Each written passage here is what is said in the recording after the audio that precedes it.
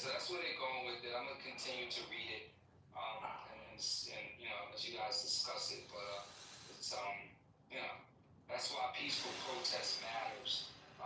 Once you engage and do any type of harm to property, then it justifies any action that this guy wants to take.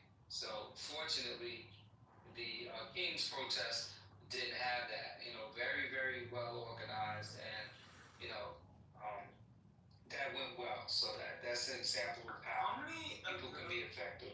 How many of those protests that we know of had like voter registration?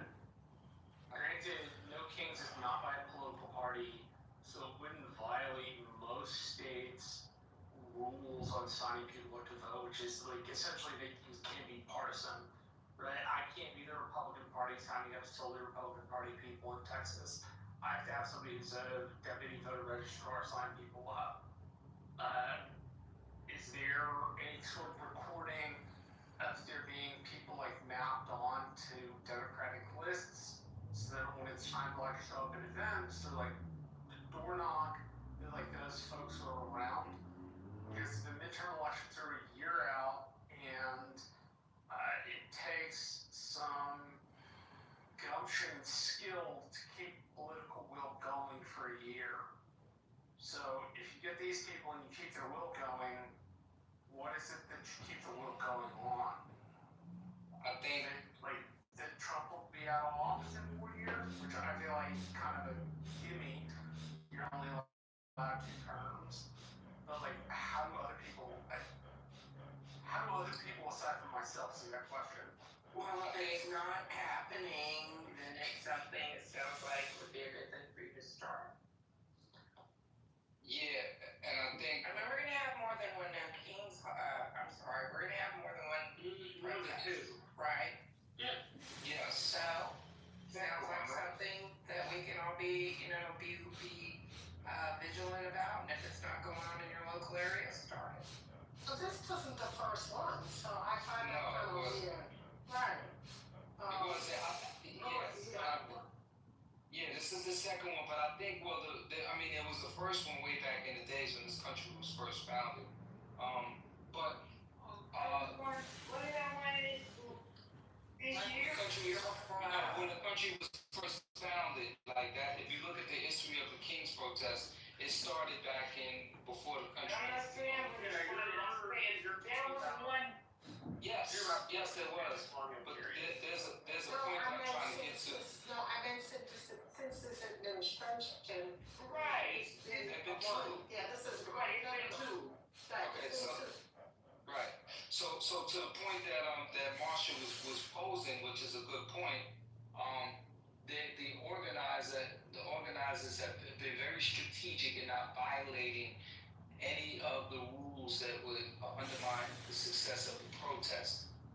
With signing, but I think implicitly everybody's like wink, wink, and I think people on the ground are having conversations about the upcoming midterms. People are having the conversations. It's just like, and I think they're moving smartly. I sound like Trump right now, right? They're moving smartly in that they're not going to allow themselves to be caught violating, you know, the protests. Are there They've been very smart about and the this. protest saying that you can't sign people Yeah. to register to vote? Really? Yeah, according to Marshall. So, I thought that was just at polling places when you were voting. I don't know, we gotta do a fact check. Rallies. We gotta do a fact check. that because they were doing it in several places. Right. Yeah, let's fact check that. Somebody fact check that. But I think we did in several places, so I don't know. What's the problem with that, Marcia?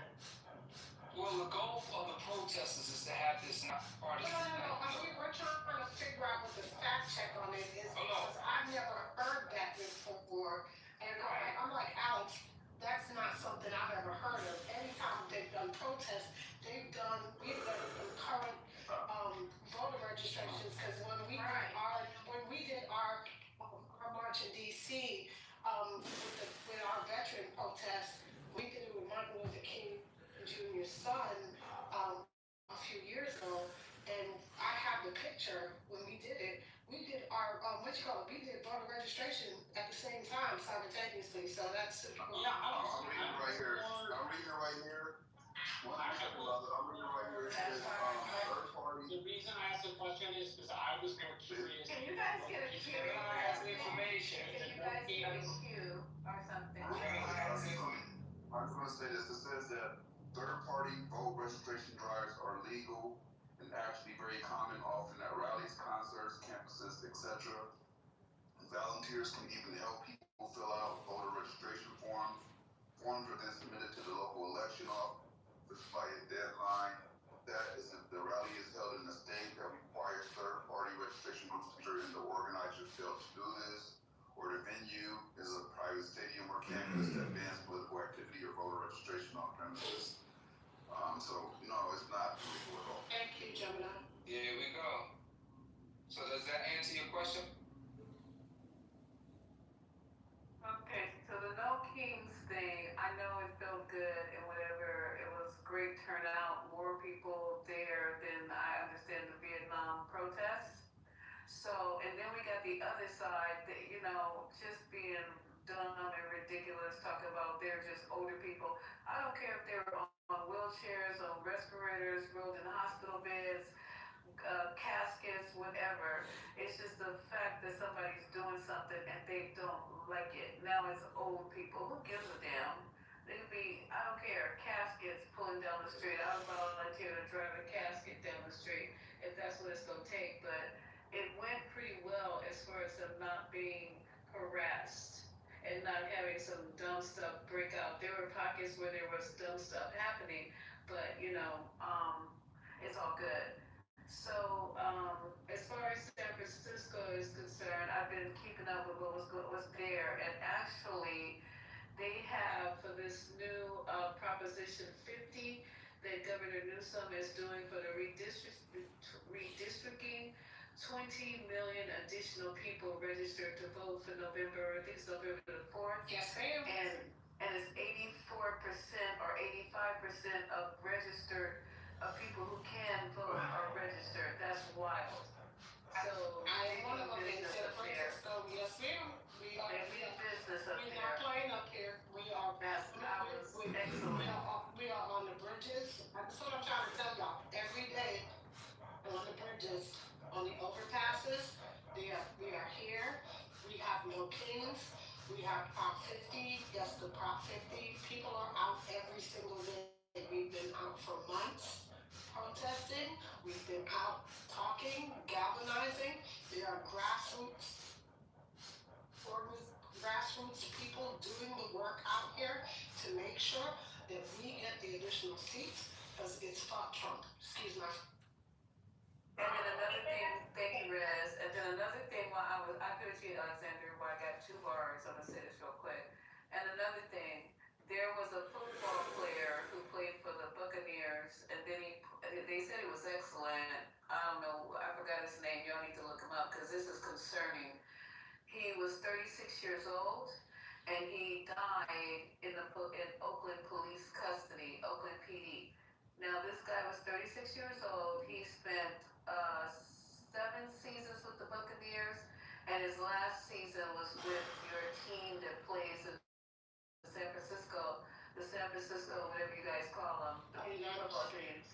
Yeah, and I think he only spent a year there because they caught him doing some type of hormone. It wasn't no kind of bad drug or whatever. But anyway, anywho, they said he was breaking into a house, which I stopped because they're showing a picture of the house, Rez, and it don't look like it's in Oakland Hills or wherever where the rich area is. But regardless of that, he was supposedly breaking into a house. It looked more like it could be one of his family members' homes.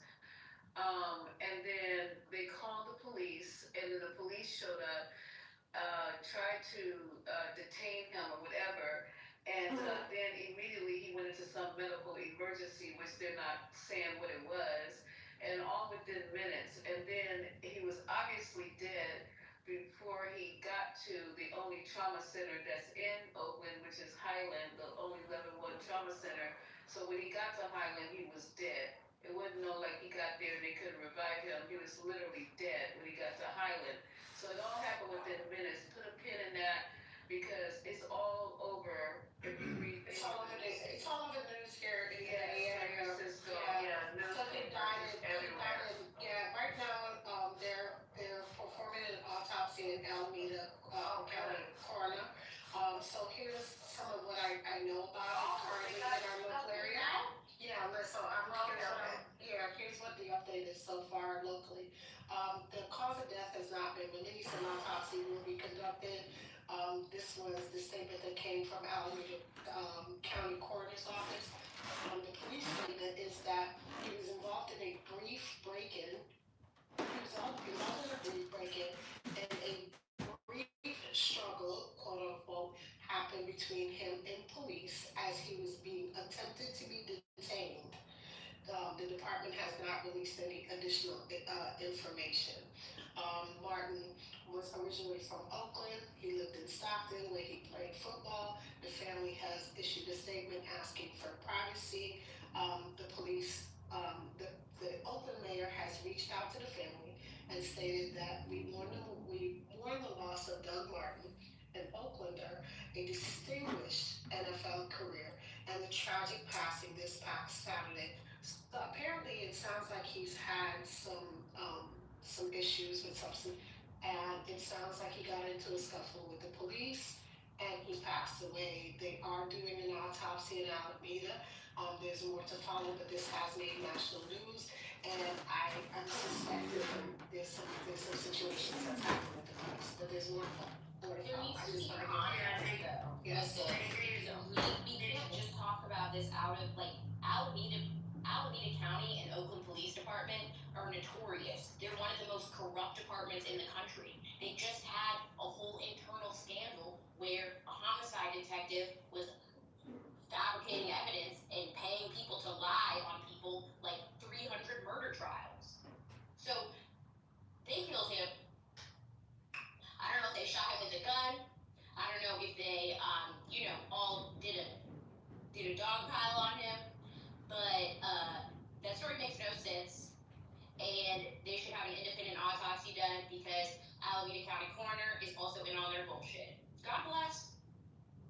Yeah, Oakland PD was, I think, was not mistaken. Oh, you go ahead, Mr. Alexander. They won't get away with shooting. The family would be able to tell if he was shot. And so that's out of the question. I did hear on one station mention something about CTE. I don't know what that had to do with it, but I saw a little bit of the story, and I'm glad you read a little bit more of it, Wiz. And we just have to see what happens, but it is something fishy. Yes, ma'am. I do believe something fishy. Yes, ma'am. Yeah. I do. The family hasn't seen the body, so we don't know. They will see it. They will see it. Look, Miss Alexander, you would not believe how many times the police have tried to act. Telling me? Well, I don't think you would be a part of the cover-up. Okay, but are you? So you're saying you're part of the cover-up? You observed them also doing these unlawful things? Are you one of those lying-ass lawyers that protect murderers that you know kill somebody and you get them off? So don't ask me stupid questions. No, I sue the police for killing black people for no reason. Don't ask me stupid. Don't come up here asking me stupid questions. I don't think the question was stupid. You're the one capping. I think it was. I don't think anybody heard me. Did anybody hear me take up play cops? No, ma'am. No. Thank you. Yeah, it's just fucking weird. And if the family wants to, what they can do, and I hope they have a lawyer that knows this, they can go and view the body. Once it gets to, they can either view it in the coroner's office. They can have the body rolled over. They can spread the legs, spread the cheeks, open the mouth, rub the head, do whatever they need. They can get their own guy to come in and do an autopsy. And if they don't want to do it there, they damn sure can do it at the funeral home. Because if it's my kid, we're going to do a thorough examination from head to toe. It will never be my kid, never. I'm telling you. And they seem like they're not nobody, not no crackheads. So the person died at 36 years old. I'm sure they can get a lawyer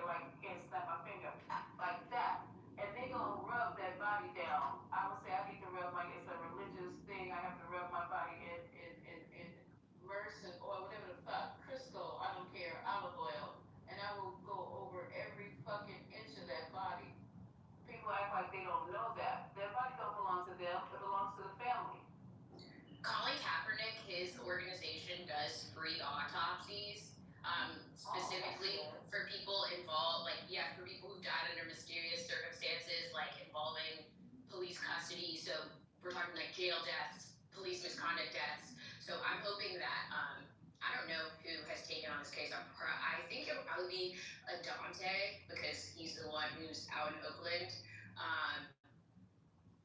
But this is tragic. Yeah, Like, it's a horrible situation. Why not you? You'd be good enough. Yeah, that's true. Why don't you go up there?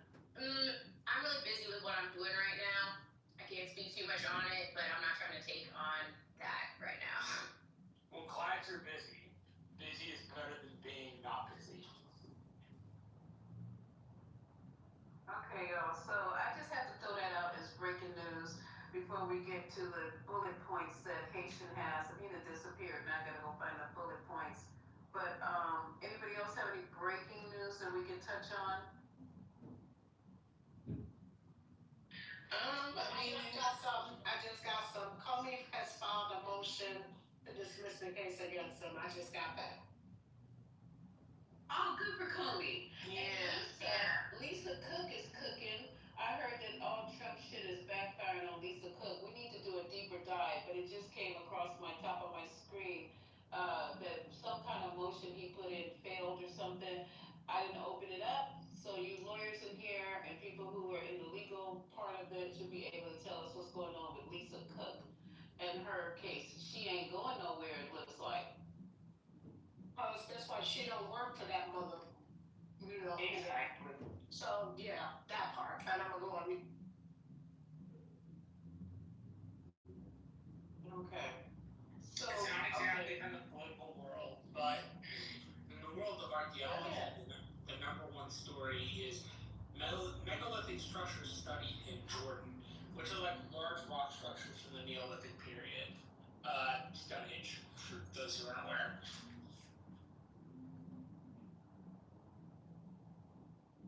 Thank you, Maya.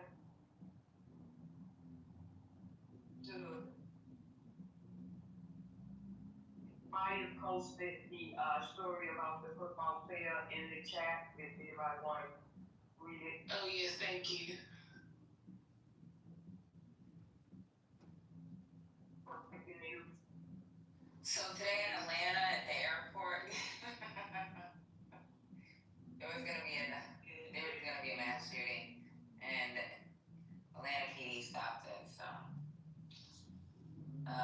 what is it saying? It says authorities in Atlanta City averted a tragedy Monday after a man's family told police he was headed to the city's airport to shoot it up. Police found an AR-15 assault rifle with 27 rounds of ammunition in the man's trunk, which was parked outside Hartsfield Jackson Atlanta International Airport. So yeah, his family called and stopped it before it happened. I'm glad they stopped it. Thank God. Ooh, wow. So he was gonna run back out and get the. But Patty, I thought that they stopped people from parking that close up to the terminal. Yeah, they did, but you know you can unload and load at that terminal. I'm gonna be honest with you. Yeah. Unload and unload terminal, y'all like too lenient. Like it's a long. Oh, they're way too lenient. I flew in there one time, and I had a friend wait there in the riding zone for 20 minutes. For 30, yeah, I've waited for 30 minutes. I've had other people wait for me for like 30, 40 minutes. I done parked in Hartsfield in the front for 45 minutes. So child, please. They too lenient. Man, too lenient. That lady is fast. I'll tell you what, our airports need to look like some of the Middle Eastern or Asian airports. We haven't had major airport upgrades in our country in a very long time. It's not that upgrades. They've upgraded Hartsfield. The problem is the traffic control. APD is lazy. They don't move the traffic along quickly. They let everybody sit. They let everybody sit their ass over there. That's what the problem is in Hartsfield. You see the ones they got their raised? Are you kidding me? The only thing they do is turn around traffic. I don't give a shit. You see the ones they got out there? You already know. You know, some girl, one of the, you know how the traffic director, you know how they be directing just traffic. Mm-hmm. I don't watch one of them motherfuckers beat the shit out of somebody. Listen, I watched one of them. She had her AirPods. She had her AirPods on. She wasn't paying attention to shit. Somebody could have ran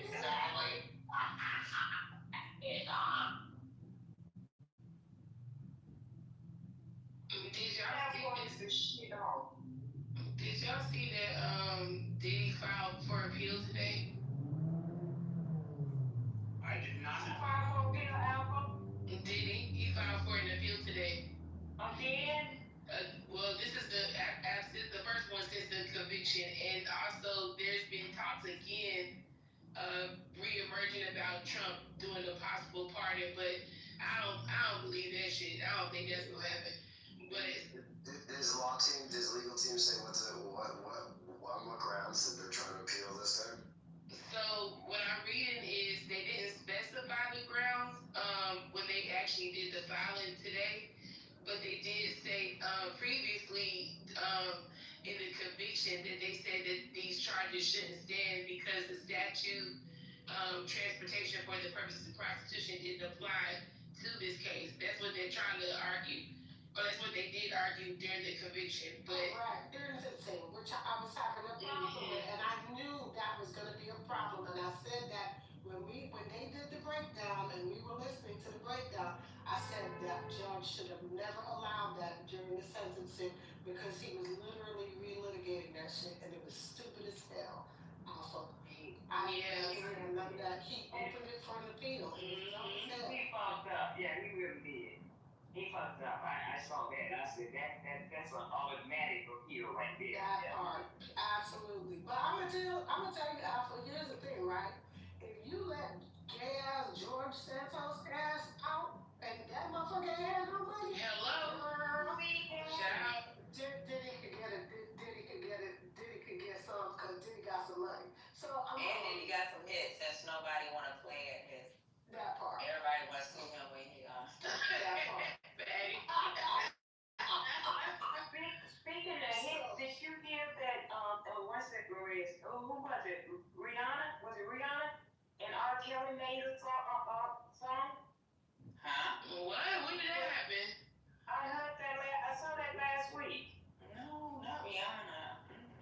That's got to be AI. Cause I can't. That's got to be AI. Yeah, I'll look into that more. I said that it haven't came out yet, so yeah, we'll see.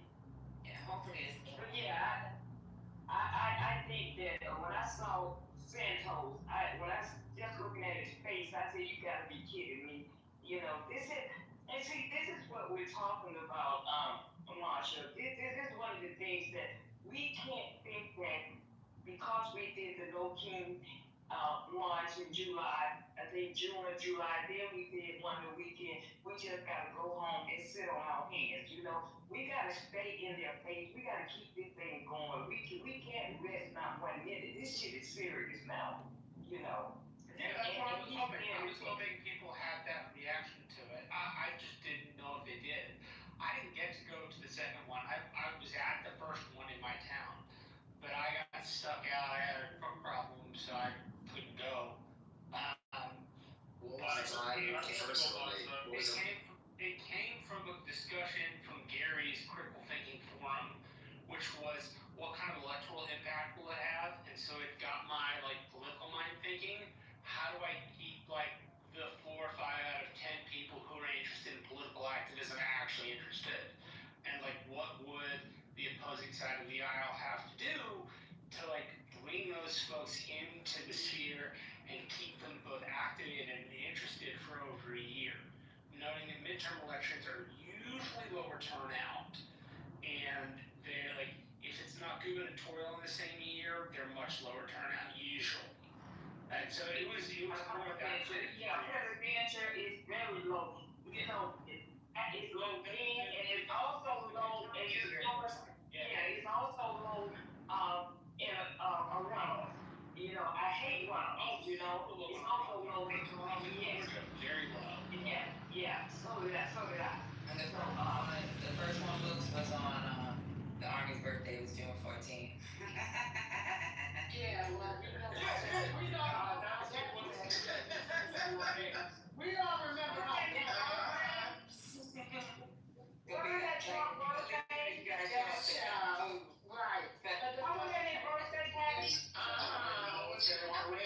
Military parade, like a good dictatorship. Yeah, that was his birthday. That was the first No Kings protest. Yes, it coincided with both his birthday and the 250th anniversary of the Army. So he got to ride off 2 for 1, basically, on the taxpayer. Here's the funny part. If y'all remember, that Army birthday celebration was a flop. Because who showed up? I'm going to go on mute.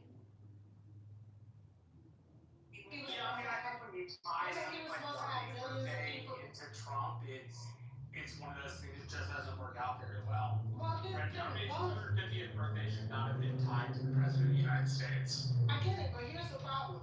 He always supposed to have these big crowd sizes that he always complaining about, but don't know.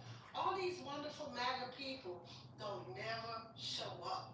His crowd size would be sucking. For all these people who he got on his team, they sure the hell don't show up. I'm going on. Here's the thing, I understand exactly what you're saying, but they showed up when it mattered. Yep, they showed up to vote, so. Because Yeah, they broke. They ain't got to travel nowhere but to the local area. But that's Right, what You know what I'm counts, saying? Ernest. Right. No, I agree. I agree with that part. Got his ass in there. No, I agree with that part. I 100% agree. But what I'm saying to you is that when you talk about crowd sizes, they can't afford to go nowhere. That's the point. No, Rez, the MAGAs just showed up for January 6th. That's their stuff. And they show up for grinding when it comes to Charlie Kirk. Let me go. I always thought that was funny. That Republicans crash Grinder every time they get together. Like, we got some real in the closet folks. Yeah. Yeah, they definitely crashed it during memorial service. I heard that. Who crashed the shit in the morning? Yeah. My TV wouldn't even come on. I couldn't get nothing. TV, telephone, nothing this morning. What happened this morning? I don't know. Amazon servers went down was something I heard. Yeah. And the Amazon. Wyatt and Amazon holds a lot of like in their It was contracts, Google. a lot of trade. A lot of stuff. Everything. I didn't know what was happening. I was like, you know, when you pay your bill, I was like, I don't pay on what I pay my cable bill, and I'm getting two remotes going from remote, and I didn't find out until later on during the day that it was an outage, and it was all over the United States. So, you know, they tell us. It cut my NPR off this morning, Mr. Sure did. Fucking Sure man. did. It was worldwide, guys. It was worldwide, but they resolved it now, they say. But I've been trying to work today and can't get anything to work right on my computer. Lady, Like for Lisa was held hostage in her room. I saw that, Patty. I saw it. I couldn't get in. Can't do nothing. I was like, Lisa, let me come back. And I couldn't even come back. But I ended up closing it. But it took an hour. I had to keep like refreshing. Like, I was like, shit. Okay. So Donnie's winning by 20? I think so. That's the reason. Well, will you guys be surprised if they don't have an update shortly? Lisa, put it in the chat. You don't have to say anything, but what is the consensus? Do people want him to win? Because I'm hearing different. I'm hearing they want him out so that Cuomo can get back in or something that can win. And then I'm hearing they want him to win, and some people saying because of what he's campaigning on will never happen. It's mostly young people. Yeah. You know, I love young kids. Like, their ideology is crazy. But the truth is, like, can what he proposed really happen?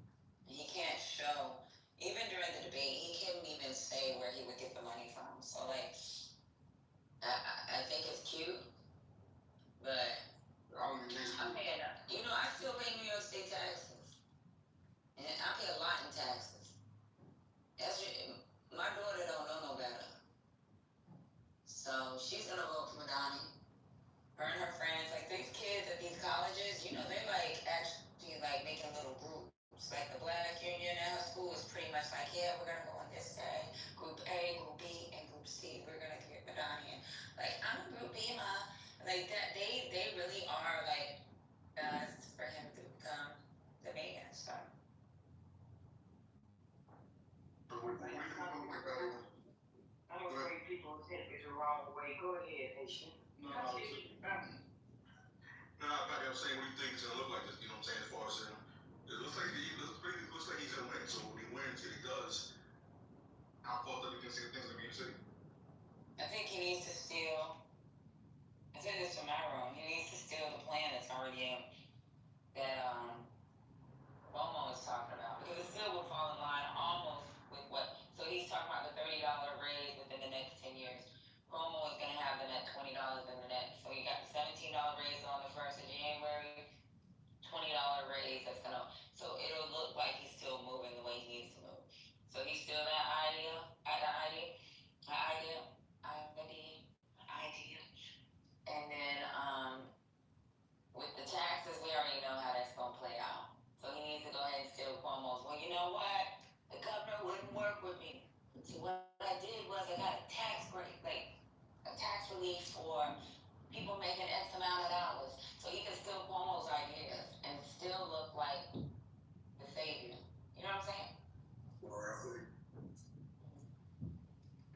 Said They've some already people. tried that free bus shit. That free bus shit didn't work in New York. They did, I think it was like 1 or 2 buses in each borough.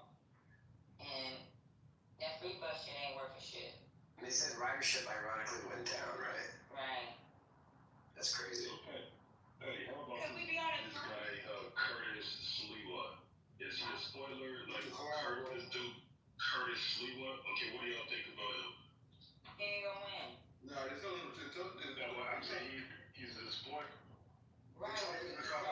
Yeah, if he drops out, that may go to Cuomo. Because, you know, I think that 14%, just like with Eric Adams, those people are not going to vote for socialism. Yeah, I think he's gonna drop out. Came out, I loved him. When they first came out, that guy did some damage. He really cleaned up a lot of things. He did a job at Miss Alex, he when I was about 10 years old. Yeah, during his younger years. Yeah, you were the boy. I used to never see that motherfucker singing up. Yeah. I remember him when he first started. Who you talking about? Big Cuomo? The Guardian Angel dude. Oh, Lord.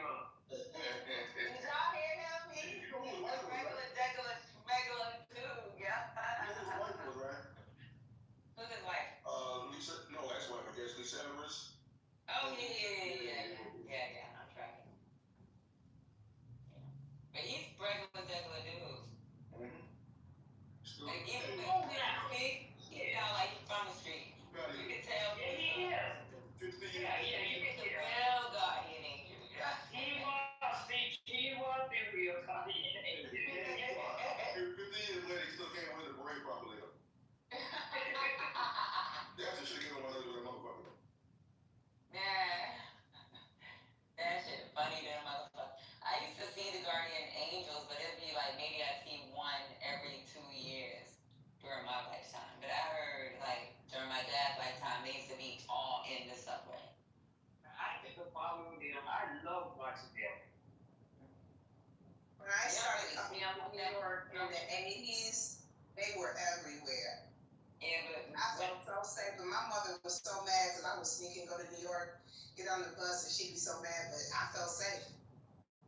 yeah, but in the 90s, you might see one every 2 years, because there's not enough of You talking about that, yo. Yeah. You seen one in the 90s, you like, yo, was that a real cat or something? You know? Yeah, I used to be like, yo, like, you know, that was part of our history. So when you see them, you're like, yo, that's a guardian angel, son. He's in the goddamn New York City. You know how we learned in junior high, we learned about New York State history or whatever. You'd be like, because that's like a little blurb in the end. So you'd be like, damn, he's real. Let me touch this nigga. We used to hear about them in Chicago. Like, they were big. I don't know, like in other cities, but yeah, they used to like idolize them even here. And just talking about like what they used to do in the New York subway. I mean, people, I guess, used to wish that we had something like that here. But no, that was legendary. Yeah, it definitely was. Yeah, it was. So, Keisha, Yes, I ma'am. can't find my list. What's next on the, did I interrupt you guys? Because I can't. No, they're talking about New York. You didn't interrupt shit. Oh, Yeah, but okay, so let's talk about Mark Benoff. Y'all know who he is? Mark Benoff. No, but next is The Salesforce CEO. Yeah, it is crazy. He's back in the National Guard in San Fran. Yeah, not only that, he's willing to either do it, or he's willing to use or give them some type of access to AI to hire more ICE agents. See, you all have to know, you have to open up these articles and read this stuff, because I have such bad Wi-Fi, but I'll try to go here and see if I can, Benoff, there he is. Okay, so, he is, let me see if I can, he walked back the need for National Guards because after they got a hold of him in San Francisco, he all of a sudden found Jesus and said, oh, well, I don't see a reason. But there's something about him and AI. Huh? back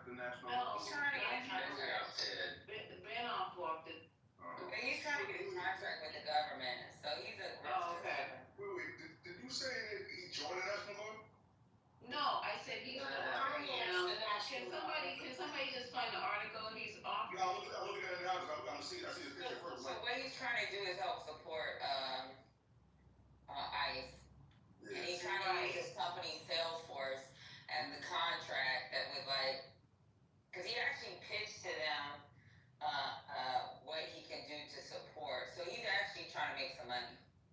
Oh, so Yeah, he's a grifter. So he's on both sides, isn't he? Yeah, His nuts are getting smashed, hanging on both sides. He apologized though because people are like, what the fuck are you doing? Nuts.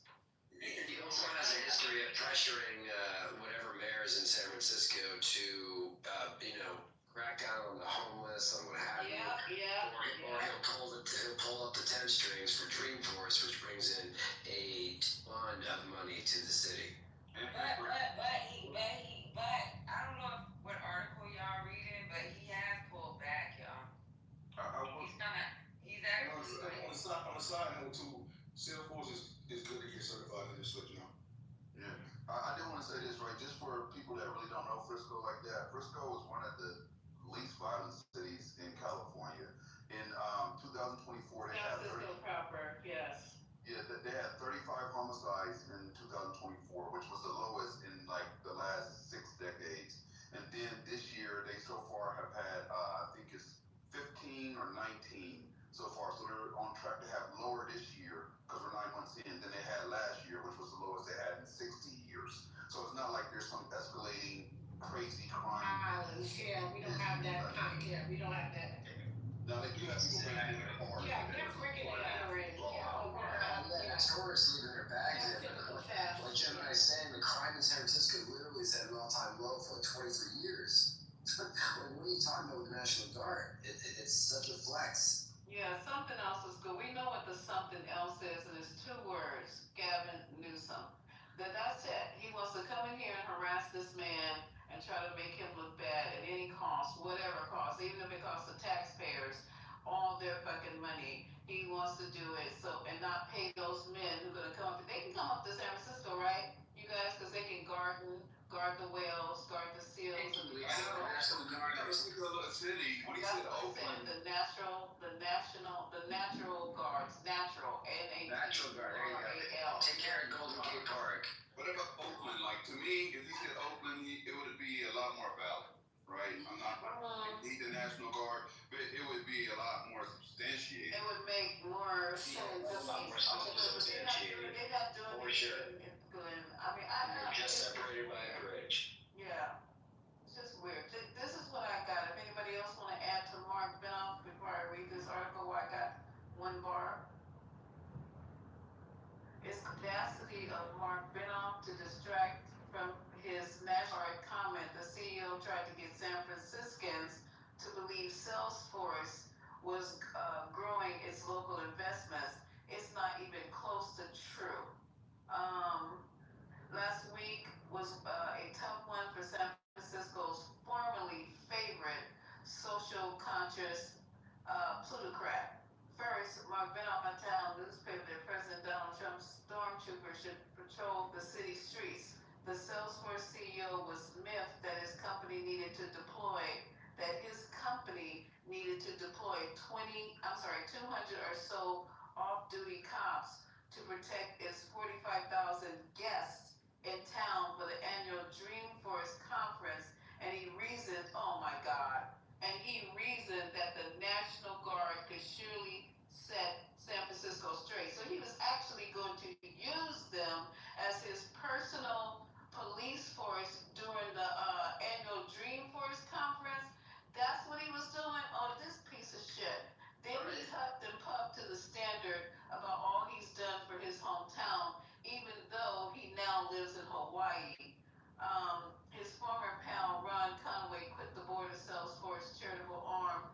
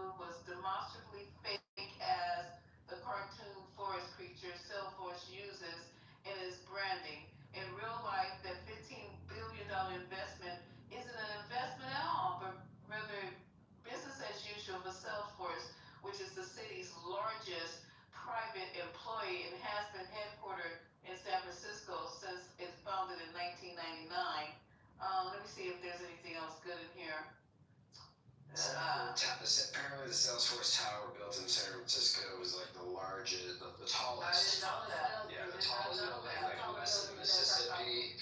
Like Dreamforce is no joke. It I like didn't know that. I he's know hired the Red Hot Chili Peppers, the late General Colin Powell spoke there. Big hitters go there.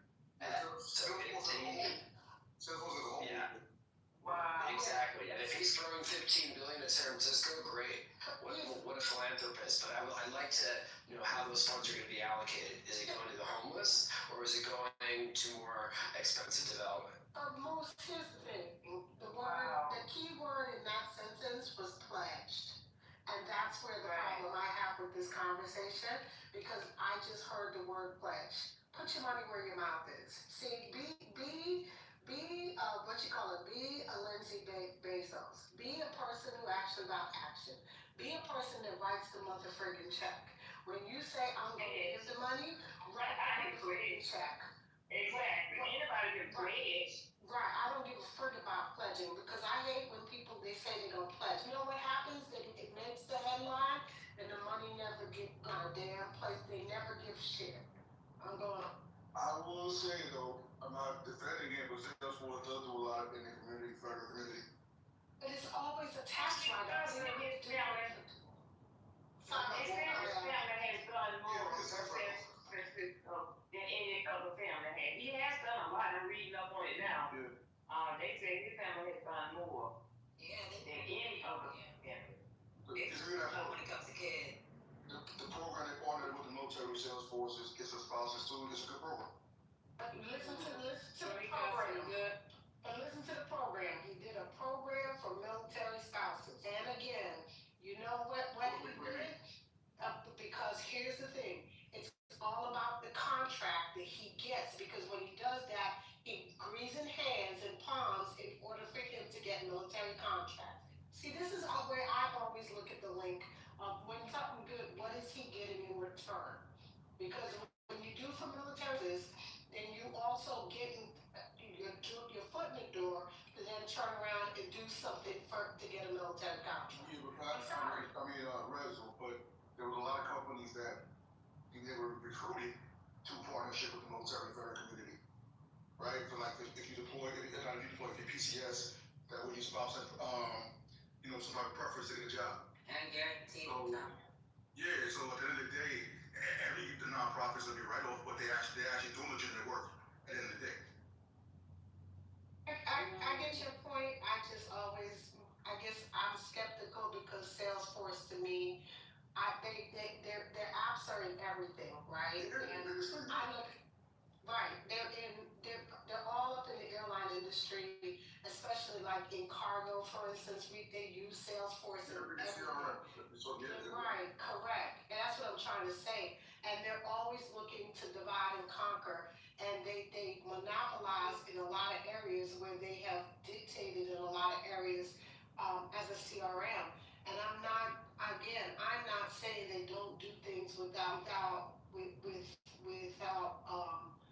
good conscience. But look, sometimes I don't think they do it with the best intentions. That's all I'm saying. Yeah, we know that. A lot of them, we know. Okay. Yeah, so I'm dropping in everything I've been saving with no Wi-Fi, so if I'm all over the place, I just want to get it in, because it's going to get nervous. I'm literally sitting on the ledge of the window with my foot up trying to get all this stuff here. But breaking news. Don't be falling out no windows, child. No, baby, I'm not going to fall out the window. I just got to get, I got to get up on it. I got to put my cheek to the glass just to get this one bar. But the House, breaking news, this is updated 3 hours ago. The White House Economic Advisor, did you guys talk about this? Hassett says the shutdown could end this week. Did y'all hear this? That'd be nice. After the bill just fell for the 11th time today. Okay, I just wanted to make sure y'all heard about that. And then they were saying that the Democrats were waiting until the No Kings protest against Donald Trump. I don't believe that. That sounds ludicrous. But maybe they were. Maybe that was a good move, that they thought they would just let everybody get out in the streets and do what they're not doing, which is, putting their hands up and their feet down. So I don't know. That could be true. Anything though.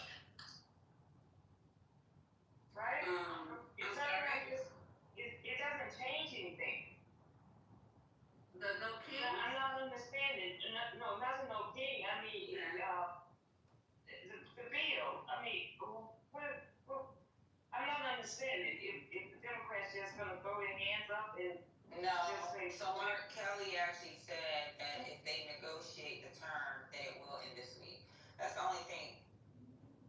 The person that made that statement, the person that actually made that statement is the economic advisor. It's not. Kelly said, so they got an interview out there, I think it's on CNN, and when they asked him about the shutdown, he said we should be able to like complete it this week as long as they sit down and have the negotiations. So you gotta remember, the only time they've been able to talk to anybody was that Monday, about 2 weeks ago. Nobody has talked to them since. So. Yeah, but the bill failed again today. They pulled it. Yeah, they haven't done right today. Yeah, they did, but they pulled it from almost every day though. right, and they failed for the 11th time again today. So I don't see where they're saying that any.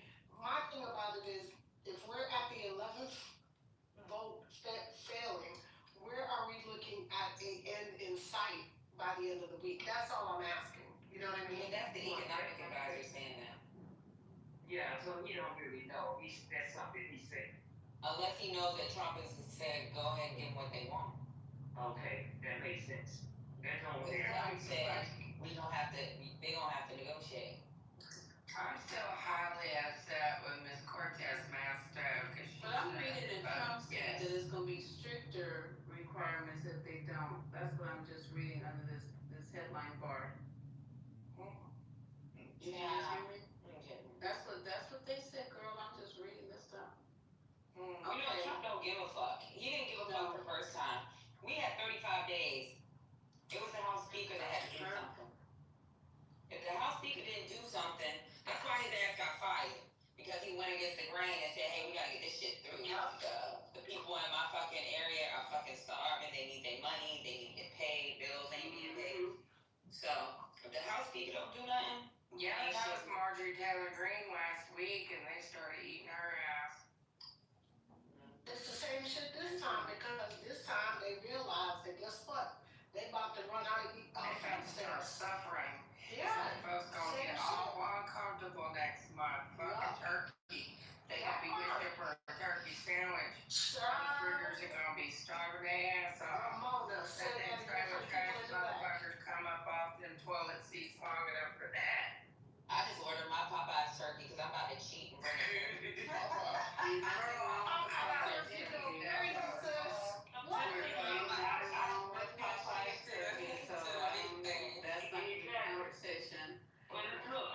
I read where they said that the police better stay gassed up because they going in these grocery stores and cleaning them out. And that's what's gonna happen. People gonna go in these grocery stores and clean them out. They ain't arresting damn people for crime. No, they're not gonna arrest them, especially in those states where they can steal up to a certain amount. Exactly. California still like that, Lisa, where you can steal up to $1,000. Shit. Check into it. $1,000. Yeah. They better steal 999. Yeah. I thought it was $500. No, it's $1,000. It's $1,000. So, and that won't take long in Whole Foods. So I Yeah, can $1,000. That's 2 items in your cart. Alexandria. And then what I can do is just go to the register and have them ring that shit up, and then when it gets to be $9.99, I'm like, okay, I'm out. Bye. Just walk my ass out there. Right. Yeah. Okay. Yeah. And I'm gonna be that's what y'all need to do. Make sure you ring that shit up and you got an accurate price. So then that way you are like, oh, it's $1,001. Then your ass going to jail. Now I'm getting that line and put all my turkeys, pre pies, and all my shit up there. Yeah, and go get you a lamb shank. Do it right. It's dumb that you're gonna do it the We got freezer roof for all that shit. No. Right now. Okay, so Go to self-checkout. Walmart. that's true.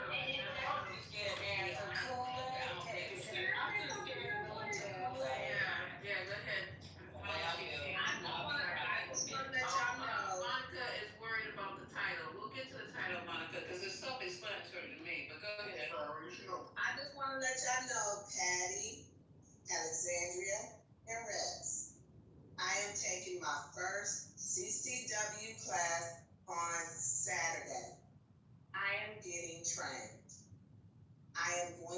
trained because I can get afraid. Good for you. Okay. I look up to you, sister. I look up to you, sisters. I know violence is not your go-to, but me being alone, I'm here in this house by myself. My sons are grown and gone, and I have to take care of myself. Violence is not who go-to. It's my go-to if somebody's trying to hurt you. If somebody's trying to harm you, hell, it's my go-to. Hell yeah. I planning on getting a 410 for my house, and I'm blind as fuck, but let that motherfucker make a noise. I always be good. Yeah, violence is always the way. Don't ever forget that. Coming in your house, Yeah, for 2025 it is. And that's always the way. I'm going back to my roots, violence, and I feel good. I feel good about it too. I feel good about it.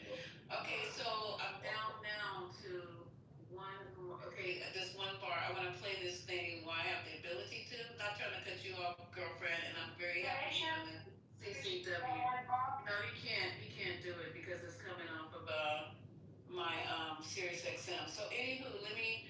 Oh, and then I'll come back and we'll talk about how President Trump dissed the fuck out of the Australian president after he made a deal with them. Y'all, I know you guys know what I'm talking about already, right? The It was crazy as hell. Yeah, That was crazy the biggest as hell. rose in SS. Yeah. Like a bitch. And said I didn't like you anyway, and probably never will. I hope Haitian can find that clip. I really do, because he said it out loud. Okay, so let me see. Oh damn. Let me see if I can get this thing going. Oh Jesus Christ! It went to a whole nother thing because I'm talking. Yeah, it's this one. Let me see if I can get it where I was playing it. Yes, please access another experience. Okay, I'm gonna have to see if I can speed it up a little bit. Okay, hold on. I don't know what's happening here. Is it on? Okay, it's having technical difficulty. Okay. Many people. Alright, so give me just 1 second to make sure we're in the right space. So part of what happened was on Friday night I saw. This is sloppy, and I'm sorry, but I'm not exactly supposed to do. Okay. It's just older people. I wanted to know if y'all attended, if y'all showed up, if y'all went to the No Kings protest. Let me know. I know people who Y'all hear that? showed up. They wanted to be there. They wanted to show their solidarity. I know some folks as well who said they wanted to. Who was out there? Who's out there? Who was engaged? I wasn't there. There were people who made some critiques that it was. Is it out here now? Down here. Alex off mute. Yes. Yes. Okay. It wasn't picking up any sound. I apologize. I couldn't hear you. Take that up. No, I'm saying, Man, man. Sir, it's not man. Get yourself together. okay, I'm sorry. Don't you be misgendering me. God damn it. Brother, before we get to No Kings, how was your weekend? It was I went to No King, so You did? Good job. I did. You had a good time? Well, I mean, I feel like the community showed up. I live in a small Riverview, Florida, which is a suburb of Tampa, and there are probably about 200 to 300 people there at an intersection that were protesting peacefully, and they had great signs. There was a lot of mixed older people, a few black people, but mostly white, and people appeared to be Hispanic in nature, but it was a good time. People were coming, and also the Hillsborough County Democratic Party was there. People about getting involved, so it was a great time. Nice. And did there appear to be a strategy, or was it just solidity? What did you hear about voting? So a lot of, is going to have voting November 4th. What appeared to be the energy on the ground? So I think it was a combination of things. I think it was a combination of just outrage to outpouring, right? Just therapy. Sometimes Marquise is just the performative part of saying I'm mad and I'm getting off my chest. As I said, the Hillsborough County Democratic Party was there. Those people had to get involved, right? What the events are, what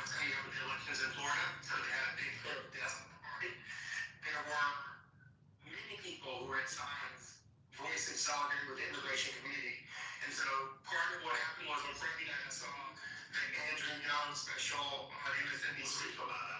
With Rachel Maddow, it was excellent. It sort of spoke to, the ability of showing up. And I thought, as an immigration attorney, while I see that many of these marches are performative, I cannot not show up with the people who I sort of stand with in my business and in life, which are, this larger community, which led me to say, I'm going, right? Because first I sort of thought, I'm not going to go, it's going to be problems. And there were some Trump supporters that showed up, driving by or trying to walk through the crowd, and basically they were ignored. Well, hey, that's good. I mean, there were some folks complaining that it was already corporatized and all that kind of stuff. And hey, listen, People are going to do what people are going to do. The volume of people that showed up says one thing against the whole Trump thing of saying that he has a mandate. He does not have a mandate, right? This increased number of people protesting shows that you do not have a mandate. And that is consistent across all continents, right? Whether it be in Europe, whether it be in Africa right now, there are people who are protesting in the streets against their government saying, you do not have a mandate to do these horrible things. And for all those people who are sort of having this world, like CNN this morning said, well, the Trump is doing this thing along with the executive order. Well, that's not how our democracy works. If Trump had a mandate, then the mandate would flow through Congress, and all these things would be passed as bills, not as executive orders. That's not a mandate. yeah, I mean, he doesn't really care about that either. And his thing is, we're going to do whatever we have to do to maintain the power, to maintain the GOP power, and so on. So they talk all this shit, but it's not really, it's not really. Did you come here weekend? I didn't mean it. Did you come here weekend? Oh. Today's the day for this afternoon, and Saturday's the day for the last event. So how was your weekend? The weekend was good. I just got to chill, rocking that. So yeah, it was just a chill weekend. I did this Neighbor. Have you seen it on Netflix? No, it's heartbreaking. It's about this white woman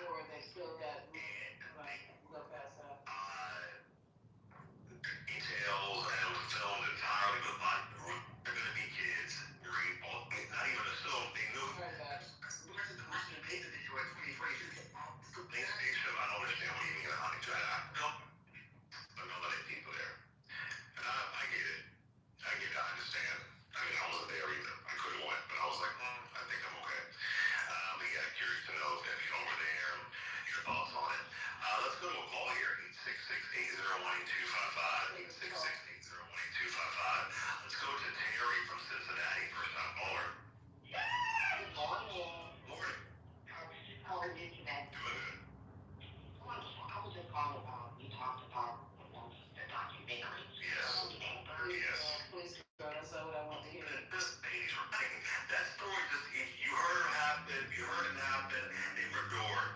And it's like, oh my God, it feels like old times. She's amazing. I'm trying, do a great something. They open telecast. I think they can help with everything.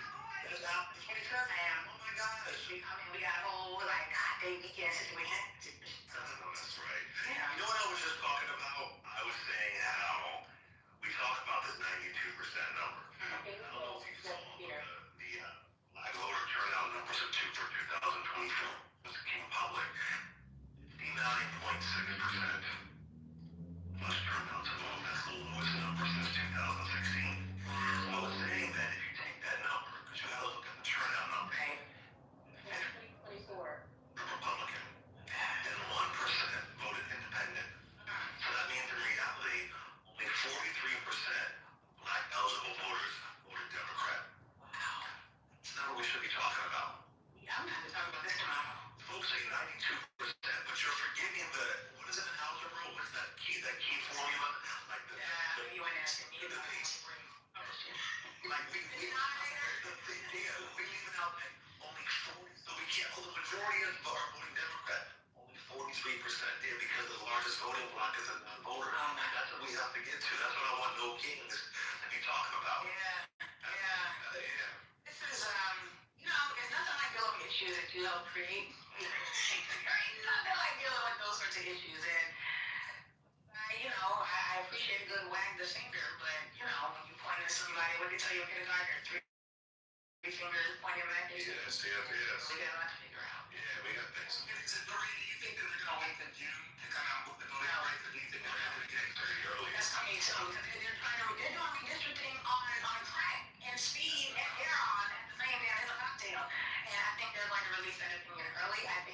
going into 2026 with fewer voter protections than we had coming up. Can you imagine, voting rights act? In 1865. Clarence is happy. Clarence and shit, and Jimmy Thomas is sitting there watching Jungle Fever, and they happy. Listen. That was his vision when Shelby County versus Holder got overturned section 5. He said entire voting rights act should be gone. That's it. From Pinpoint, Georgia, he's getting his wish. And why? Because Clarence Thomas is a hoe. That's why. Because he's a whole asshole who's going out justice and they have pimped the Supreme Court. And here we are. But That's why these gun races are important. Like Virginia don't do it, and you don't go.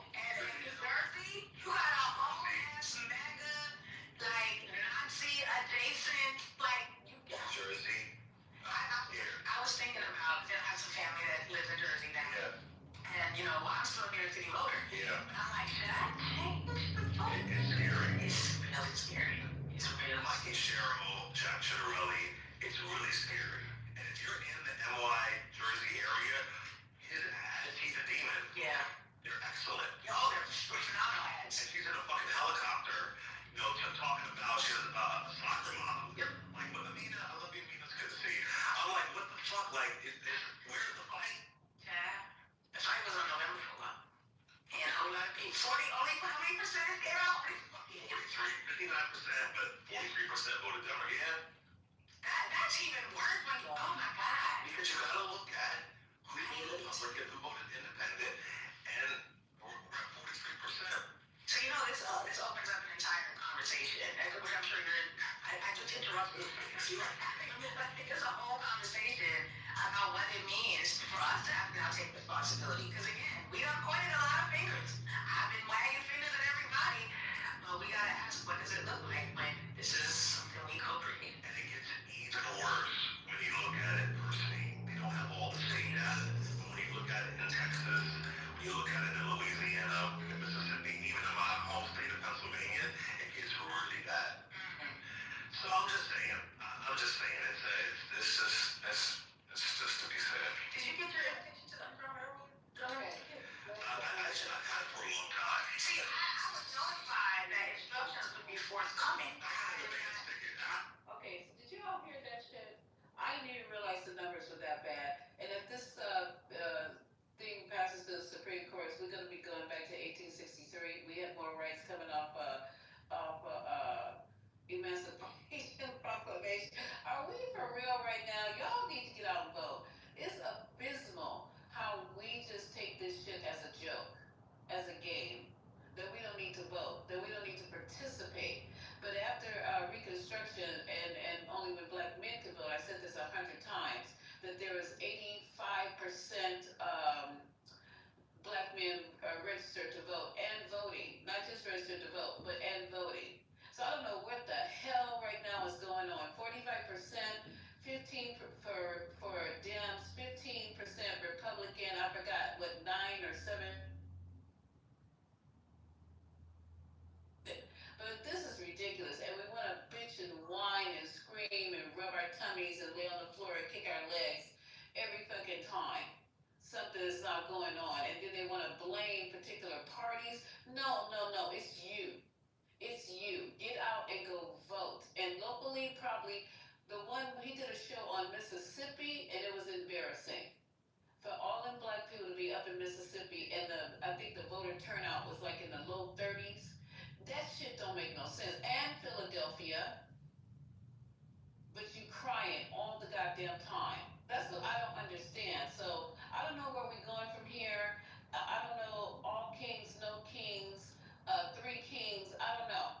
But if we as a populace don't get out and vote, the largest populace of voters is the non-fucking voter, and they're probably the loudest ones on this fucking app.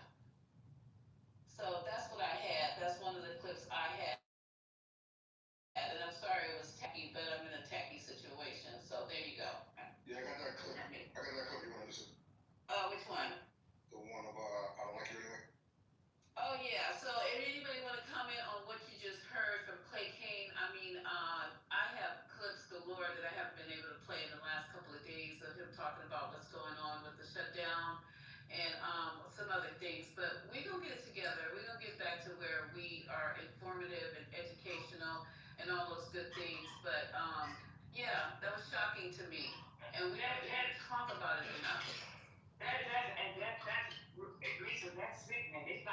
shocking. It's sickening. And before you go on, Lisa, let me say this, ML, Sue, Monica, Hakima, Alab, we heard Alice, Ashton, Coach Leader, Kenny, we would be glad to hear your voices. If you want to speak up on that subject or the next one that come up, we would love to hear from you guys. Let's hear some new voices on the stage, please. Oh, that would be great. And our pink tickets down. Okay, and I just want to say to everybody, welcome to the 420. I haven't had a chance to ping anybody in. I see you guys haven't either. But please ping some of your friends in, most of your enemies, so we can get this room and try to educate people. We're coming up to a voting situation, and we go watch. Y'all gonna be complaining on the other side. You watch and see, oh, woe is me, woe is me. Well, I don't want to hear it no more. If you didn't get up there and put the work in, if you didn't get up there and give people, not just register, because we keep saying register. You're registered and then you still sit home. Go and vote. They're making it so easy in California. God damn, they sent out all the, for what I'm understanding, the material. Then you can register on your goddamn phone. Then the day before, you can actually register in person. I mean, what? It just don't make no sense. There's no excuses anymore for us to be this complacent, lackadaisical, and just, what's my other word? I can't even think of it. Apathetic. It's getting ridiculous, y'all. We fighting for our lives. And then people always talk about, well, I don't leave. But these countries hear you. They don't want you there. They do not want you there. If you don't have nothing to offer, like you some goddamn doctor, dentist, highly skilled healthcare professional, or whatever, IT, NT, so they got their own anyway. I mean, you're not that important. They don't want all of us flowing into their country. And then who are you gonna leave here to help your relatives? Nobody. So I'm on my soapbox because I got one bar. But anywho, anybody want to come up and talk about it? Please do. Please ping in your friends so we can educate and motivate. That's what we're gonna be doing for the next few months. Educate, motivate. Okay, so let me start pinging people in. Coming up, Monica, you have something to say? Come on up, girl. Nobody's trying to run you off. Nobody's trying to hurt you. Come up to the stage and see what I said. Oh, that's Monica. So, what you think, Monica? What you got cooking in your brain? Well, I just posted the link to the room on a Telegram since you said ping in friends and enemies. Okay, I'm getting ready to ping in. You mean enemies? No, I'm getting ready to ping in. Thank you, Monica. So what do you think about the case though, Louisiana? What do you think about the case? The VRA case? Monica, or did she disappear?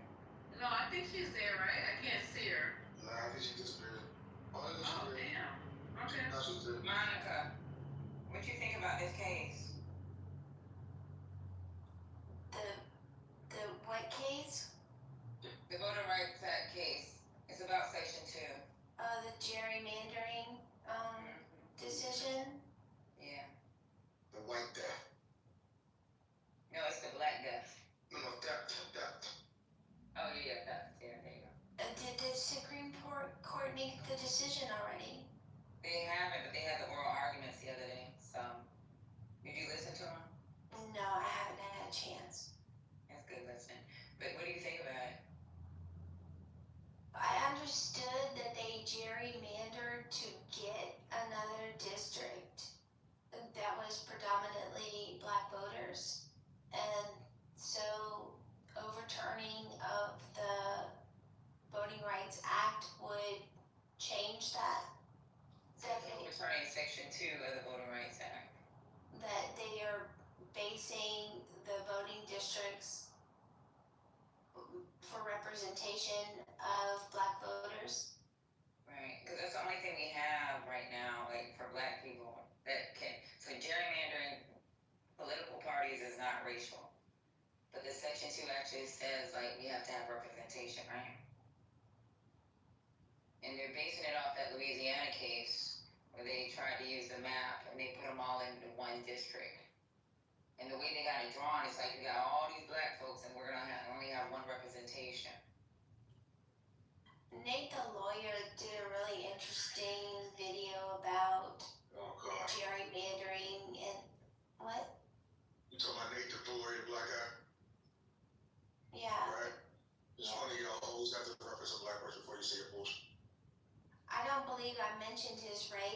believe you thought it was important, though. No, just go ahead, Monica. So he talked about how there are some states that are very good at gerrymandering, and he mentioned California and Florida. And I can share the link if anyone's interested in the video. I thought he broke it down very clearly. It's been a couple months since I saw it. I'm trying to introduce you guys to another black coon. No, we voted for Trump for the economy or against crime will be tolerated. What are you talking about? What are you talking about? Voting rights. I have a question. What part of California was gerrymandered? Because if you're talking about the true form, that is the act of taking the voting rights away from minority voters.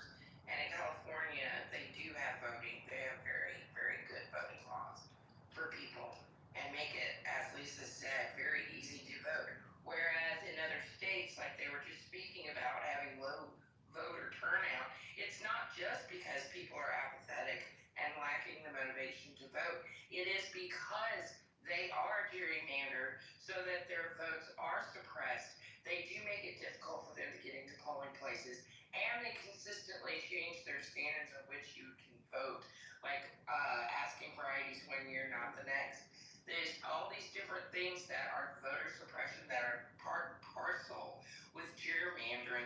So how could you possibly notate California as a state that alongside with someone completely polar opposite like that? That just doesn't make sense. So it don't matter how you gerrymander as long as it's not a racial issue. The problem is right now, right? What they're arguing is the intent versus the effect. So if you have to prove intent, then the problem with proving intent is you can't prove that somebody intended to do the map that way to disenfranchise black people. But if you actually can prove the way, what is the formula? What is the name of the formula? One of y'all gotta know the name of the formula. There's a formula that they have, and it's a three-part formula. Or the representation? No, it's named after a guy. Fuck. I gotta Google it real quick. But there's a formula. There's a three-part formula when they're gerrymandering, right? So political parties you can gerrymander for cookies and ice cream. They don't give a fuck. But when it comes to racial, what Trump or what the administration, what the lawyers for the federal government are arguing is the intent. You cannot prove intent. But what the three-part formula, which is part of Section 2, can prove is the effect. So what happened is they took that case from Louisiana, where you have two districts, so they had representation of two. When they redid the map, it gave them one. And the way that map is drawn, it pretty much takes all the black people and put them all in one area. That's your representation. That's it. Move the fuck around. So, like, if they pass this, so all this whole case that's at the Supreme Court, when it has to do with DRA, has to do with racial. That's the only thing. Race is the only thing that we have that protects like representation for us. Is it called the efficiency gap?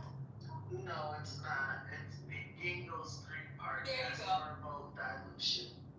No, That's a mouthful. no, that's not it. Hold on. Not with the majority block voting, political cohesion, and She's correct. That's what it's called. Geographic. That's the formula. Yeah, the three-part formula is a Gingell's formula. Yeah, it is. It's called a totality of circumstances. Right, it's the Ginkgo formula. That Ginkgo formula is important for us because that's the fact. The problem with the Ginkgo formula, the Section 2, if you listen to the oral arguments, everything that's coming out their mouth is Section 2, and you can't prove intent. That's it. And the thing that's crazy is the argument is strong, because you can't prove intent. And one thing about the Constitution is no law can be written that's racial, that pretty much crazy because I was listening to that shit and the questions that were being asked. You know who fucking came off the mic and we haven't heard him come off the mic one single time? So the last oral arguments we've been listening to for the last year, I have not heard Clarence Thomas talk at all. This fucking coon ass nigga fucking came off the mic to talk about prove the intent. I know he did. That coony ass nigga was fucking speaking. He doesn't fucking talk in oral arguments because he's a dumb nigga. But this dumb ass nigga from Pinpoint, Georgia, who fucking got his education and got where he needs to go based off of fucking affirmative action, is fucking trying to keep black folks from being able to move. Yeah, that's what Clay was saying. He wanted that gone years ago. Yeah. That nigga was coon, and I'm talking about he was in the trash can. He had his coon fucking rabies. He was fucking asking questions. Yeah, that's why a lot of political analysts are saying that this is a second Reconstruction. You know, and this shit might go through the Supreme Court, y'all. That's right. That's Where the franchise 1865. and had representation. We did 1865. 1865. 10 states in the Union The Civil War. that didn't have representation at all. 1665. You know, at the beginning, to go back to have these states that have zero representation versus. Exactly. Basically. And see, what people don't get or they don't care, but, you know, people hate to see mass mobilization out in the streets, but people do that shit because politicians are ambivalent about that constituency's real issues, right? So they get ignored when it really comes to like, oh, I need to call my congressman and this and that and the third, right? What is going to happen now is people are going to have, that's going to be our only voice, just to be out in the street. Just like it wasn't, this is why things happened the way they did back in the day. I mean, you know, they weren't giving a fuck about black people's issues. We're American citizens. We pay taxes, we participate, we want to be assured our abilities to pay in this country fully. And people don't give a fuck. Were fine when shit was Jim Crow, really. They don't give a fuck if we don't have any congressional rotation. They don't give a fuck if they wake up one day and all of their colleagues are white. I don't think people were fine when it was Jim Crow. The people that were back there during Jim Crow, they dead now. This a whole new group of people. So, you know, this whole new different people. Right. They don't think these to understand what Jim Crow was all about. Yeah. But look at it though. They're doing a hell of a job cosplaying because between the Nazi shit and the white supremacist bullshit on the alt-right, it seems like somebody that had a visit from the ghost of Christmas past, a racist, right? Because they're right back on the same shit. What happened a couple of months ago? The KK or some white supremacist group went to a black neighborhood and marched. This happened several times over the last couple of months.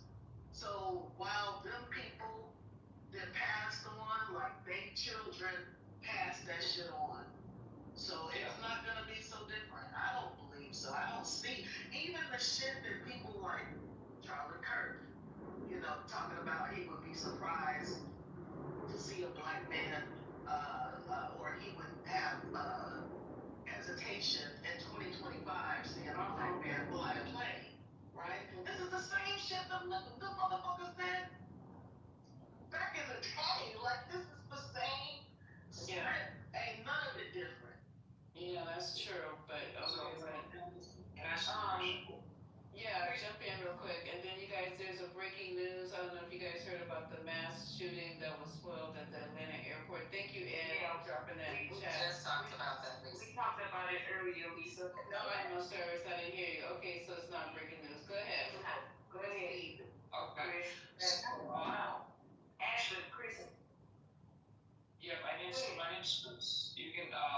So, I just have a quick question. I live in a black household. My grandfather is black. Half my family is black. I live up in Massachusetts, where Frederick Douglass basically came from when he came up from the South. So you believe that the kids or generation of 1865 were against the black folks, and then you believe the 1965 kids were against black folks because you had the Civil War. What are you saying? Yeah, I'm confused. I'm not following you.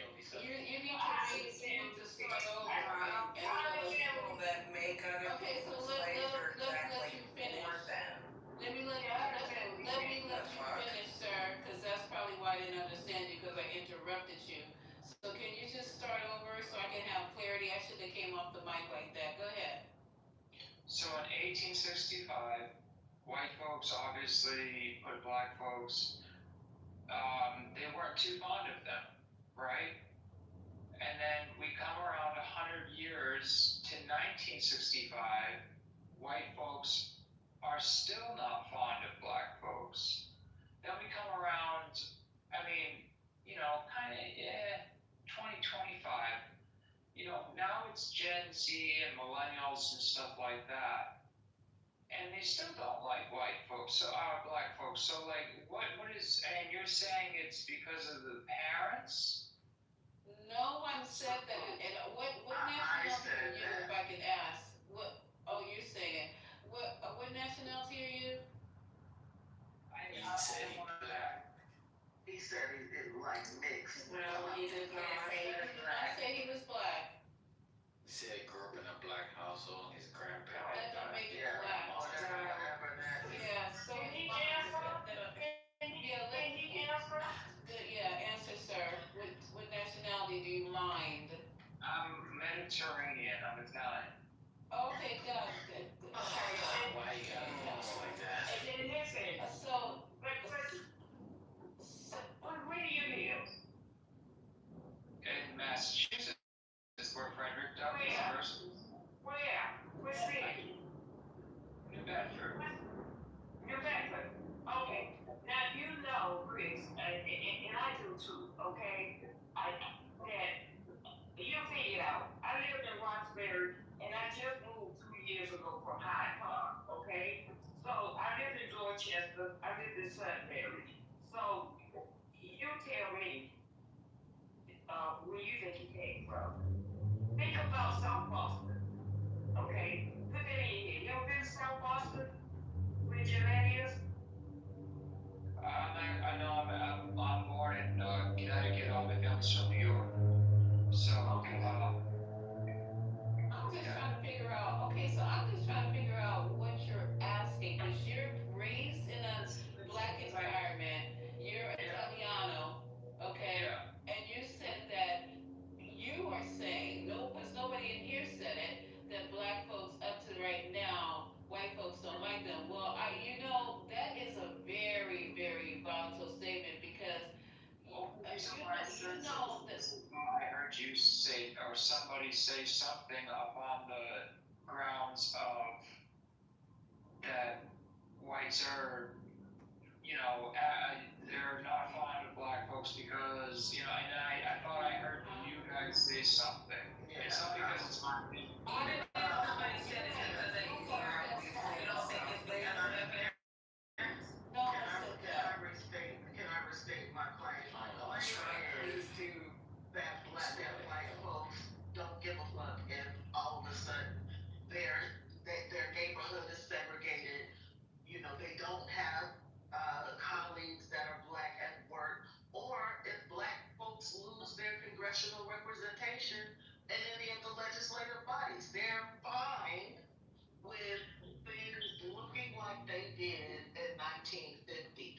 That's the Make America Great Again. Oh, so you mean the 77 million, because all white people don't feel that way. Right, of course. And he took it as that because that's why he came off his mic and said what he said. But let me tell you something. Sir, and you're Italian.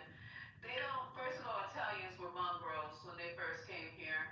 And it's not just blacks. You guys love to think. members Yeah, with you you. were. You came to the, and for you, because of you guys, that's where they came up with the title ghetto. So what I'm saying to you is that The German ghetto is one of came those. from Jewish neighborhoods, dear. Yeah, it could be German, Jewish, I don't know, but it wasn't from blacks. I can tell you that much. That's your account. No, it was a German term specifically referring to subbing Jews in places with gates. I knew something like that, Marshall. I'm telling you, because I read it somewhere before. I just don't remember exactly. But what I'm saying to you is that it's not all white people. We got our good friend Marshall on stage. We have a lot. It's just some people. So Marshall's representing the whites now? Don't do that. What would you like him to represent? Being ignorant now. What would you like him to represent, sir? Marshall, what would you like to be represented? What are you representing? Oh no, you got jokes. Okay. Well, my thing is, this country is a melting pot. It's always been a melting pot. It will, except the pot is melted. It's always going to be a melting pot. And regardless of what people like, it's called human rights. And everybody in this country has the right to be a human. Everybody in this country has the right to be treated equally. That's what Trump is really trying, I think, is his goal to switch that up. But there's always going to be some people with dark hearts and dark souls, and we can't legislate that. So what we're talking about now is just voting rights, and that also goes for you too. It goes for you too. It goes for Asians. It goes for Latinos, Hispanics, whatever we're doing today. That's what it goes for. So it's not a black issue. They don't like anybody who's not, what do you call the pure white race? Anglo-Saxon, which I am not. Okay, there you go. So you got any other concerns, Chris, that we can address right now? Because I think you know better. I think you just threw that out there just to see, who would bite. And No, genuinely, I just wanted to know because I was confused when I came in. I just came in right when that was being sent, and I was like, that makes sense. So that's why I had to ask. And I'm sure you got lovely parents of African descent who raised you with love and care, who gave you the best that they could give you, and you just, Cape Verdean, but yes. Huh? Cape Verdean, but yes. I was gonna say that I was waiting for you guys to finish talking so I can say that's who live in New Bedford. That's where the Tavares brothers are from. Oh, okay. I remember them. I just can't remember. I remember the Naturals. I don't remember too much else about Tavares. But anywho, anybody else want to jump in? I've been talking way too much, so I'm thankful I got a bar. So we're talking about who don't really know the history of this country. I didn't hear anything. I said, so we're talking to someone who really doesn't know the history of this country. A lot of immigrants don't. That is all they know, is that there was a civil war. They don't know that black men were given the right to vote in the late 1800s, but that didn't stop motherfucking Jim Crow for another goddamn 100 years. I don't think, you know what I'm saying? I don't think he said he didn't know. We're not gonna be too hard on him. He asked you a question and we answered it. Let's not be too hard on him. We'll let it I don't feel like the offer stay in the courthouse for a while. Well, he has an opportunity to go if he cares to, Alexander. That opens the door for you to go and read more. And I'm not gonna say research, just go and read more on the questions that you have. And so next time you come into a room, you'll have a little bit more meat on your bones to be able to have these discussions. Well, at least I understood what he was asking. He just didn't know how to ask. I understood exactly what he was asking. Oh, okay. But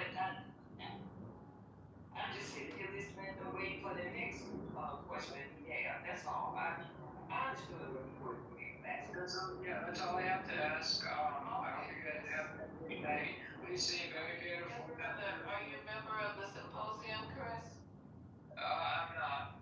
Okay, can you turn in your pink ticket so I won't have to try to find you to ping you in? You sound like a reasonable He said you're very beautiful. And you probably are too.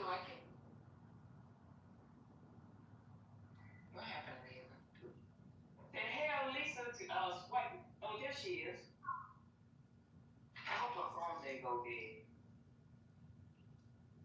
Ashley, you was trying to say something?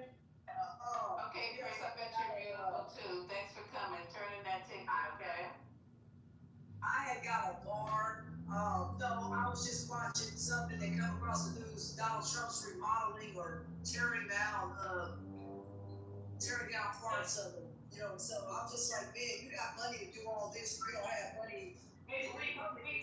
We don't got money to feed people and all these other things, and it just doesn't make any sense. It really does not, y'all. And at the end of the day, even what y'all were talking about certain cases, The East Wing is $250 million.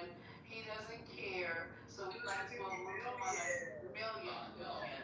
Hey, I'm looking forward to going to the ball. I don't care. Thank you, right? Because it's so get done. I'm not gonna lie, trust me. I think they're more like a coronation than they are a ball. I can't hear what we're talking about. We're talking about my children rights and I'm saying that I think it's a throne room rather than a ballroom. and now we're talking about a ballroom. Well, We were talking about what, Patty? We were talking about Section 2, the VRA, Voter Rights Act, and how it's gonna affect voting in the future. Well, I'm sorry for that interruption. I didn't hear. So you know what black people need to do? They need to move So and white rank in the neighborhoods. district. Yes, so basically, Yeah, Patty, what you talking about? so where the way the district is carved out, they should rent or camp out and register in that district still. Really fuck this shit up. Go make a good white friend, they'll let you use their address. Yeah, I'll change my voting to another place. Yeah. Okay. I think Haitian was waiting to play that. I think we're gonna, if no one has any more comments about that, I think Haitian is ready to tackle the Australian thing. What? What do you guys want to play? Well, damn. Okay, well, I guess we're not, because we're gonna talk about the Australian president. That's what I wanted to hear, the actual clip of the exchange between President Trump and the Australian, because he said, you know, I know you don't like me, I don't like you, and I never will. He said that to the ambassador, though, not to the the ambassador. Okay, I just the Australian ambassador. He said that shit too. You know what's crazy about Australia? That's probably the one country that actually buys U.S. products. That is the one country that the only thing we buy from them is fucking Like bases as well as the nuclear submarine tech. Like, we have a huge joint military operation with the Australians. Yeah, no, I just thought of that. Hey, here's a briefing. Okay, let me see. I can't play. That is 1 p.m. No, I'm playing. Can you guys hear it? Not yet. No, I can't you got hear your headphones on. You just aside from your voice. Are you using music mode, Emma? I'm using my roadcaster. You gotta go up to the three dots on top and change it to music mode.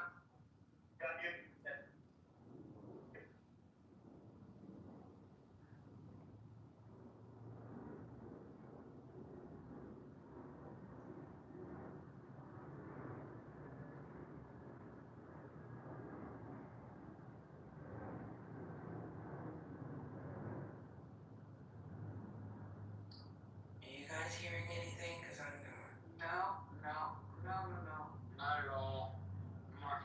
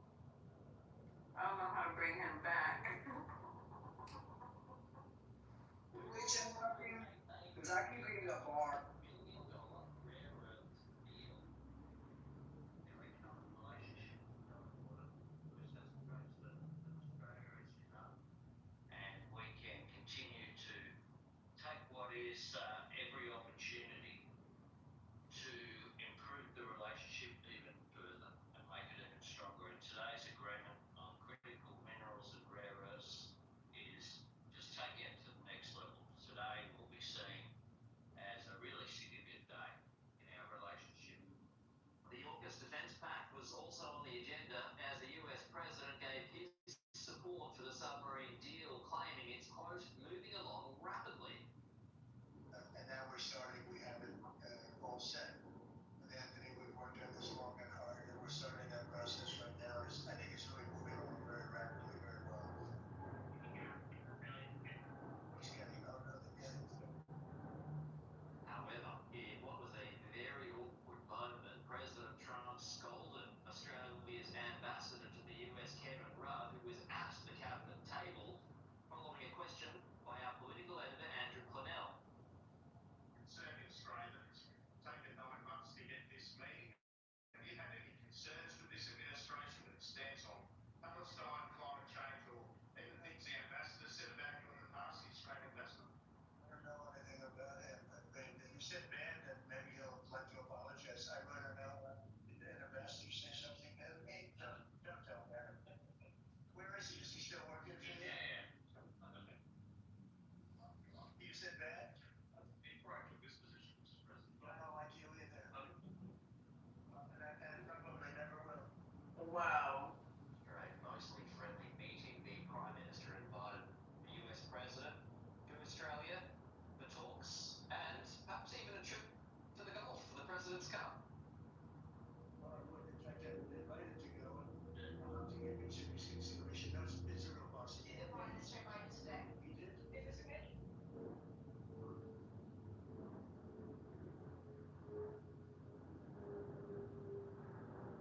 That's your president.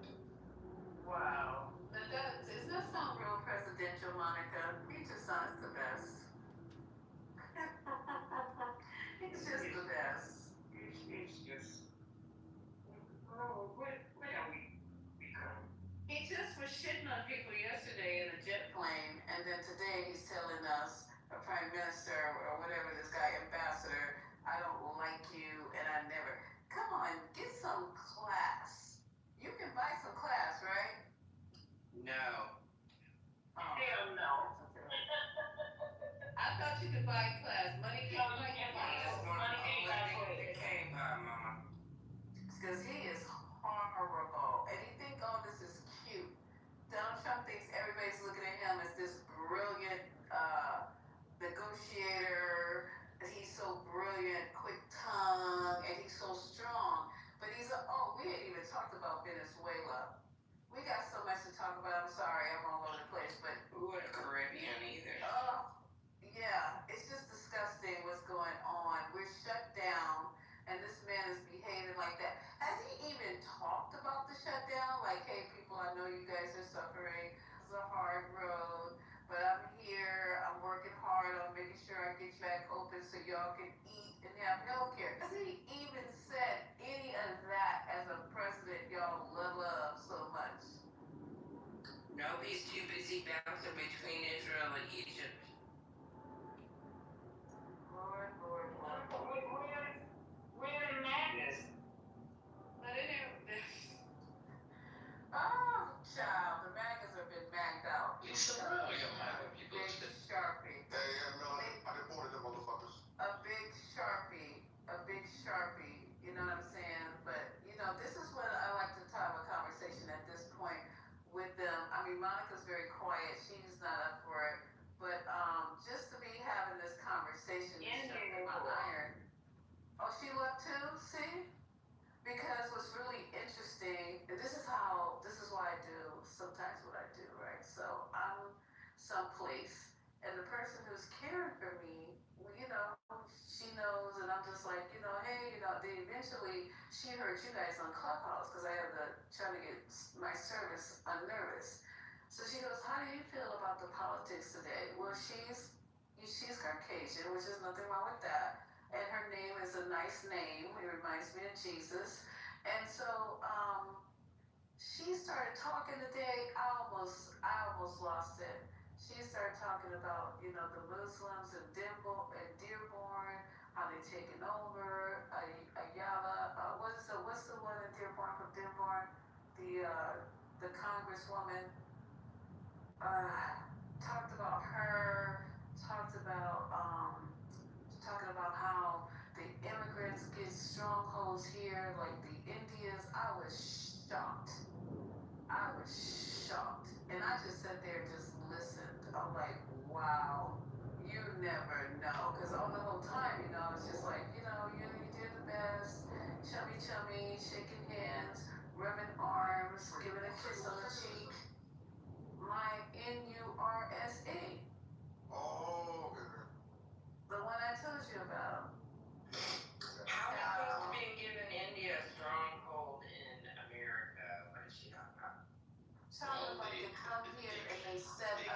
spelling bees. Oh shit. It's the white people. It's crazy. That's H1B or HBV, whatever. HPV. Fuck, I don't know HPV. So You know what I fascination. mean? Yeah, it just shocks me. So you never know. And this is okay. Well, if you listen to Professor Sachs, what's her name again? God, she's a Jewish lady who teaches at Columbia. She's a doctor and a lawyer. She said the Indian students are too cocky and they think you're better than white people. So she thinks Trump should deport all of them. And she wasn't fired for saying that. She's tenured. See what I mean? And for y'all that didn't catch the name of that person, Nate the lawyer, Nate the attorney, she's trying to put that corn in your fucking ear. And he's the same as Candace Owens, who else? The Tatum's and all those motherfuckers. That's exactly what that piece of shit is. Wow. You guys, This last one, she got to be mentioned in they working their way down. I mean, you know, they don't say anybody I'm on the way down. Wow. Okay, what else is up, y'all? What else we talking about here? So by air traffic, airport delays. Yeah, you can go ahead and we can check. That's it, pretty much. Air traffic issues, a lot of delays. Doesn't look like it's gonna get better anytime soon. So if you fly, be prepared to deal with some. Yeah, my coworkers went to Portland this weekend for a conference, and they got rerouted twice due to turbulence. So guys, listen to this. The Indians thought they were close to white. For criticizing racism, But this is what you think of them. saying that India on some level is a shithole. Amy Wax further said, I think there is just a tremendous amount of resentment and shame of non-Western people against Western people for Western people's outsized achievements and contributions. India is a shithole. Yeah, so I received it. Amy Wax. India is a shithole. US professor on Indian immigrants criticizing racism in.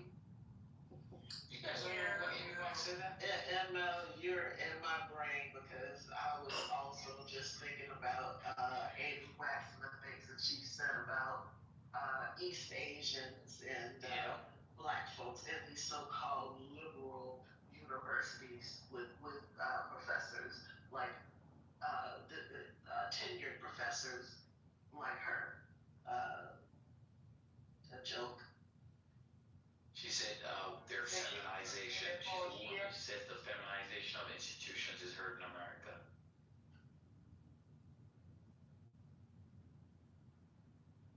You ready? Get ready.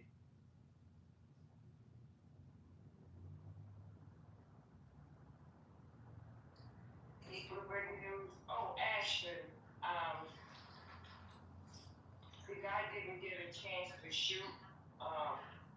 He was going to. He said he was going to shoot up the airport, but he didn't get a chance to even take the gun inside. They got it. Did you hear me, Ashton? That's really great. I'm glad to hear that. Yeah, I think the family member called and alerted them something. But yeah, he said he was gonna. I saw when they was bringing him out. He didn't look like he was tight, but he looked like he was going to do it. He was gonna do it. He had a chance with him. Feel like he might have just wanted attention about what he was gonna do. Why did he take the gun in with him? You know what I'm saying? He left the gun in the truck. They got him inside the airport, so. Maybe he was dry running, trying to, play out some strategy. Speaking of strategy, what you were talking about, Lisa, earlier, that, continues to stay with me is, when you mentioned how our voting rates have gone down. And I think that, unfortunately,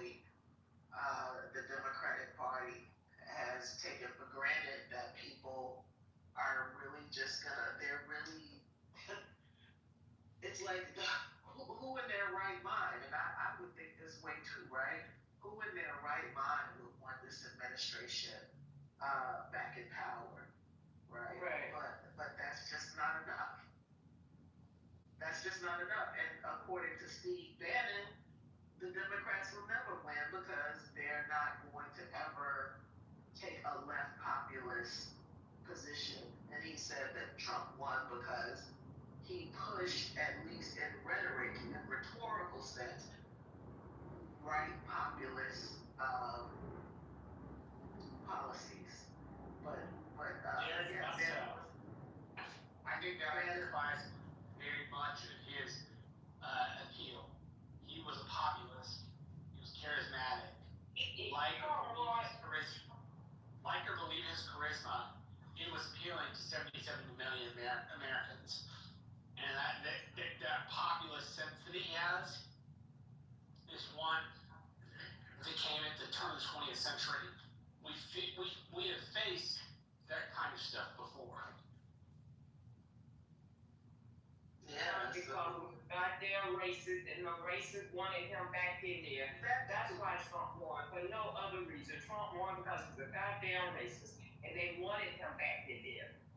Trump didn't do nothing else so goddamn grand. Not one thing, but to put on a clown show. Not one time did he hold a rally where he said anything that made any goddamn sense. And he said Not there's one trucks thing. and batteries. I mean, But that doesn't mean it fights the better. And it does, they would tell you the same thing. They would tell you different things. They can tell me what they want to tell me, but I'm telling you how I feel. I'm not saying you have to like the different things. I'm saying they will probably, in answer to your question, they will probably say different things.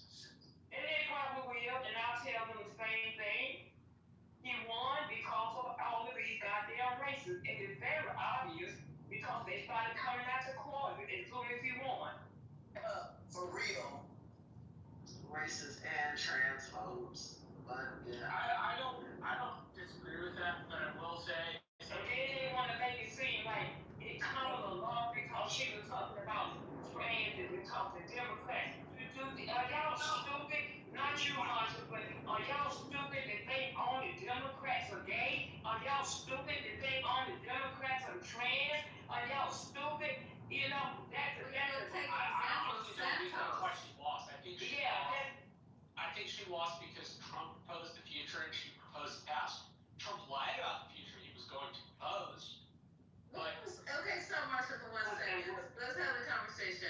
So what did Kamala pose that was in the past? Which one of points on her platform was it giving $25,000 for housing? Was it wiping away student loans? I think one of the was it giving money in for your first child? Was it small SBA loans to people who have bad credit? Was it health care? Lifting up Obamacare, which people don't want to call it that, but I'm going to keep calling it Obamacare. Was it not taxing Social Security? What was going to the past? What was taking us back? I think one of the things that did her, damaged her in a substantial way was when she was asked if she would do anything different than Joe Biden. She did what a vice president should, which is protect her president's flank, right? But that's not the right candidate response. The right candidate response is, well, I would have increased this business tax with that business tax, right? And because she was a good vice president, as she should have been, don't get me wrong, I think she was obliged to, hold the president's flank, so she couldn't say much. But Trump sketched out a future that things would be cheaper. Now, he lied. She was still working for him. I mean, you serious? I'm not. Well, I kind of agree with that part of it, but it still don't make sense to me. Why it happened. That she was not able to give that honest response because. But that's not why she lost. That's not why she lost. You know, that's not why she lost, and nobody's gonna make me believe that they can say what they want to say about Kamala. That's not why she lost. No. I don't think it had anything to do with any of her policies because what Biden was doing. Not at all. Wait, Marsha, we gotta get to the Yankee Panky here. The Yankee Panky, all right. Yeah, let's get to the Yankee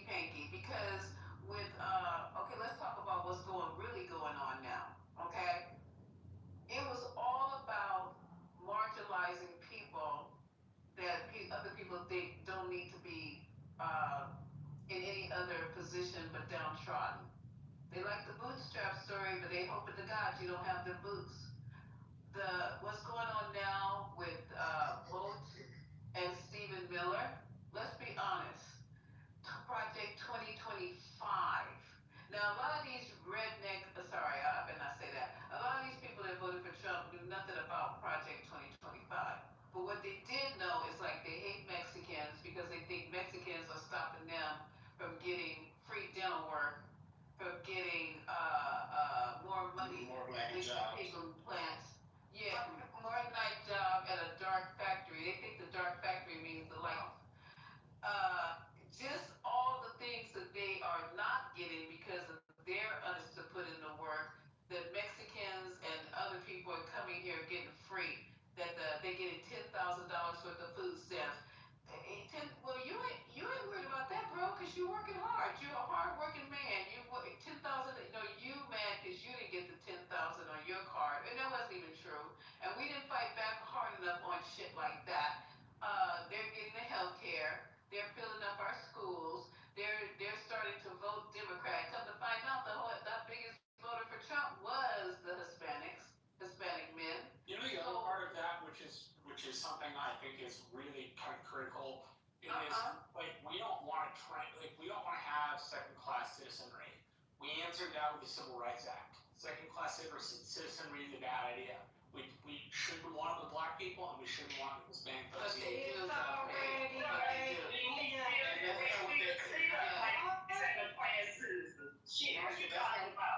That's not even what they ran on. They didn't ran on wanting second class. They ran on lies. They were military men coming. hate. They were military men coming through. They were all murderers, killers. All this shit. They didn't run on. I thought I wanted to have second classes. That's exactly the population. Hold on, guys. Hold on. Ramona, go on mute, please. Ross, come off mic, please. Ross, you wanted to come up on stage. You said every black person should own 2 Mexicans. What's up? Hey, Ross, go ahead, Ross. You, obviously. Huh? He said every black person should own at least 2 Mexicans. I don't want to own anybody. Go ahead, Ross. I might need to take you up on that right about now, Ross. Go ahead. Close in. All right, Patty. What you say? Don't forget Patty. She might be beautifying right now. But go ahead and close in. What up? 34 days shit. What's good, fam? Okay, y'all. Don't start no shit. Let's get Ross to tell us why I can get 2 Mexicans in one pot. Come on, Ross.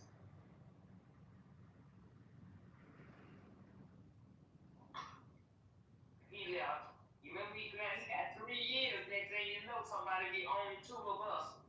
Wait, so I don't understand that though. Okay, so he said in the chat that every black person owned 2 Mexicans? I think every black person should own at least 2 Mexicans. He's trolling. He probably is. He probably is. And he came up, he left. He didn't want to answer that. Okay, let's go back with Marshall. We were having that conversation. We were having a really good time. Where's it coming? Patience for the Yeah. Patty, I'm sorry. I'm scared of myself this whole night. When Kamala went on The View and said that she's not changing anything, she wasn't lying. So like, What's the change, Patty? she wasn't changing anything that Biden was doing. Every one of those policies was already under the 2025 budget of the U.S. government. If you look up in the White House archives, remember when I posted it in your room a long time ago? I kept posting it in your chat, and it was about the archive, what his proposals were. All those proposals came from Biden. You put in 25,000, you're gonna see it under Biden. You look at the child tax credits. The reason why she was able to come up with that 98-page what her priorities were, that all came out of what they were already working on. So she knew the numbers because they already have the numbers out in the proposal. Matter of fact, I'm gonna Google it real quick, and I want y'all to use that as a fucking reference. If you put in 25,000, you're gonna find it. You put the 3,600, you're gonna find that. You put the 6,1,000, you're gonna find that too. All that shit was Biden's proposals. That's why but when she wrote in her book, she should have veered from that. No, she shouldn't have. That was the truth. She just needed to explain that. But that's the populism part, Patty. So like with Trump, he said that he was doing all of that. I'm doing all of this for you. You know, he got so many black people because he told them that he was protecting black jobs. Now we knew he was we knew he was bullshit, right? But what was she supposed to do? What was she supposed to do? Lie to? I think that outside of his budget proposals, people were like to say, I'm going to give, $1.3 billion to Israel for the war. People didn't like that. People didn't like that. That was another thing that they said about Trump. He's not going to, he's going to end the conflict. And we don't have to send our, tax dollars to Israel and all of this. But he never said that. And everybody knew his relationship with Bibi. Nobody gave a fuck about that. He said that if he was president, the conflict would have never started. No, he said he'll be able to end it. And he didn't say it would have never started. The one with Putin and what's his name would have never started. Exactly. That's the one he said would have never started. But people wanted to hear that. Yeah, but the thing about it, I'm going to still go back to the fact that the man won because these racist people wanted him in there. Trump didn't say anything so fantastic to make anybody flip over, do cartwheels, not one time at any rally did Trump say anything to make me sit up on the couch and say, God damn, that was deep. Not one time. Of course. Sorry. Go ahead, Jenny. No, I was gonna say, and let's not forget, when we say his voter base is a cult, we can't forget it. That's the damn truth. It doesn't matter what that man said. He could have said, I'm gonna give him $1 billion. They were still gonna vote for that man. We didn't like it on go ahead. So you guys heard about the Hacks passed today? What Hacks have passed said that slavery was okay, according to biblical. So listen up. Republican politicians, offices and shit. So here we have a guy by the name of Christian nationalist pastor or Christian nationalist podcaster Joshua Hames, and this guy is Pete Hegseth's pastor, and he said this into a microphone in the year of our Lord 2025. Listen to this. The institution of slavery is not inherently evil. I know. You guys are upset by that. You guys are saying, I've been saying that for years. Okay, I'll take it a step further. It is not inherently evil to own another human being. I know. Just wait. Some of you guys are really upset, but let's talk through this because it is very important that every Christian affirm what I just said. And not only should they affirm it, every Christian in today's society should be able to defend what I just said. Okay? I know a lot of you are watching this and your jaw's on the ground and you're like, holy fucking shit. But I gotta be honest with you, I saw this coming. I knew this was coming. And the reason I knew this was coming is the right has already said, we don't give a fuck about democracy. The right has already said, we don't give a fuck about Israel doing a genocide and massacring innocent Palestinian children. So if they've moved beyond democracy and they've moved beyond giving a shit about genocide, why would they say, oh yeah, let's treat everybody equally and let's be anti-slavery? No, slavery is on par with genocide. Let's call it what it is. The crime of crimes, when you talk about the crime of crimes, it's probably genocide and slavery are the one. So they've already greenlit genocide. What would stop them from greenlighting slavery? Right? And it fits perfectly in their racial hierarchy ideas. I mean, that's what it means to be a right-winger, is to believe in a natural hierarchy. And in the mind minds of right-wingers, it's like white men are at the top, and then everybody's beneath them, right? And then at the bottom you have, the Jews and black people, basically, and women. And so I'm not surprised by this in the slightest bit. But yes, now the idea, like debating slavery is back in question, which also, by the way, shows the stupidity of the idea of like, bro, I'll talk to anybody, bro. Bro, I'll debate anybody, bro. And no, that ideology, that approach only makes sense if your opponent is within the realm of that which is reasonable. As soon as they step outside of that, and they want to debate, I don't know, like creationism versus evolution. Well, that's fucking stupid. Creationism is fake. Evolution is real. We shouldn't even give it any credence whatsoever to say, yeah, have a scientist debate a fucking like flat earther or some shit. So like, this is where we are now, though, where they will take the most grotesque, insane ideas and trot them back out and act like we're the crazy ones for opposing them. Big evangelicalism has been getting this wrong for years, basically since the Genesis, since the advent of Big Eva. That's a really dumb point because big evangelical Christian movement, the televangelists, Pat Robertsons, the Jerry Falwells, the main issue that they got their notoriety over was they didn't want to end segregation. They wanted to keep segregation.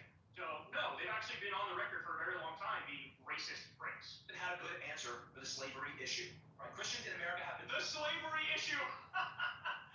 The slavery issue, the thing everybody's talking about, real hot button issue, bro. Led astray on this topic. They've been led to believe things that the Bible doesn't teach. And when we go beyond the Bible, there are dire consequences. Now, do you see the problem with relying on an ancient text for your life lessons? You can call me an agnostic, you can call me an atheist. All you need to know is I'm a fucking non-believer, right? And this is one of the main reasons why. Because if you go to that Bible and if you look through it, you can absolutely find things that are glorious that, make you live a good life and make you be a good person, of course. But you could also cherry pick the shit that makes you an evil motherfucker. And that's what the entire evangelical movement does. But remember, we're talking here about he's ex-pastor, and he's defending slavery in 2025. The ugliest ideas that we all thought were dead and gone. They are not dead, they are not gone. They were just pushed beneath the surface. And now they're bubbling up again. There you have it, ladies and gentlemen. They put a lawyer back. James. That's a conversation we were having with Marshall. Marshall, that's a good segue.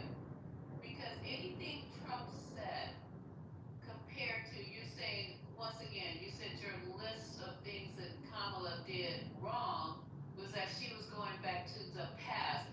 Well, goddamn, Marshall, nothing's more pastor than slavery. And they still talking about slavery, Marshall? 2025, your group or your whatever is still talking about slavery.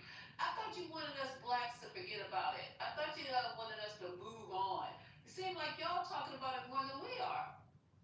Because they want that situation back. They want to see people subjugated, submissive, in chains, in their place.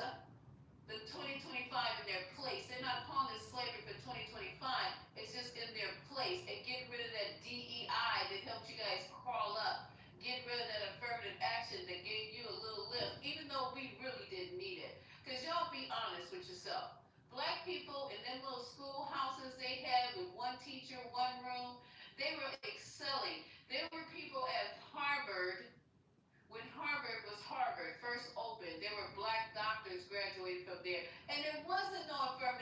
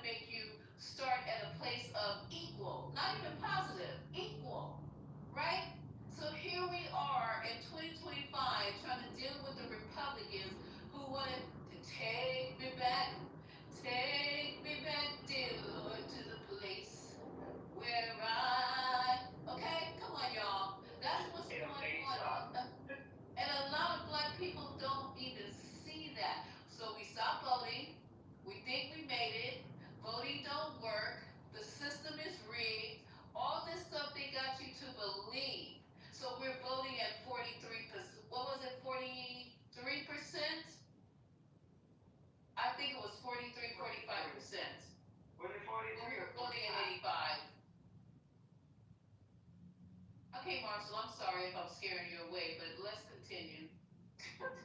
Lisa, you didn't scare me away. No, no one's talking to you right now, Infinity. No one's talking to you. Don't get yourself knocked off the stage. Listen, feel the room, see where we're going. Okay, go ahead. I think what I meant was he sold a positive economic picture. She sold a status quo economic picture, and the election that comes at it for me is the 08 election. McCain sold himself as a third term of Bush. Obama sold him as something new that would be able to get the economy going and get us employed, in particularly in the wake of the financial collapse. And that kind of attitude was not one she necessarily had. Now I'm handicapping her performance with being a vice president and outwardly saying, hey, I don't think she could have said anything else. Right? I don't think she. Well, the point is, like, I don't think she could go against the president. Number one, that's a bad idea in politics. Number two, it's disloyal. Number three, if you ever hope to have a chance some other day, you support the guy in the chair, basically. And so I can't fault her for that. I can say that I think ended up being one of her detriments in the campaign. About the video that we just heard. She wasn't talking about Kamala. She was asking you about the slavery. No, I was asking about Kamala. I was asking about. I thought you was asking him about what the guy was just talking about. No, I was putting that in as a reference. And Ifity, I am dramatic, babe. So love it or leave it. And most people love it, but you can leave it. Stay dramatic. Leave. We're not going back. Right. Lisa, I love it. Don't say you identity. You don't say who you are. Stay black identity. There you go. How about? Did somebody say my name? Fantastic. Nobody said Lisa! Did somebody say my name, Lisa? And you need to be talking to your counterpart, Infinity, Manfinity, all you Who is Infinity? Who is Infinity? Where they at? Turn your volume down a bit, babe. These in the chat being sarcastic as hell. Oh, come on, you guys, let's go. Somebody erased it. Don't erase the chat. There's nobody in the chat. No, I don't see nobody in the chat. No, it's there. It's still there. It's a Marquez comment. Answer Lisa's question because after he answers, I'd like him to speak. Oh, I'm sorry. I've been waiting. No, it's gone. It's gone. Somebody erased it. Sorry. Don't do that, everybody. It is definitely. What is that? I'm going up 37 minutes ago. What did they erase? It's Infinity. It ain't got nothing to do with Infinity. It's not Infinity. I commented. You need to stop acting like you're 5. Lisa, I commented. It's not And he did. Hold on, Infinity. I commented, then Adrian, and then right above Adrian. It's still there. Yeah, I'm looking It's at you. Okay, if you guys see it's there, it's there. Listen. Well, I don't know why me and Lisa can't see it, but listen. This is the way this gonna go. We have had a nice calm. Oh, I see it. It's there. And everybody have had a chance to talk. But man, Finity, I swear to God, you're not gonna come up here with that screaming in our ears. Man, please don't come up here with that. We're not in the mood for that shit tonight. Please talk like you got something. Yeah, but she keeps saying Infinity. It ain't Infinity. It's Infinity. We're talking about energy now. Shut up. You said that. You set the bed with a warm glass of milk. God damn. They were talking about somebody else. Thank you. My name up to people. They were talking about Monica wanted to know. Monica wanted to know if that guy was named Joshua Haynes that was talking on that video. Yes, he was. Yes. Yes, Monica. She listened to his podcast. So here's another clip from. He said Trump and the man are putting us in chains. Damn. That's what they want to do. Y'all think they're playing? Do you guys listen to the radicalization of the young GOP people? Those are not old people. Yeah, we have to protect. Those are young people. They don't Those are people in their 20s saying, They don't know it. take your shit back. They stupid. They don't even know that the big beautiful bill is 2025. That's how stupid they are. You know. Here they come. They come Here to me they come. every day, telling us what they Here don't comes the know. shitstorm. Every day, it's an, I didn't know that. I don't know anything about that. Oh, they don't never know shit about We nothing. have conversations with those people. We said, okay, if Trump is such a genius, he would have realized that the Chinese had already built a port in South America. Wait, hold up, you guys. Because the Wait a Chinese minute. realized. Hold up, ML. We were having this conversation with Marshall. Marshall, are you done responding to me as far as our conversation we were having? If so, we can move on. Yes, ma'am, we can move on. That's okay. Okay, so anybody else want to have that conversation? I do. Before I go on stage. Okay, go ahead. Miss Lisa, I'm sorry, I've been waiting. There's 3 simple reasons. And everybody in this room mostly knows them, but I'm gonna lay it out if you don't know. There are 3 simple reasons why Kamala Harris did not win the selection. 1, duh, she's a woman. 2, she's too black. 3, she wasn't black enough. Excuse me, I wasn't done. She was either too black or not black enough. Miss Lisa. Did you not hear the conversations that were going on in this room? The whole time she was campaigning, where people were saying, she's not black, and other people were saying, she's too black, she this, she that. It was a constant fight between people. So those are the 3 reasons that I believe that she did not win this Give me one reason why she didn't win. What's that? The elongated muskrat. That's the reason right there. Yes, ma'am. Alexander know what I'm talking about.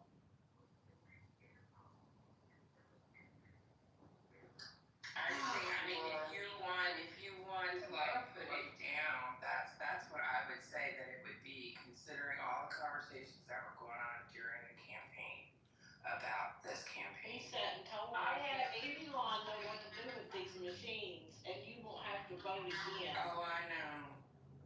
And Trump said that months before the election. And people tried to act like it was a slip of the lip. Trump said that months. Black people don't know how to sit together. That's why she lost. That's exactly, and because they wanted that man back in there, the racist people wanted that. And just like they want him to not leave. Would you believe the amount of people that want him to stay president? That's why people is saying no king, because he's saying he's not going to leave. You know the people that don't want him to leave? Are you kidding me? 2028. He already tore off the East Wing. Hey, but that's The man tearing up the goddamn White House. he goes. He stays a number. He's tearing up the White House from the ballroom. The White House need to be cheered up. Miss Alexander, freaking Melania fucked up the Rose Garden the first administration. It's too many conversations. Yeah, you guys heard Trump speak about his health and his. But you know he has the best access, even though he has a cardiac arrest or a vascular insufficiency. He does have access. He can stretch out. You know, Yeah, I know that. Rich people could extend their life because of. Yeah, right. They can pump it with formalin. He is scared of dying. But And this is not to be funny, but when those people want somebody to stay in power, they will do whatever it takes. There's a well-known pastor, a very well-known pastor. That man, they brought that man into the courthouse on the goddamn hospital stretcher. Okay, they had to shut down the courthouse because all the church, he had a mega church. And where's she at? Patty know who I'm talking about. And she lead Patty. Earl Park that had that big church, the hospital, Tabernacle Hospital on Western Chapel, on Fashion Parkway.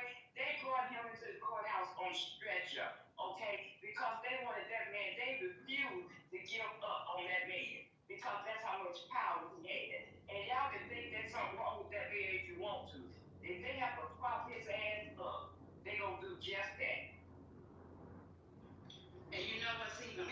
listen. You know Okay, what's listen to even this worse one. than that? Can you hear me? What's even worse than, hey y'all, what's even worse is the Constitution says he can only serve one more term, and they don't care what the Constitution says. That's what the bad part is.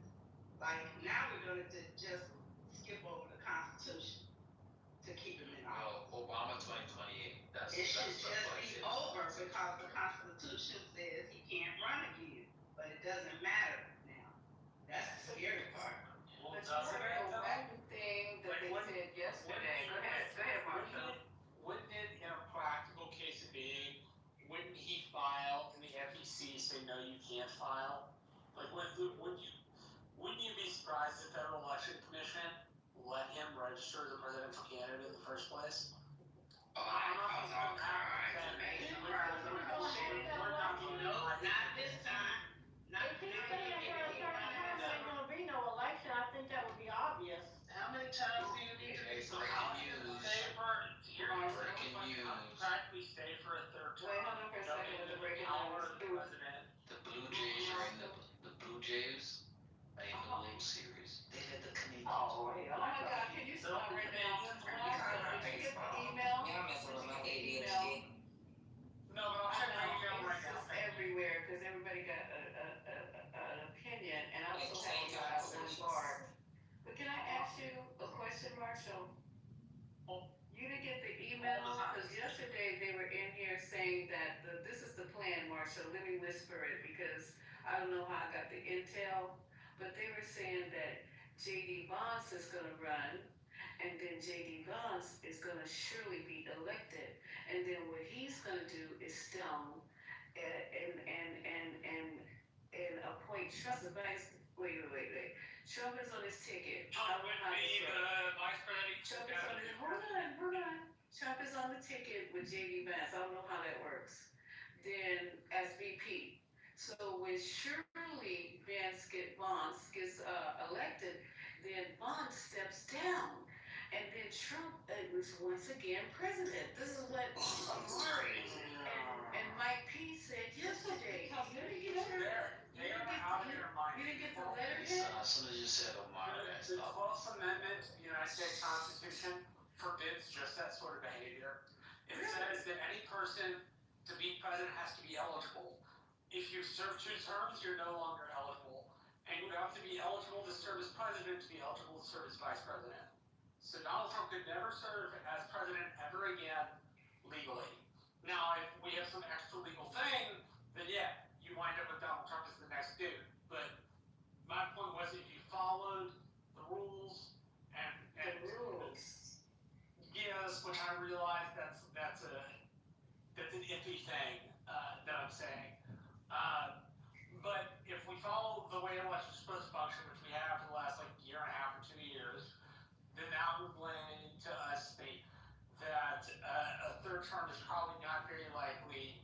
And if he tried for a third term, he would be run out. Which, believe it or not, actually, where that saying came from, they picked up a rail and they put a dude on it and they ran the guy out of town. No joke, I mean, completely serious. That's where the saying came from. Marshall, is the fact that the 15th Amendment was ignored for a century, I mean, does that count in your calculus about people's reaction to breaking, ignoring what the Constitution says and doing what the fuck they want to do? Do you factor that in? I do factor in periods of ignoring amendments, yes. I was just maybe hoping we would do something different this time. Well, I mean, as it relates to surprise, I don't know why anyone should be surprised at this point because he's been fucking telling us what the fuck he was gonna do the whole way. Nothing that he has done so far is a surprise. It was written about in Project 2025. We already knew what his agenda was. We knew what fucking Steve Miller's agenda was. We knew what Vote's agenda was. None of it. No, this fool cannot surprise surprises me is that people are surprised. Because we've all been listening to this man. So the argument is, I've been reading the opinions, right? So the argument is the Constitution, like the 22nd Amendment says, no person shall be elected to the office of president more than twice, right? But then the 12th Amendment also says something about the office and being eligible for VP. But the question is, and this is where the the argument is, he wouldn't be elected as a president. So when we're talking about a vice president being elected, they're trying to say, and this is why this is what they're trying to say. They're saying it's a succession. It wouldn't be an election to the bullshit. No. That's what they're saying. Yeah, but but that's not how it has been enacted since it started. I mean, if you're not Yeah, but he can't be vice president, so how could there even be a succession? That's what the legal scholars are arguing. The ones that are on his side of this shit. It's like saying, okay, so when you read the 12th and the 22nd Amendment, there is, because you know how the Constitution is like certain things that it's like really ambiguous. So like they're trying to say that he wouldn't be elected as the president. So the succession would be different. Yeah, but the eligibility is the same. If you're not eligible to be president, you're not eligible to be vice president, period. Yeah, that's the weird part. Like J.D. Vance couldn't select Trump as his vice president. He can't be an option. So where does that specifically sit? I'll look it up. But if you look it up, look up the vice president's. So the 12th Amendment actually says no person constitutionally ineligible for the office of president shall be eligible to be that of vice president of the United States. Right, look up the qualification for vice president. I think it's along the lines of vice president. There have to be someone who qualifies to be president. He qualifies to be president. No, he's not, because he already served 2 terms. He's not. He wouldn't be able to be president. But I'm telling you guys the way you've been talking about doing it. The 22nd Amendment only applies to the president. Saying you can't be president more than twice. Yes, but if he's vice president and anything happens to the president, that would put him in the position of being president. And that's where that's where the word secession comes into place, because he wasn't elected. And semantics, it's still eligibility. Right, but it's still eligibility. He still would have served 2 terms. Right. It's worded, isn't it, Pace? It's like, I think it's like maybe one word in there that throws it off. That they just There's nothing on the books that's come from the court that actually states that there's nothing on the books that has anything irregular. So, and that's what they're trying to challenge: the secession versus the election. You understand what I'm saying? Exactly. So, however they interpret the Constitution, because that is the job of the Supreme Court, is to interpret the Constitution. However they interpret it is what is going to be.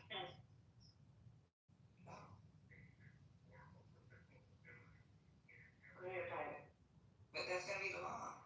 So if he does try to do that, then there's going to be, even if he tried to run for vice president, that'll probably be when they'll be like, oh, hell no, because then this could happen and he can, but I mean, it's going to be up to the judicial branch to interpret the Constitution properly. Yeah, I think the judicial branch we have, even on plain meaning, would not be able to ignore that. Wait, I know you read the part of the 12th Amendment. So it says no person constitutionally ineligible. Oh, but you're saying because constitutionally it's saying elected. So it's saying, but no person constitutionally ineligible to be office of the president shall be eligible to that of vice president. Exactly. So he's ineligible for president. so he can't be eligible for vice president according to the 12th Amendment. But then, if we look at Article 2 of the Constitution, that gives you applications. There is no secession provisions. Let me look up these damn articles. Well, how would he be Jeremy, hold on, JD. Jeremy, what did you say? Jeremy? Yes. I said that the SCOTUS is gonna allow it, and then Obama's gonna run as VP under the Democratic ticket. If that's gonna be the case. You saying consecutive versus intermediary?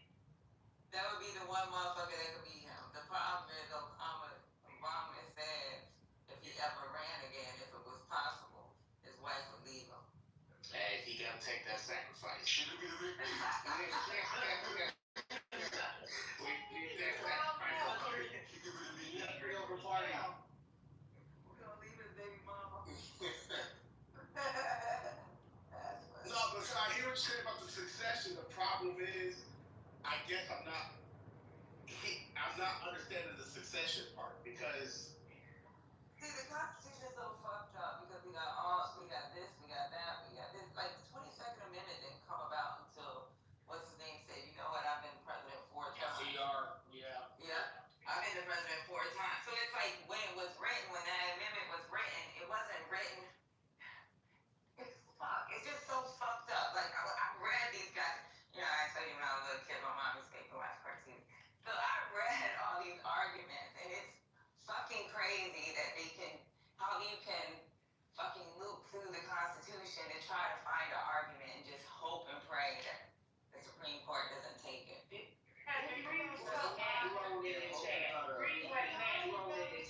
Iviani better stop talking about my son in the chat. Patty ain't gonna appreciate it either. Iviani saying, of course, JD don't understand something. Yeah. Where'd he go? Yeah, let that go. Don't be doing it. Yo, he was on the comments in the office. You know what you need to do? Read what Matt wrote in the chat. Hey, read what Matt wrote. You guys, because, really, seriously, Afani, if you want to come upstairs, you're welcome to come upstairs. You're talking in the chat. If you feel uncomfortable coming upstairs. Yep, I said that, Matt. I said that's the only way. Come upstairs. That's the only way they're gonna. Matt, there's nothing on the books, and you know this. I said what's gonna end up happening before he even, if he announces him, that's when it's gonna go to the court. So wouldn't he have to be accepted on the ballot still, even if he He'd have to be in alignment with federal election procedures, and he would make his federal election procedure conflict with the Constitution. Hey, JD Vance is a bitch if he has it all.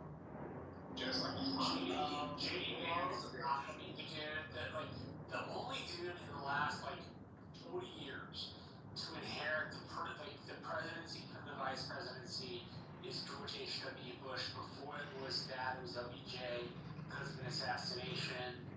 Before it was that, it was Truman. Before it was that, it was Teddy Roosevelt who took over from McKinley after he was in. So there aren't very many presidents that have made that jump. That transition was not There have not been that many presidents that's not allowed stuff that far. JD Vance is. He's being. Yeah, but I just think the grooming doesn't necessarily match with what the American public feel. You can be given all the training in the world. Training can fail if you don't understand the American public. And I have this feeling that J.D. Vance, no matter how smart he actually is, because he went to an Ivy League, is not really going to understand that stuff. And that he's going to fall prey to it just like everybody else did. And that Donald Trump, while being a canary in a coal mine for problems with the political system, he's also going to be somebody that people can't repeat. They'll try to repeat his shit, and it just won't work out very well. So Dr. A.G., I did read the 12th Amendment, and then I found it. So I found it. It's under Cornerstone Law. So this is what they were saying about the 12th Amendment versus what they're trying to say, and this is what these clowns are trying to say. They're trying to say that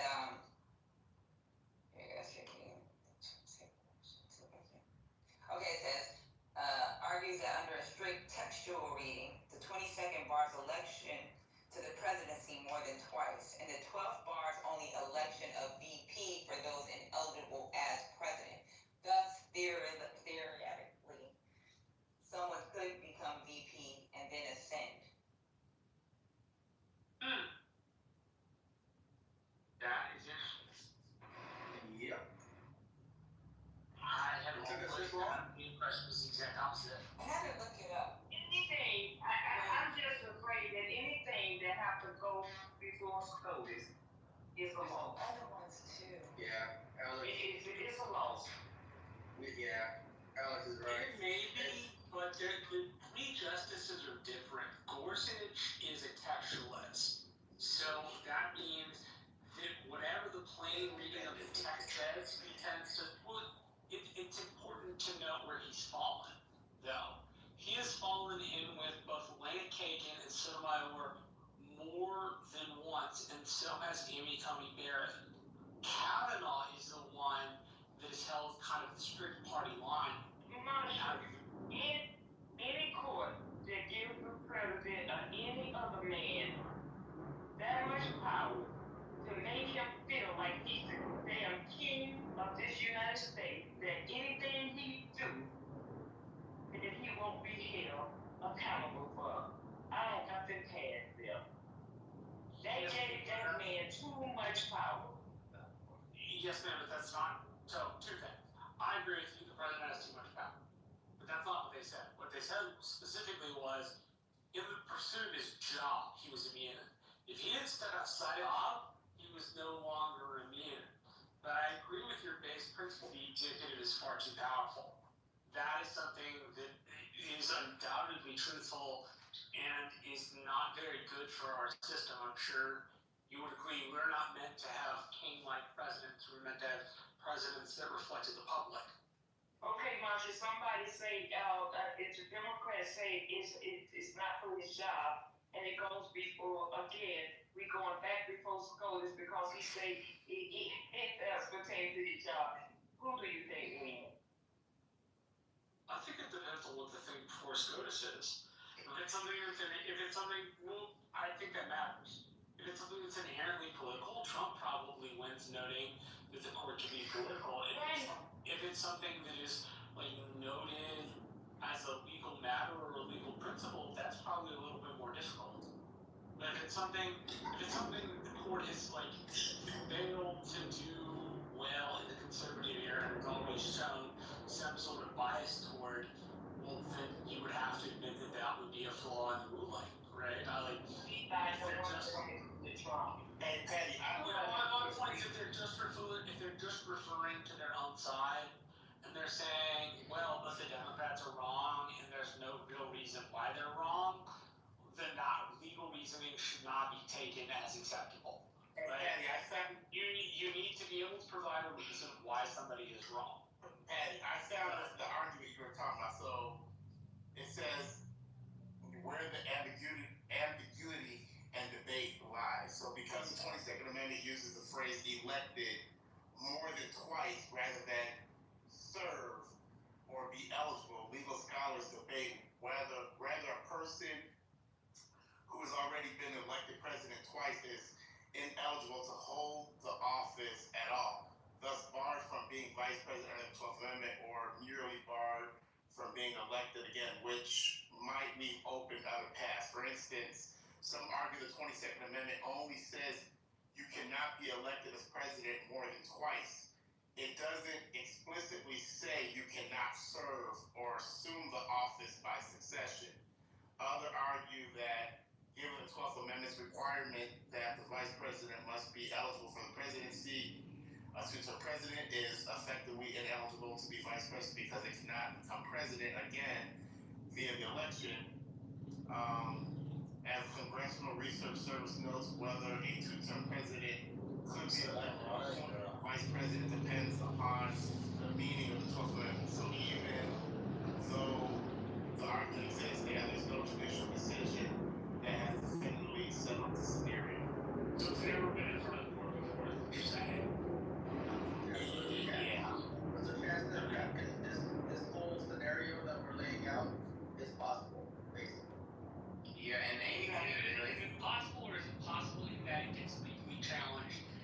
shot down and exactly what you outlined. Legally challenged by SCOTUS, that's in favor of Republican Party, 6-3.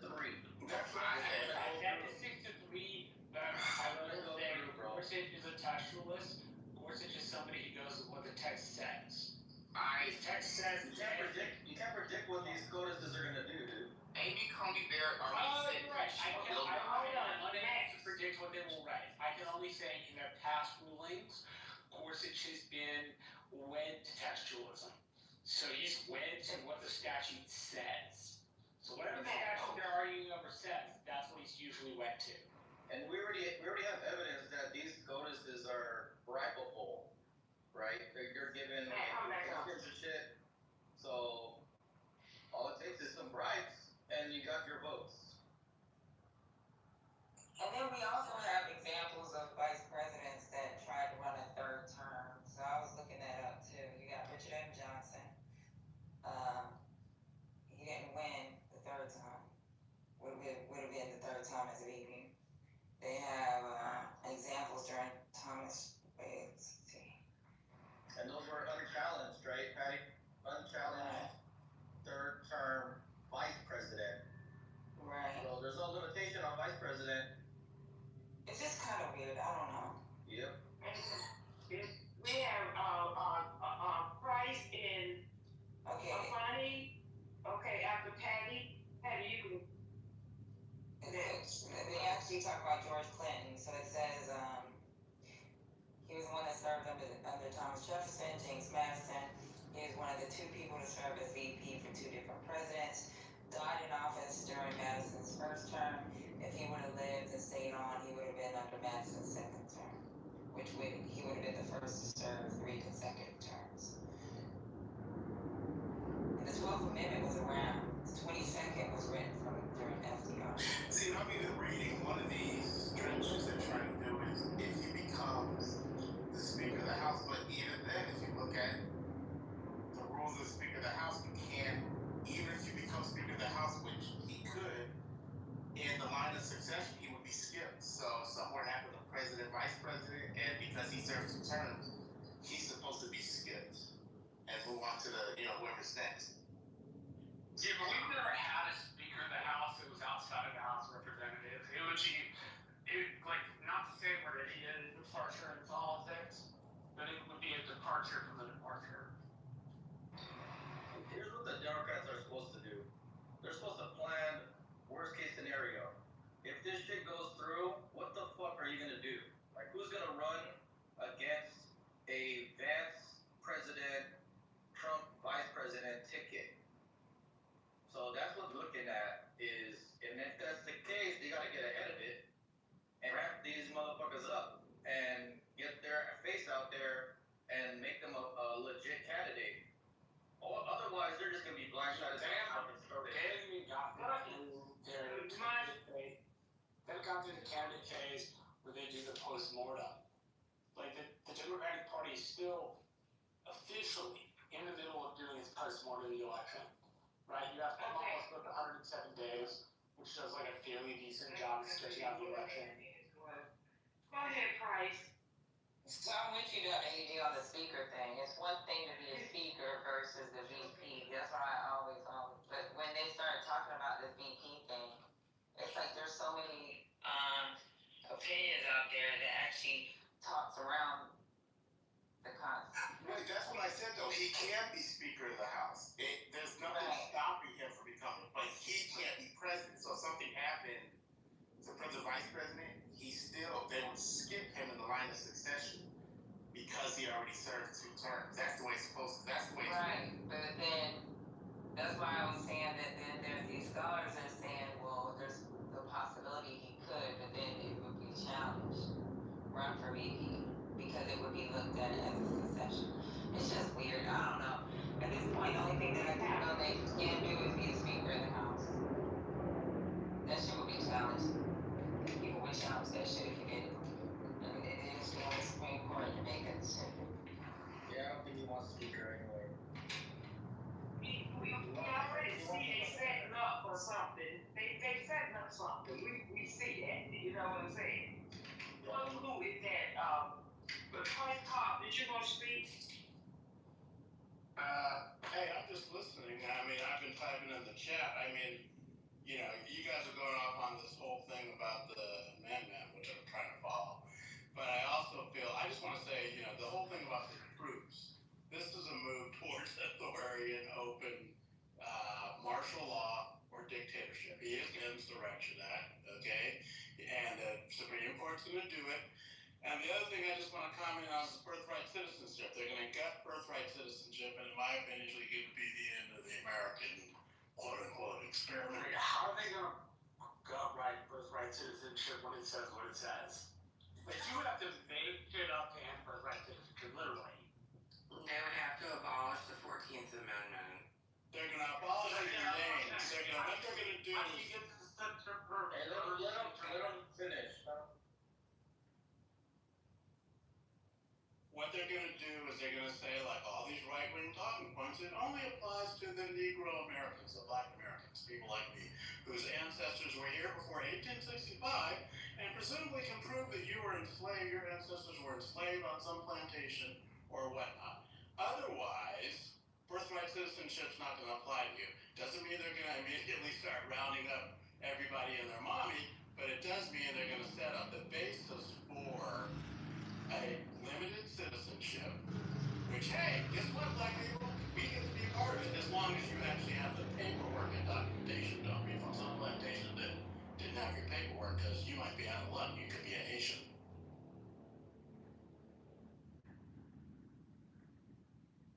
Well, I don't know what anybody on the Republican side's ever argued, but in number two, where do you get the rest of that? Like, the 14th Amendment doesn't leave any room for interpretation. It says under the jurisdiction thereof, which means in a place that the United States has authority. That means like on bases, in military transports, like on vessels. Right? Like, how do you get around that?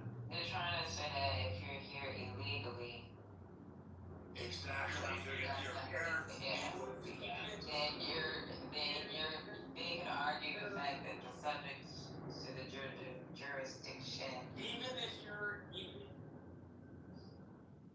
it's settled law. Didn't Thomas just say it's settled law says long versus the state versus the United States, a Chinese kid, okay, who was decided to be birthright. Let me finish. And this is what's going to happen.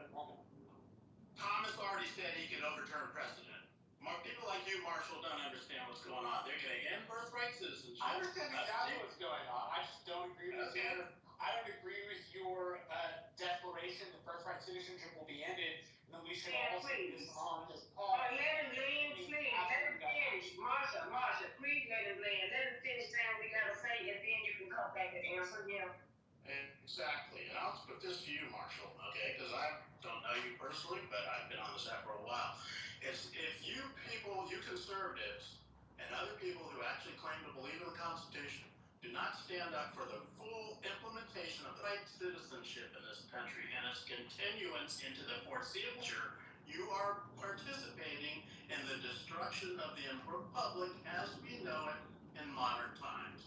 We are going back to the okay, I'm asking you, let me finish. What I'm saying is that this is a crucial aspect of the imposition of the Trumpian fascist regime.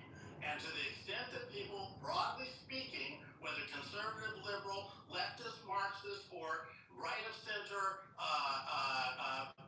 Liz Cheney fans, understand that this is a critical juncture of American history. And birthright citizenship is precisely the linchpin of this republic. And if we don't defend it, this republic is going to go down in flame. Yeah, my point is, the birthright citizenship doesn't leave open room for interpretation. It says those here and those here under the jurisdiction thereof of the United States are citizens. That's plain. Do you believe that includes illegals? Do you, Mark, believe that includes illegals? The only thing that we're bringing up is what the arguments are against it. Nobody here is agreeing with that shit. So all we're doing is what the arguments are, what certain legal scholars have said. That's it. Okay, so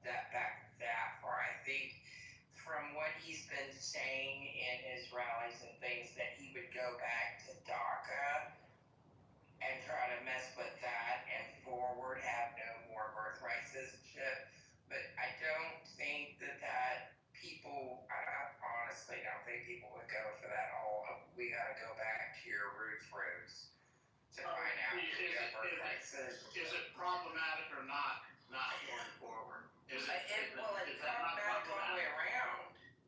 It's horrendous. But I don't think he will go back that far. I think he will go back to where he feels like he won't get as much pushback. And right now, that's the Latino population and immigration, his whole platform. So that's what I think. That was just an opinion. I'm sorry. You know, where I live, April, people are like barely happy that the tenor and the number of folks we have is down. They're unhappy at the way the administration has done the job. Right? So they don't like the maskless stuff. They like the fact that we don't have 40,000 people in a week or 60,000 people in a week, right, to chew up resources for the county. So that's something that's real popular at the moment, right? But the administration is unpopular in its enforcement, which I think it should be unpopular. If you're rolling around in vans, maskless without badges, right, that's intimidation. That's not regular immigration enforcement. And intimidation is not what we need to do in enforcing our law. If we're going to take people here who are not here legally and send them back to their country of origin, we can do that, but we don't need to do that by scaring the living shit out of people. So may I ask a question? Does anybody remember the concern about Biden's age? And he was too old to be president? Why aren't we having that conversation about Donald Trump? Is his age not a factor? I don't hear anyone talking about his age, or the fact that I believe that if the Democrats would move like MAGA, they should be knocking down the doctor's door to get his physical, because I believe in his medical records would disqualify him. The man is sick, mentally, and I believe there's some physical issues going on. But we don't even have a real medical report on him. And I believe that in itself, I truly do believe that in itself could disqualify him. He's not healthy, but he's also old. And every day on this stage, that's what I heard was an issue, particularly with MAGA, that, like, he was too old. So why isn't that an issue for Donald Trump to have another term? That should be at the top of the list. I land. Because Donald Trump is a big fat, he's a yeller, he's a lot. Okay, he gets up, and I'm not trying to be funny, maybe I am, and he takes, because when you're that age, they drink their coffee, and he's of age. That's just what it is. He might be getting a little extra something. He talks loud, he's ignorant. I think he almost fell down the goddamn steps when he was trying to do when they found that shooting thing. So he had to walk down the short steps, they said, from the plane in Florida. But I think he gets a little bump or something.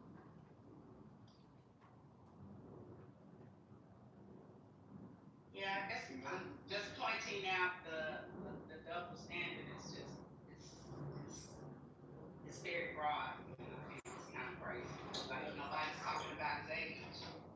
Everybody had a problem with age, but nobody's talking about age. Well, weren't they accusing Biden of getting a little bump or something too? Remember when he went to he was at the inauguration, he was at Trump wanted them to get drug tested. Yeah, the State of the Union, when he was like super hyped in the State of the Union, calling people out, they thought that he was on something because he was so flamboyant. Yeah, so there you go. I'm talking about Biden. Right. Yeah, they did accuse Biden or something. But Trump is worse than Biden. He's in worse shape. He's slurring.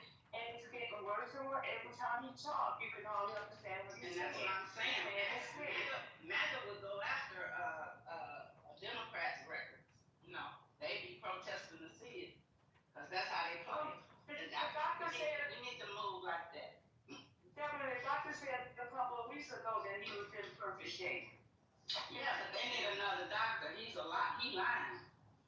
But and I understand. I'm just saying. That's the same doctor that told We don't move like they do. We need that would be a gangster move. I have bad He news. be doing some shit like that. Oh, wait a minute. April says she got bad news. Hold on, Moo. Do you guys know how Trump fucked up the U.S. soybean market by driving China to get its soybeans elsewhere, like from Argentina to other South American countries? Yeah. Now he's going to undercut U.S. cattle ranchers by flooding the market with Argentinian beef. Are you fucking kidding? Yeah. Oh, no. So that was his main purpose of dealing with Argentina. You give in Argentina a lot of business. You got some free money. You got some buyers. Y'all trying to They tell must us. take the Epstein files. I bet they got them. That's where they at. Make Argentina great again. You know what's funny? All drugs of our cattle ranchers. They don't help us. Hell. You know, yeah, go ahead. Go ahead, Jimmy. I was gonna say, it was just real stupid. I was gonna say, I was watching a video yesterday, and you know how he shakes everyone's hands and he pulls them towards him? That president's the only one that pulls Trump towards him when they handshake. I know it's stupid, but it's weird. And for the unbelievers, I'm putting my link in the chat because I don't fucking say shit unless I have a link, unlike the other people that come up in this room. That's because you Go got ahead, Moo. Hold on, Renal. Oops, sorry. Moo been trying to talk for about 10 minutes. Go ahead, Moo. Sorry. Thank you, Ms. Alexander. Really good to see you. Good to see you all. You too, Moo. Miss you. I miss you too. Hope you're all well. I came in here a little late, so if the news has been broken already, I apologize for that. But I read an hour ago that a high-ranking official of the White House, Donald Trump, is considering pardoning Diddy as soon as this week. What? Getting him out. Yeah, they were talking about that. Say again. Pardon this week? Yes. So Trump is actually considering commuting his sentence as early as this week. Whose sentence? Diddy. Puff Daddy. Oh. Yeah. So it's been reported today. Sean the Diddler Combs. Sean the Diddler Combs. Yes. So it's like he's got a year out to surprise Maxwell. Yeah. And Maxwell got away. Rose before Hub. Charges on him? I thought he had state charges as well. No. He does have state cases, but these federal charges won't go away. That's the only thing Trump can do. Somebody said that that the feds is doing like a little game that they may try to, put like a Tupac or Biggie on case, you know what I'm saying? Allegedly. I don't know for certain. Saying that all along. I've been saying that all along. What did Luke say? I missed the whole thing. Somebody was here. What did he say? Hey, good evening, Lisa. So, Hi, hey, Mark, how are you? very good. I hope you're well. You're doing well. Thank you. Thank you. My pleasure. So, what I shared earlier is that Trump is considering commuting Sean Diddy Combs' sentence as early as this week, the same way he did George Santos's. And guess who's next, my friend? Ghislaine Maxwell. Gasoline Maxwell. Yeah. She's next because he's at the now, ladies and gentlemen, where he doesn't give a fuck what you guys think. He don't give a fuck what you guys think you can do because it's nothing. What are you gonna do? Seriously, I'm asking. What you gonna do about it? But here's the thing, Lisa. Here's the thing. It's not making sense. It's not making any sense at all. If you say there's nothing in the Epstein, then why is she in prison? If you say there's nothing in the file, what is she being held for? It gotta let her go. That's why he's king. You don't have to explain nothing to y'all peasants. Yeah, they gotta never know. Yeah. Just because you got them locked up for nothing. If you say there's nothing in the file. But the only thing, that's true. But the only thing I'm waiting for is the response from my MAGA friends. And y'all start running them off so I can have my conversations. What are they gonna say? They gonna find a reason, and it's gonna be a doozy. Don't you guys want to hear the reasons? Even if you don't agree with them, just hear the shit that they make up. No, you do it. You do it. You do it. I don't have none of them to. Hey, Mark, you must have a little bit I'm a Trump supporter. There you go. Hold on. And Ultra said, I'm gonna let you go, Task 412. Ultra said that he heard that that feds gonna try to go after Diddy for Biggie Tupac murder. That's right. Wait a minute. What? Derek got Tupac's murder. Okay, but I'm telling Lisa what was said, what Ultra said, okay? But Ultra's just gaslighting. Why would they do that? Why would they care? You think they care about black men getting murdered? I mean, y'all really, this is, God, please. I just tell Lisa and everyone, I just believe that him being pardoned is, you have to understand that, he pissed off the wrong companies and manufacturers as far as that the liquor brand, that he how much he put down, $300 or $400, and they gave him all of this money and gave him products, and I just believe it's a liability to have cocktails mixed with XYZ. We don't know what it was. Maybe it was baby oil, maybe it wasn't. We don't know, allegedly, but it's a liability to the actual manufacturers of the companies. For damages. Those people can say they woke up the next morning and was in pain. Like, oh my God, what did you have? Oh, I had this screen. Oh wow. Then they would go after them. So tell me, what's wrong with a pardon for Diddy? I'm not understanding that. Me neither. What's wrong with a pardon for Diddy? Nothing. Well, shit, when is the feds going to chop the feds? You came in here thought you were going to get a pushback? Nothing. No, they're saying that like trying to give him a pardon. I think he should. How did Diddy got charged with a RICO by himself? A RICO is an enterprise. He didn't get charged with a RICO. No. No, that's what he got. That was the original charge. It's original. They couldn't prove it. That's why he only got the short sentence. Right. And it's not going to do him any good to pardon him for this anyway. He still has state cases he has to face. Yeah, there you go. He got accused of prostitution for men. Profit state line. It wasn't considered RICO. It was, you need to read the fucking case. I know he beat the RICO charge, but we've been in jail for his prostitution. But Cassie's not in jail for that. And she was the one doing it. She was the one calling the men over and going out with the men. So go told what happened and you're just not. So go arrest her then. Put her in jail. At this point, I don't give a fuck. You know what I mean? Because these are rich people's problems. You ain't got your food stamps, and you worried about what Pumpy doing. It's a good thing that Well, you don't have your health care. You're right.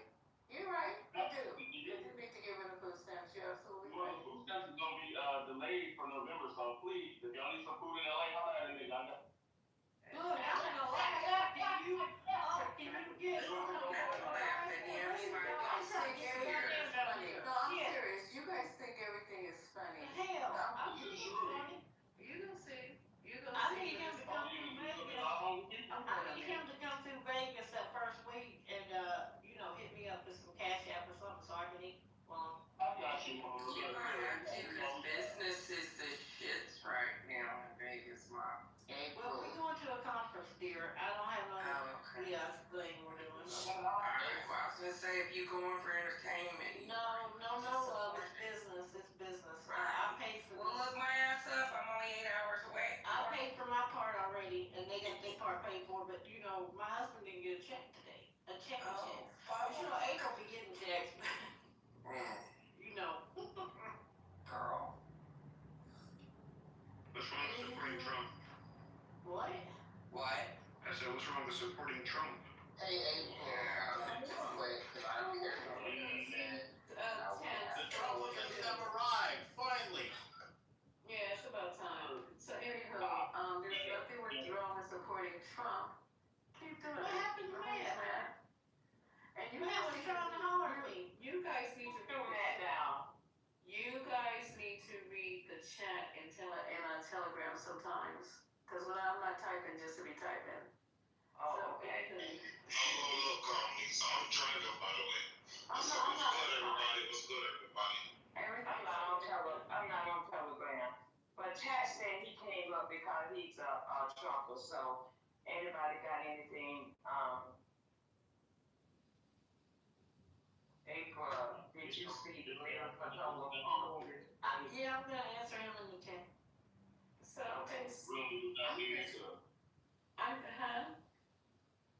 I'm just concerned that everybody's taking everything as a joke right now because the wheels really haven't touched down.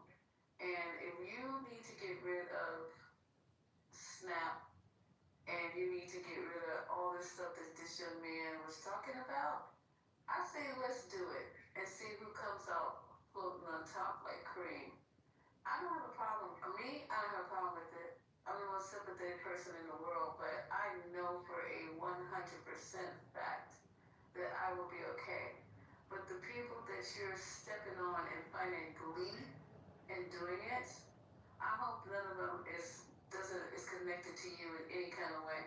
With healthcare, food stamps, Social Security, Obamacare, education, and also trying to get grants to go to school, because I know you guys are just highly educated. You got all these master's degree and PhDs and doctorates and stuff, which is the same thing, but MDs is what I meant. So let's just see how this all plays out. You're so sarcastic, you're so sure of yourself. Let's see where everybody lands. The farmer's going bankrupt right now. Ask them what it feels like. What's wrong with supporting Trump? Go ask a farmer. The farmers screwed themselves. Bro, the farmers screwed themselves. Now they want subsidies. Hey, that's something. Well, they're going to get the subsidies because we need to produce our own damn food as a national. Yeah, they did screw themselves by trusting Trump. That's exactly what happened. April, that's right.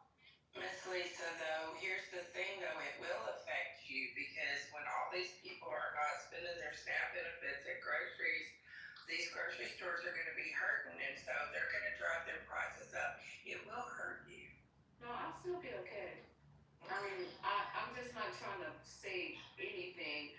I'm just saying, even now, I don't like spending $100 for 3-4 pieces of meat at Costco. I don't like it. I don't like that one steak at Whole Foods is $29. I don't like it. A pound. Like, what am I doing? But what if it was more than that per pound, like 3-4 times that? Okay, 100. We're gonna be vegetarians. Lisa, do you know what happened to me this morning? I went by my Costco. See, you got Costco. Circle K, right, to get my ice. And this man come up to me with 3 packs of meat, T-bone steaks. And he said, you can have these all for $30. I'm like, are you out your fucking mind, bro? $30 for 3 packs of tea. Now you know this man stole that shit straight up out the store. You should have grabbed them. I ain't taking no food from no place. What are you doing? Support that April. Wait till next Thanksgiving or this Thanksgiving when nobody got food stamps. See what happens. It wasn't a black man, Lord. It was a homeless white guy. It wasn't a black guy. Support that white man. Do y'all think if Trump cuts off all the government assistance, it will incentivize people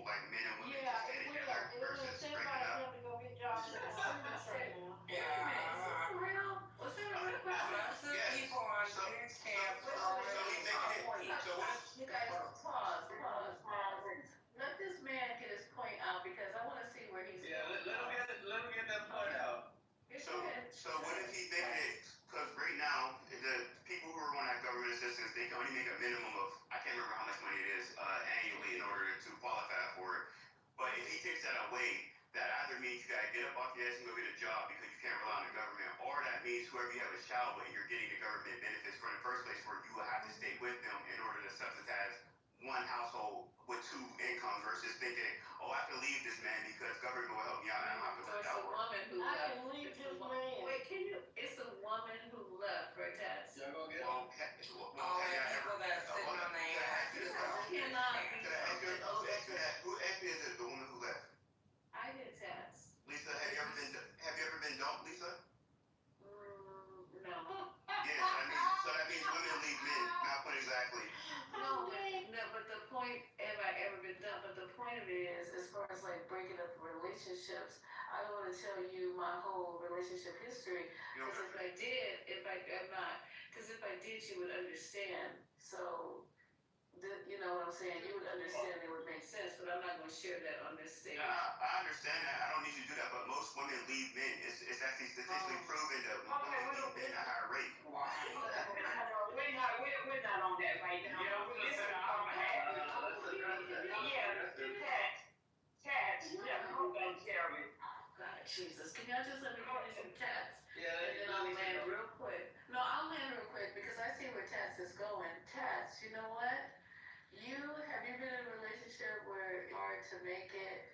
Why do people break up? What's the number one reason that Infidelity,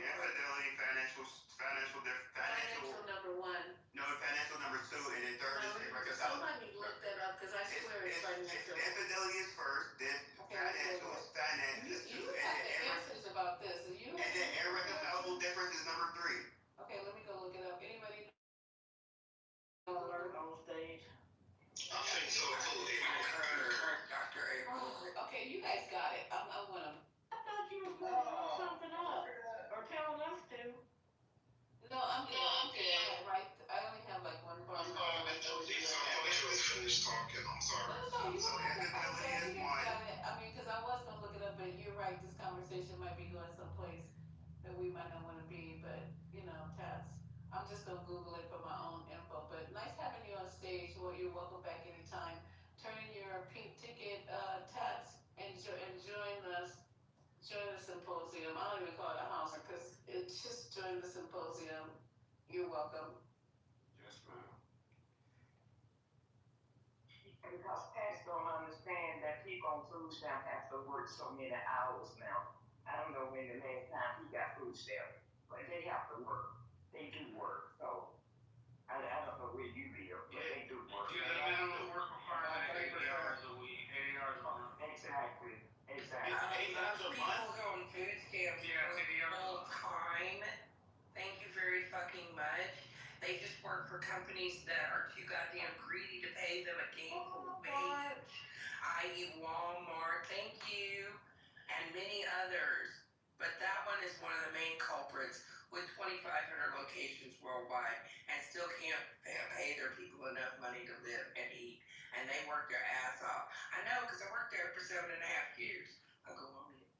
But Ramona, not all states like that, because I know in Atlanta and also in Boston, they have what they call, it's the program that the social services have where they place people on jobs. I know people that have been placed work at the courthouse, okay, and they got paid over $19 an hour, you know, sitting there doing paperwork. So they do pay good, and they have to work so many hours a week. Not everybody go to Walmart, other little minimum paying job, you know. Some jobs Yeah, pay if good. we're making that kind of money, they are on food stamps. My point is that they are on food stamp. They have to work so many hours. I'm gonna look it up to what they call it in Atlanta. Because I know this girl that did it, and after so many months, she became permanent on the job. But he making it seem like people just don't work at all. Like people have to dependent on food stamps. And when people talk like that, Cash might not be on food stamps. But I'm quite sure he knows somebody, might not even be his immediate family. But he's not gonna understand. None of these people is gonna understand until they get home. You understand? So I never said people receive government assistance doesn't work at all. What I'm saying is it's a maximum and minimum amount how much you can work and how much money you can make to qualify for it. So if they say that, let's just say lower class, which is close to poverty, is $30,000 a year, but they won't allow you to make $30,000 because you'll apply for government assistance. That will keep you at poverty state, and you get a job that'll pay you more than $30,000 a year, and it'll make you enough money. And now if you make 40, I think 40 to 50,000 is middle or lower class. So if you're making that much money and you get a partner who also makes that much money, you don't need government assistance. The problem is when you try to do it by yourself, yes, you're going to struggle. We need each other, so why not get rid of the thing that's helping separate us, which is government assistance? Because women, for a long time, and no offense, for a long time they felt like it was okay to separate from the black man because they got government assistance and they didn't really need the man in the household. But now what Trump is doing is he's strengthening the family dynamic, which is you can't do this by yourself, and he's bringing back the middle class being stronger by putting tariffs on it and getting rid of a lot of illegal immigrants. So if he strengthens the family dynamic, They got rid of the man. Are you sure that was the reason they got rid of the man? Who's the man? You said women got rid of the man so that they could get food stamps. I'm not saying that's the reason, but it definitely was. It helped. The fact that they say this all the time. In the black community, the black woman divorced the black man and married the government, and that's why, for the most part, at one point, women. And you believe that? Why y'all like you believe that bullshit? Why are y'all like this? He has a script. He has to complete his script. Can I say one thing? So when we talk about all the races of women, there's a reason why in a black demographic, only black women say, I'm a strong, independent black woman. And you ask them what they're independent of. What they're independent of. We have a right to say it. That's fine, but in the fact that. Do you know there's more white women on food stamps than black women? Nowadays there are. And that doesn't. I don't care what day. This day it was too. No, but they make up, understand that white people make up 73% of the population in America, where we only make up 13%, so they should be on it more than us. There's more of them than there is of us. Seriously done right. I'm really fucking bullshit. I'm not even asking why he like Trump. It's apparent.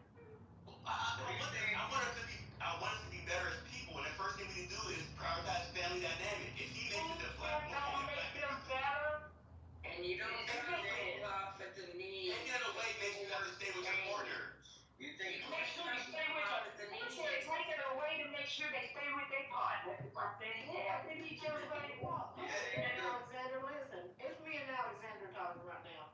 It's some men who can't get a woman or keep a woman, and they the one want to tell you that you're the reason that they can't get one nor keep one. And that's what's going on right here, right now. You saying I can't get a woman, or what are you saying? What would get rid of you because whatever you like, sir, because your reasoning skills are questionable. That's all I'm saying. What did I? If a woman get rid of you because to get food stamps, then you ain't doing what you're supposed to be doing. Hold on now. This is what happened over time. So if they incarcerated a lot of black men and they got us hooked on drugs at one point, and they gave women government assistance, they would prioritize security with their family and children over the man. So if you're on drugs or you can't take care of the family, yes, I'm going to say. And think about it this way: government assistance, Section 8. It's the idea that. The fuck ain't gonna have no man who's on drugs. I'm just saying that. Yeah, I'm talking about. Listen, it's back in the day. So let's think about it this way: Section 8 is the idea of one income. You can't make a certain amount of money in order to live here. And if you have two incomes, then you don't qualify for Section 8. So a lot of women, even in the black community, because I grew up in a situation when it was time for them to do it, that's not true. Well, yes, that's not true. That's not true. What's for not true? That's not true. The stipulations for Section 8 that you recite. That's right. You can't make over a certain amount of money to. No, you said you had to be by yourself. No, that's right. Two incomes will overqualify for it. So that's not necessarily. No, man. That's a little bit of yourself. It's based on your family size. You need to look it up. I live on housing. Let's say you got 20 kids and it's me and my husband. What's next? They don't let two incomes in the same household. That makes it a certain amount of money. That's a lie. Look it up yourself. You know me, married. You talking to people that have lived in housing. He only got one in his household. I lived in it too. The fuck? Wait, time out.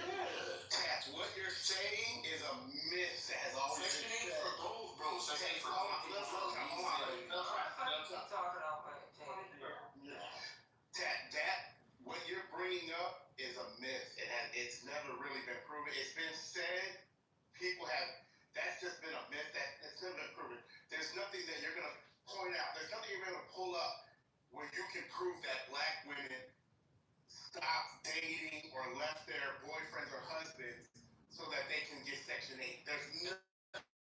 That's what I said. You're not even listening enough to the argument, having conversation. I said back in the day when it was something when people got government assistance, that's what it was. They thought to themselves, I don't need a man because I can get the. That's what I'm saying. You gotta prove that. That's something that you are not. Y'all, someone move Little Trump down.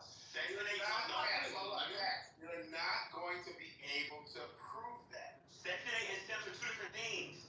You're either thing. You're not going to be able to prove it. I know. I hear exactly what you're saying. You're saying that people with single. Is that what you're saying? You said people became single, so women became single. Is that what you're saying? No, that's not what I said. All right, say it again. Say it again. I said the idea that the black women divorced the black man and married the government. They prioritize their security, which is a household. No. Am I in the Twilight Zone? No. They'll still deal with it, man. They'll still entertain it, man. But we don't. Okay, so you're saying women kick the man out of the house, right? For that reason. It played a part in it. Okay, prove that. That's a myth. It's a myth. So tell me. Let me ask you this. You said you're in the Section 8, right? Mm-hmm. Now, most of the majority of people that live in Section 8 also get food stamps. You get stamps, right? I said I lived there when I was a kid. I'm a grown adult now. I know who stands for Section 8. No. Don't talk like that to her. You crazy? You the Section 8, ATE, you ate everything in the cupboard except bitch. She's asking about your childhood, bro. Come on, look what you can tell us. She thinks I live there now. And you live in Section 8, like I said, ate everything. When I was a kid. Well, you did live in Section 8 as a child. How would you know about this for Section 8 as a child? Because it's still the same thing now. You starting to pay? No, it's not. How would you know that? What I'm telling you is, you were a kid. We'd like to hear about your experience as a kid, but you weren't the one saying, right? A rich person cannot walk back in a rich person. Why can't you have to be under a certain income? Why can't you still have to income? It's talking, go on mute. Well, why can't you just put the requirements that are currently now, because I don't know them. What are the requirements for Section 8? How do I qualify if I want to get Section 8? Somebody was saying it. All right, about the income. So I have the requirements if anybody wants to know. And you're gonna have 11 to your work. You have the requirements. I would like to apply for Section 8. Can you please post a room so I can go apply tomorrow? Thank you. Appreciate it. Okay, so if you're two people, right, and you have income less than $24,000, you pay 30% of your AMI, which is your annual monthly income. Two people making how much? 24,000. That's my point exactly. If two people make $40,000, you pay 50% of your AMI. If two people make $63,000, you pay 80% of your AMI. Now, if you have four people in your household, that rises to a cap of technically $9,000 for the 80% AMI, and the floor of that is $30,000 for the 30% AMI. Now, when Section 8 first started, see, I worked for HUD when I was a kid. Well, when I was in college, right? It was what people think was single income household was an assumption of a single household model. And that meant they only used the head of household income unless they were legally married. That's why people misconstrued the rules and regulations for HUD. Is that not the point though? The fact that two people, what job? It's the size of your household, dude. You could be two people with 20 kids and your ass is starving and you can't pay your rent. What's going on here? That's poverty. And that's what I said before. That's why they need to get rid of it, because it teaches people to stay under the poverty line. Did you get a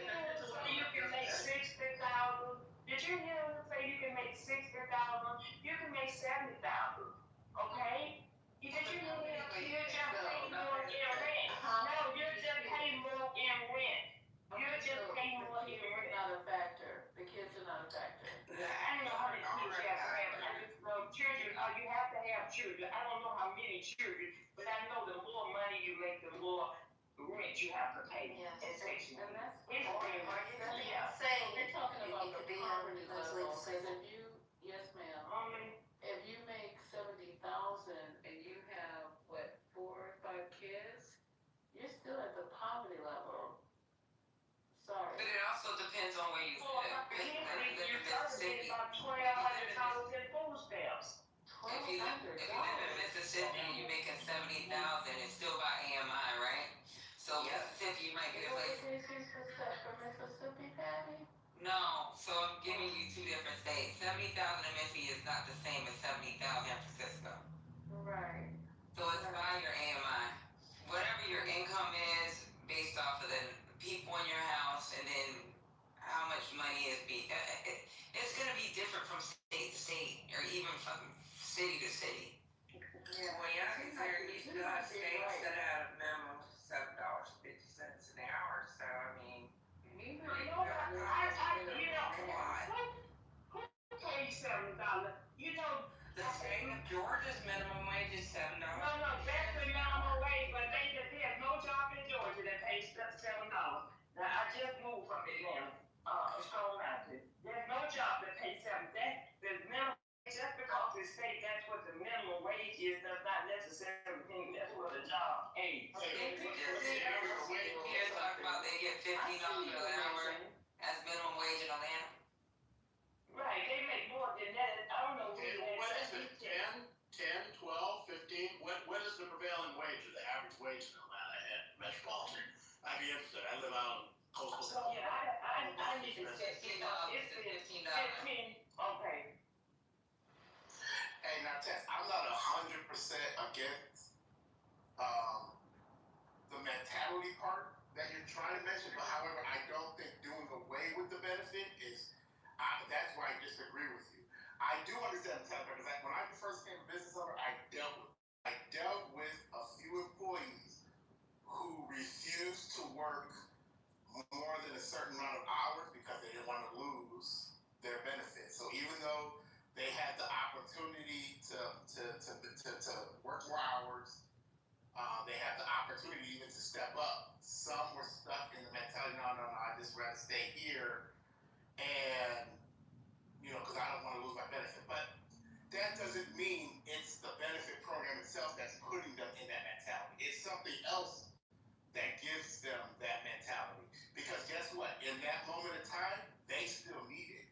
So JD, I had a friend, right? And I told y'all this story before. She was going to school. She had her whatever certificate you got, where she would she worked at nursing homes or whatever. She was going to college. She was living off of Section 8. She has a kid. What ended up happening, as you made more money, her rent was going up. So it still kept her in a block. When she was getting ready to graduate from school, she was already working. She was already working at a hospital, right? Cleaning. They wanted to move her into another position because they knew she was getting ready to graduate. She was already working at the hospital. The problem was she could not do it. So that's where it's really sad because she was like, I can't do it. If I do it, my rent's gonna go up. I may fall off of Section 8. I still gotta take care of my kid. Like, the only thing that was her saving grace is having a friend that said, hey, you can stay with me for a year, finish your fucking school, take the fucking job, because it's the only way you're gonna get out. Now, she didn't have a mom to help her. She had to depend on a friend, a homegirl. Patty, that's what I had too. His thing was, I fully understand what you and JD saying, but that's not what he said. He said that women was destroying their home, like women was getting their men and rather be married to the government. That's what he said. He wasn't talking about sacrifices. That wasn't what he was saying. He wasn't talking. I'm getting girls want to get married. I'm getting rid of a man if I'm living in a house. Listen, You're making 70,000.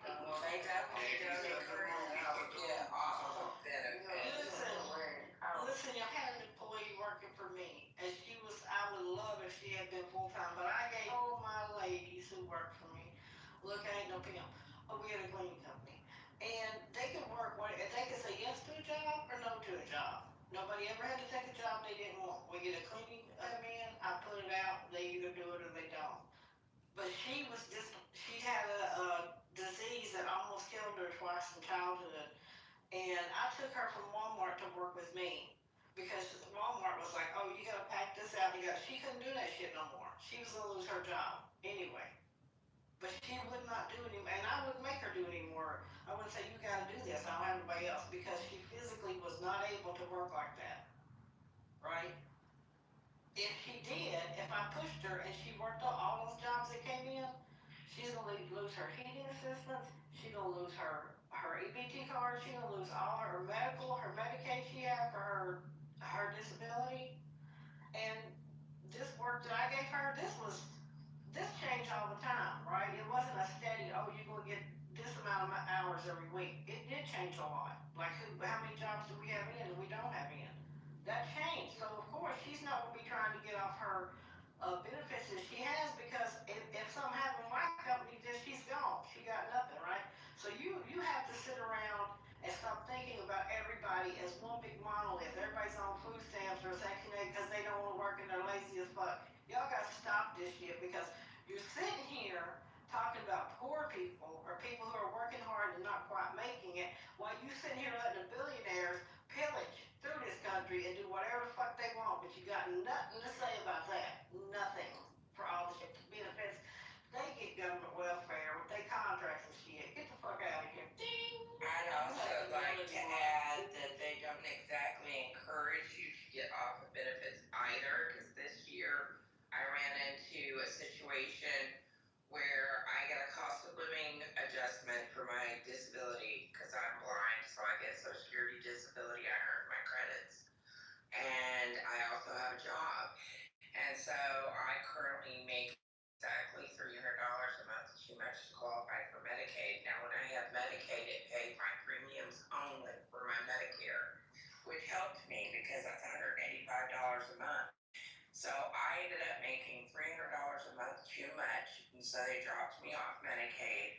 And instead of taking out my Medicare immediately from my check, they waited 3 fucking months. So I went through June with a check that was $600 that I had to try to squeeze through June to get to July because I had to get back on track. And you know what they said when I called Medicaid to find out when I needed to start paying my premiums myself? She goes, why don't you just lessen your hours at work so you're still Medicaid eligible? I'm like, what the fuck? Aren't you happy I'm not on benefits? I mean, what is this bullshit? You know, I'm sitting here trying to figure out how I'm gonna, retain. Doing you a solid. Because I'm doing better. I'm happy not to be on Medicaid anymore. Do you know what a pain in the ass it is to fill out that paperwork every 6 months to tell them every goddamn thing about you but your underwear size? And then there also is the fact that I have to stay under a certain amount of income, because if I don't, I'll lose a third of my income. Because they give 0 fucks. If I go $1 over, they'll take my whole check and my Medicare. That's a third of my income. That's why people won't go farther than what they're allowed. It's that cliff. There are people that are 1 to 2 paychecks away from disaster at all times. That does not make them lazy.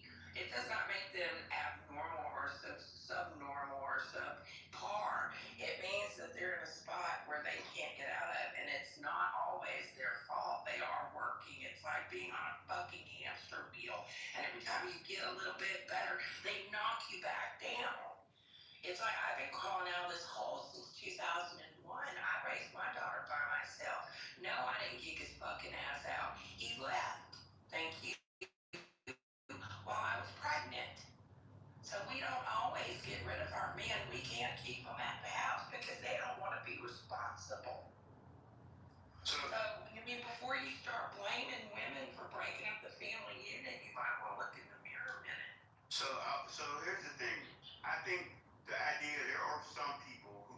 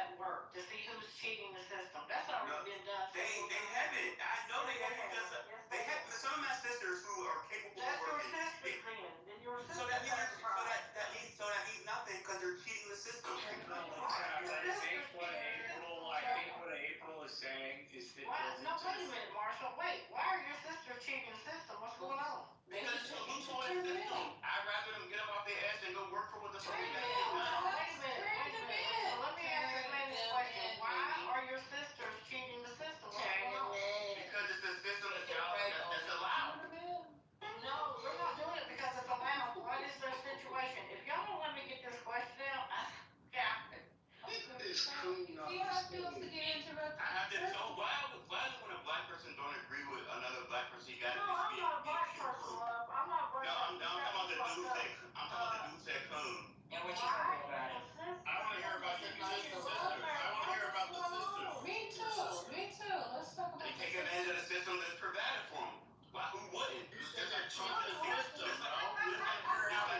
Just like Trump. This way he's taking advantage of it. I told you. I'm not. I didn't receive government assistance at all. But your parents did, obviously. When I was a kid, They from the office. Right, I don't know who you are, but you got to go. No, only can say. So I get Listen, kicked I'm off. only gonna have to stop coming off mic then. Only. Can you hear You're me? talking to me and you're talking over me. Oh, I'm No, sorry. I'm not talking about you, Ted. I'm talking about this person that keep coming off mic. I apologize. Talking on you.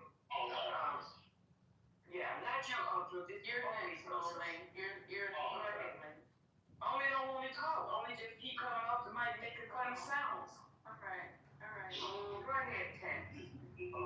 I'm just saying I'm just saying, just like Trump admitted to taking care of the tax cut that Hillary Clinton was for her donors and stuff like that. He said, I know the system's rigged because I take advantage of the same system, and she won't change it because her donors and the people that she support are also taking from it. So we understand it as a system that people are taking advantage of it because it's there and it's allowed to.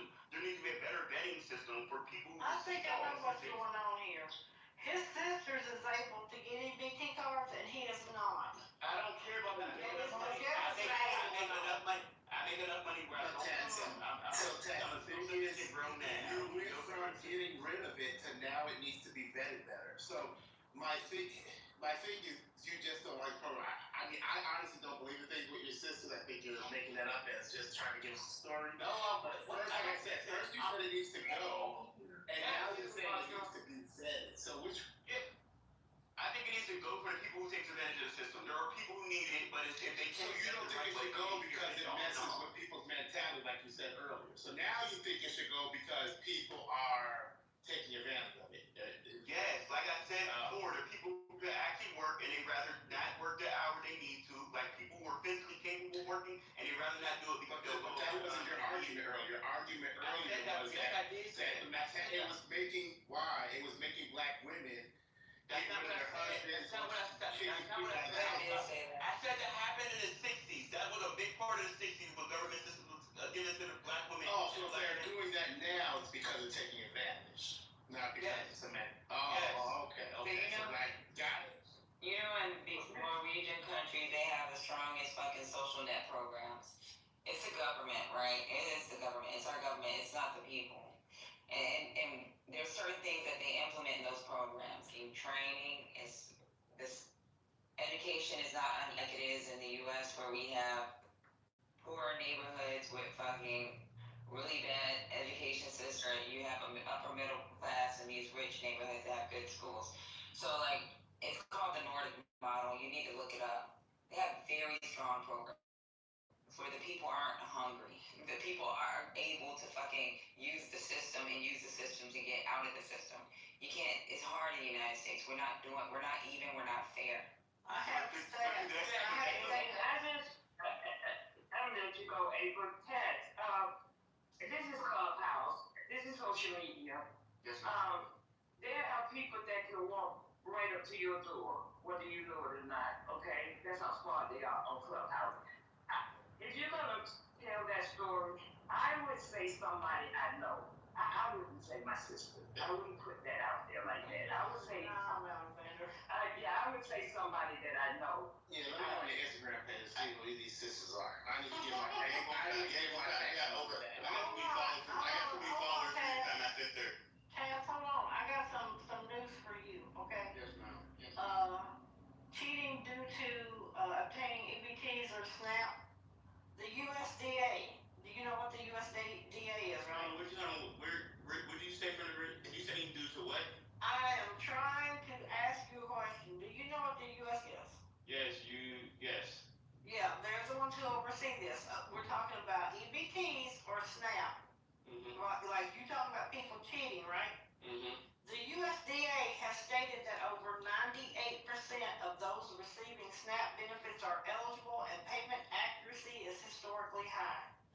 Congressional Research Service report determined that only about 14 out of every 10,000 households were investigated and found to have committed fraud.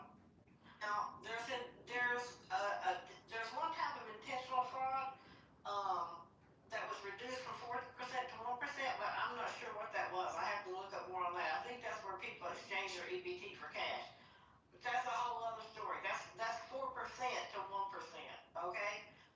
Improper payments are another area of fraud and error. And anybody who's dealt with the government, who's got any type of payment from the government, sometimes the government overpay you, but they make your ass pay that back, right? That's 11%. Or they think they overpaid you. 11.7% of SNAP benefits were paid improper, but that's on the government end, and it's usually a state level error. Now, because of COVID, the state I live in, they really fucked up and messed up the payments, right? So they have billions of dollars that they have to pay the U.S. government because they fucked up. That's not the people. That's the states. And then theft via scams is a growing problem. But that's still not the people who apply for SNAP or EBT being fraudulent. So when I tell you this, and I know you're probably not going to carry it forward or it's not going to get through your head, but the USDA, who oversees SNAP, right, and EBT, said that over 98% of those people receiving the benefits are eligible and payment accuracy is historically high.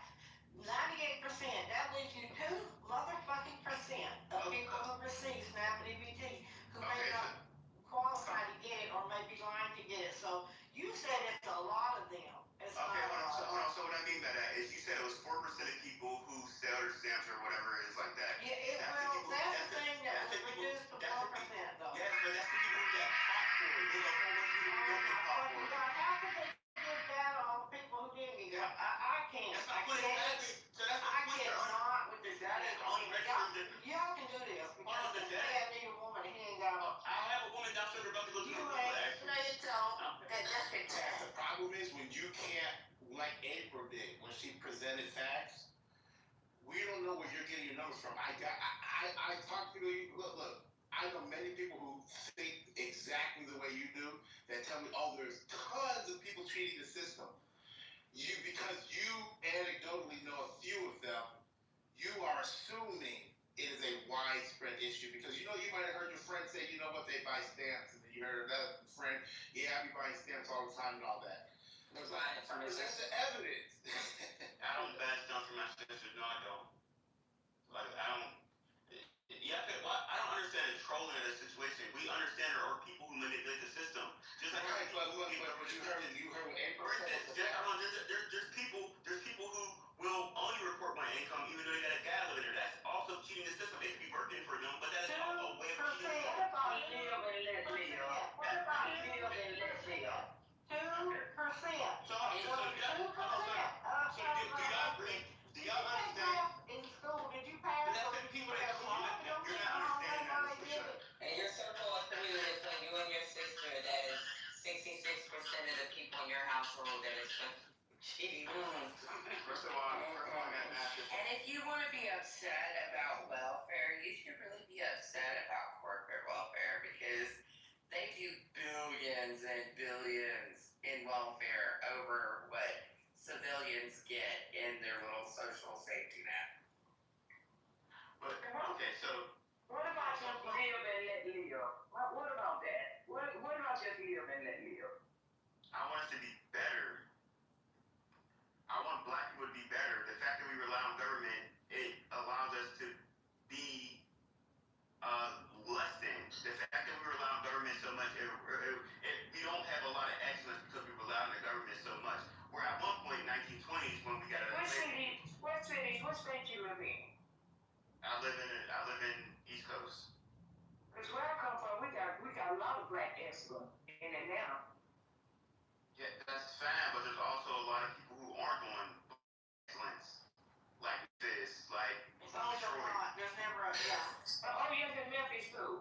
It's a minority. Do you understand that only 8% of Americans, 8% of black Americans make 7 figures? But here's the issue. That's not a lie. That's not a lie. You want to start with benefits. Well, guess what? I don't think that's the starting point. Man, maybe a future conversation, but there's so many things like you if there's many other. No such thing as systemic racism. Oh, okay. I guess there's no such thing, bro. You don't know you're in. Yeah, there we go. Right there, you just showed you're a young person. You're ignorant of your history. Or ignorant of history. What is racism? You're right. Could anybody under tell me what racism is stopping you from doing? Can someone tell me what racism is stopping you from doing? People that have been historically excluded from full participation in the economy. Maybe you need to fucking look at your own people and see what's going on with us. Can you tell me how racism is stopping you from being great in America today? You just said there was no systemic racism. Can you tell me now you've changed the goalpost. How is systemic racism stopping you from doing anything in America today? Okay, for one thing, I'm going to tell you one thing right now. Tulsa, Oklahoma got destroyed. We don't know what kind of black wealth could have flowed out of that town. No, bro. Yeah, I'm talking 1920. It's 100 years later. I'm going to tell you some other places, okay? Name something that happened in my town. You have no idea. You're going to say, so we should accept the massacre of a major black metropolitan area with financial wealth because it was 100 years ago. And you're going to tell me that has no consequence? You don't know your history, brother.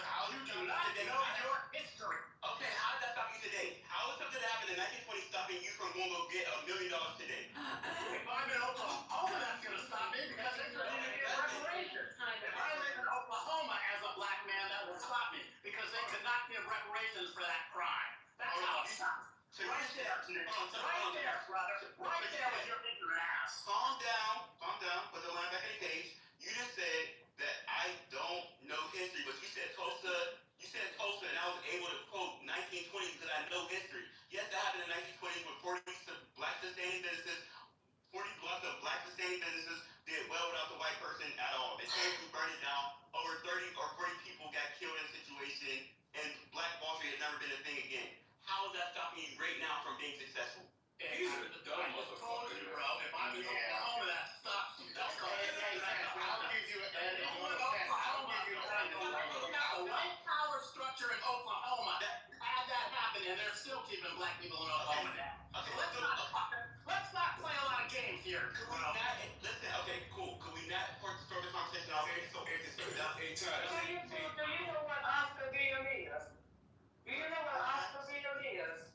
That was 100 years ago. That was I think in the 50s. Yeah, I think that was in the 50s. Oscarville is under Lake Lanier in Georgia. He's purposely playing dumb. He can't be this. No, I'm asking how is it affecting you? Yeah, because apparently he doesn't understand what compound interest is. I just looked up some shit from today. Washington Trust Company, Rhode Island, 2016 to 2021. There was a settlement in 2023. The bank agreed to pay $9 million to resolve allegations of redlining, undercutting mortgage access to black neighborhoods. City National Bank, Los Angeles, 2017 through 2020. The DOJ announced a settlement in 2023, $31 million for allegations that City National underwrote mortgages in black neighborhoods in Los Angeles, including minimal branch presence in those areas. The mortgage firm, Inc., Miami area, 2016 through 2021. The DOJ announced that the non-dispository mortgage lender agreed to pay $1.7 million to resolve allegations it engaged in pattern of practices of redlining, lending discrimination by avoiding mortgage services in majority black and Hispanic neighborhoods in the Miami, Fort Lauderdale, West Palm Beach metro area. The DOJ alleged that the firm's mortgage applications in predominantly black neighborhoods were far below their peer institutions and that the lender failed to locate a branch or actively market those neighborhoods. Those are just three. There's more. You want me to read more?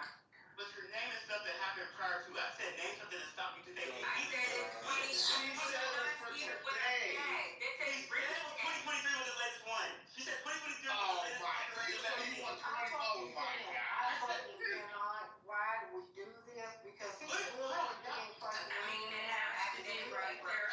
2024 academic paper using the expanded 2024 academic paper using the expanded Home Mortgage Disclosure Act found large disparities in approval rates by race, ethnicity, and after controlling for creditworthiness. A report titled "Racial Disparities in Home Ownership Documents." This is not. You said 2024. This 2024.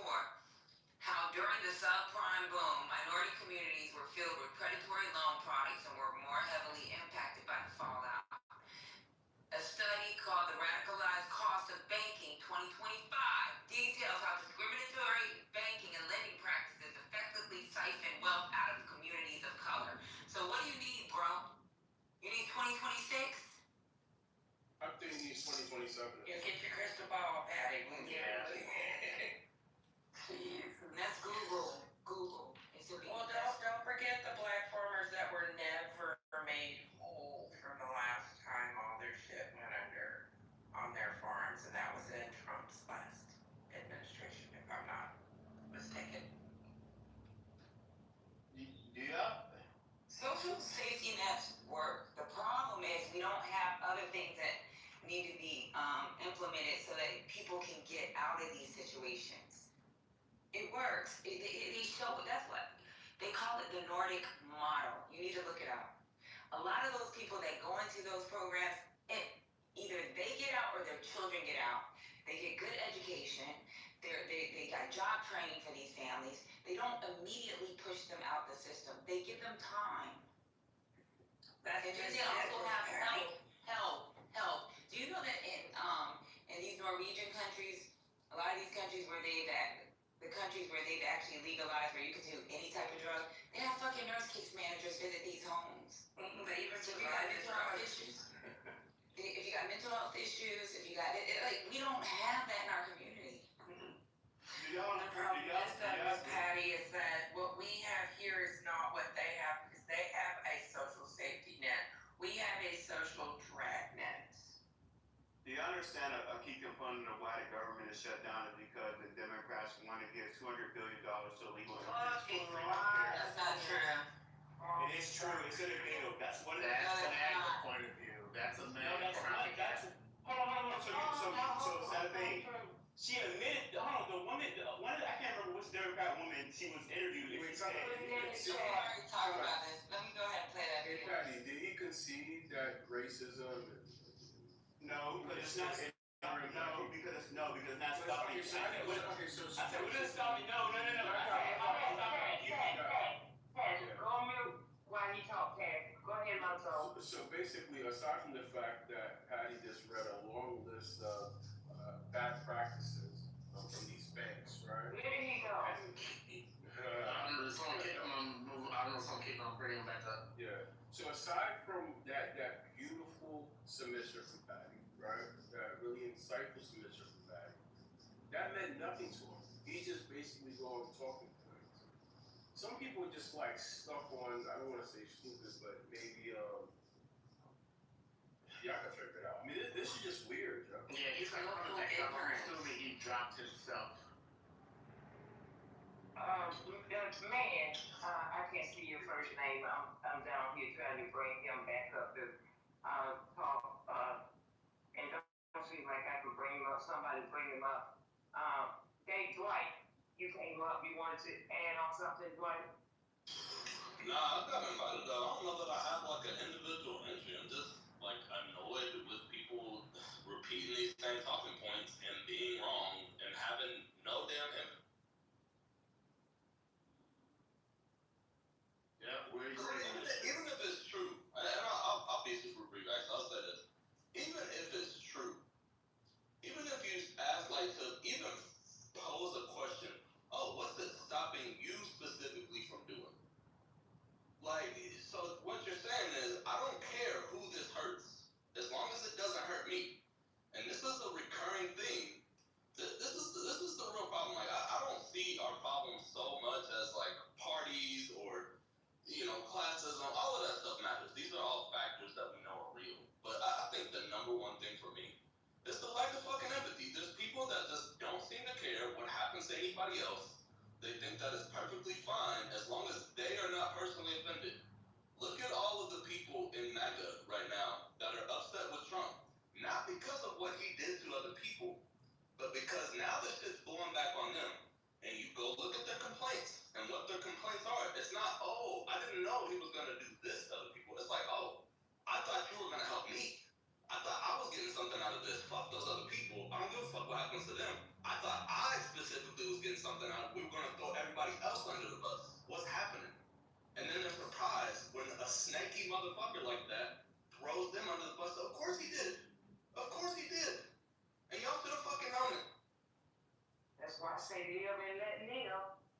always try to bring him up. I tried to bring him back up. I can't bring him up. I don't even see him. He dropped himself. I didn't drop him, but I was trying to bring him. He's always at the bottom. He's at the bottom? Alright. Yeah, he doesn't want to. We say friends. Alright, I just invited him.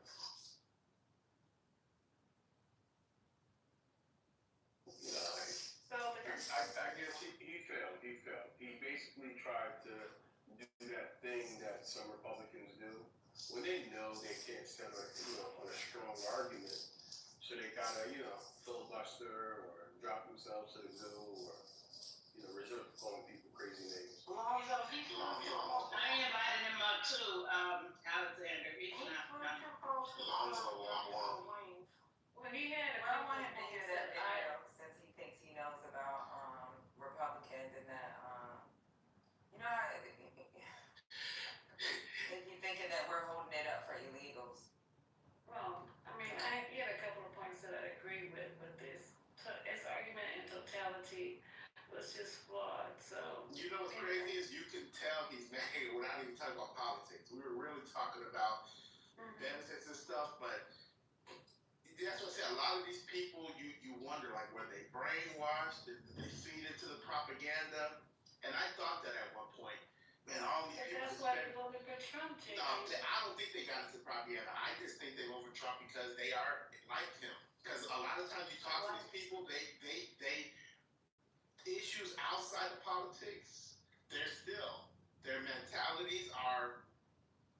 It's still MAGA. You have conversations that have nothing to do with politics. And it's just, their mentalities is just, man, they're MAGA. They always side with white supremacy. They always side with, I'm not going to use a less term, but these weird talking points. You can just tell. I think it's a mess here. Like black men are watching black women get educated. They're seeing us get these jobs. That's a problem for a lot of them right now. Yeah, that's true. And it's not only black women, women as a whole. So if you look at the numbers, all women, it just happened to be that black women, by percentage of our existence in the United States, we just happen to have a larger group that are actually graduating with our bachelor's degree. But women as a whole, if you look at the number as women and not break it down by black, white, Puerto Rican, Asian, whatever, women as a whole are getting it. They're the ones that's actually getting these degrees out here. Men are being left behind. Women are getting jobs. But we make more money than y'all. We're getting jobs that they didn't. We're better than y'all. We've always been better than y'all. Yeah, you are better than us. There you go. You are. It seems like you have the highest No offense. Sorry, go ahead, ma'am. I'm sorry. It's nothing to argue. You said you. No, you got it. Whoever was talking, you guys got it. I was just gonna say, it seems like these people that we have such a hard time understanding live in like this middle twilight zone where they don't have white privilege, but they have enough privilege in their life where they don't have empathy for people who are less fortunate. They don't understand it. And it has to be right there on their doorstep. It has to really be affecting them directly in their face, like a face plant in the face with a fucking metal chair, for them to understand that it's affecting all of us. And so I just call that the twilight. You can't get through to them.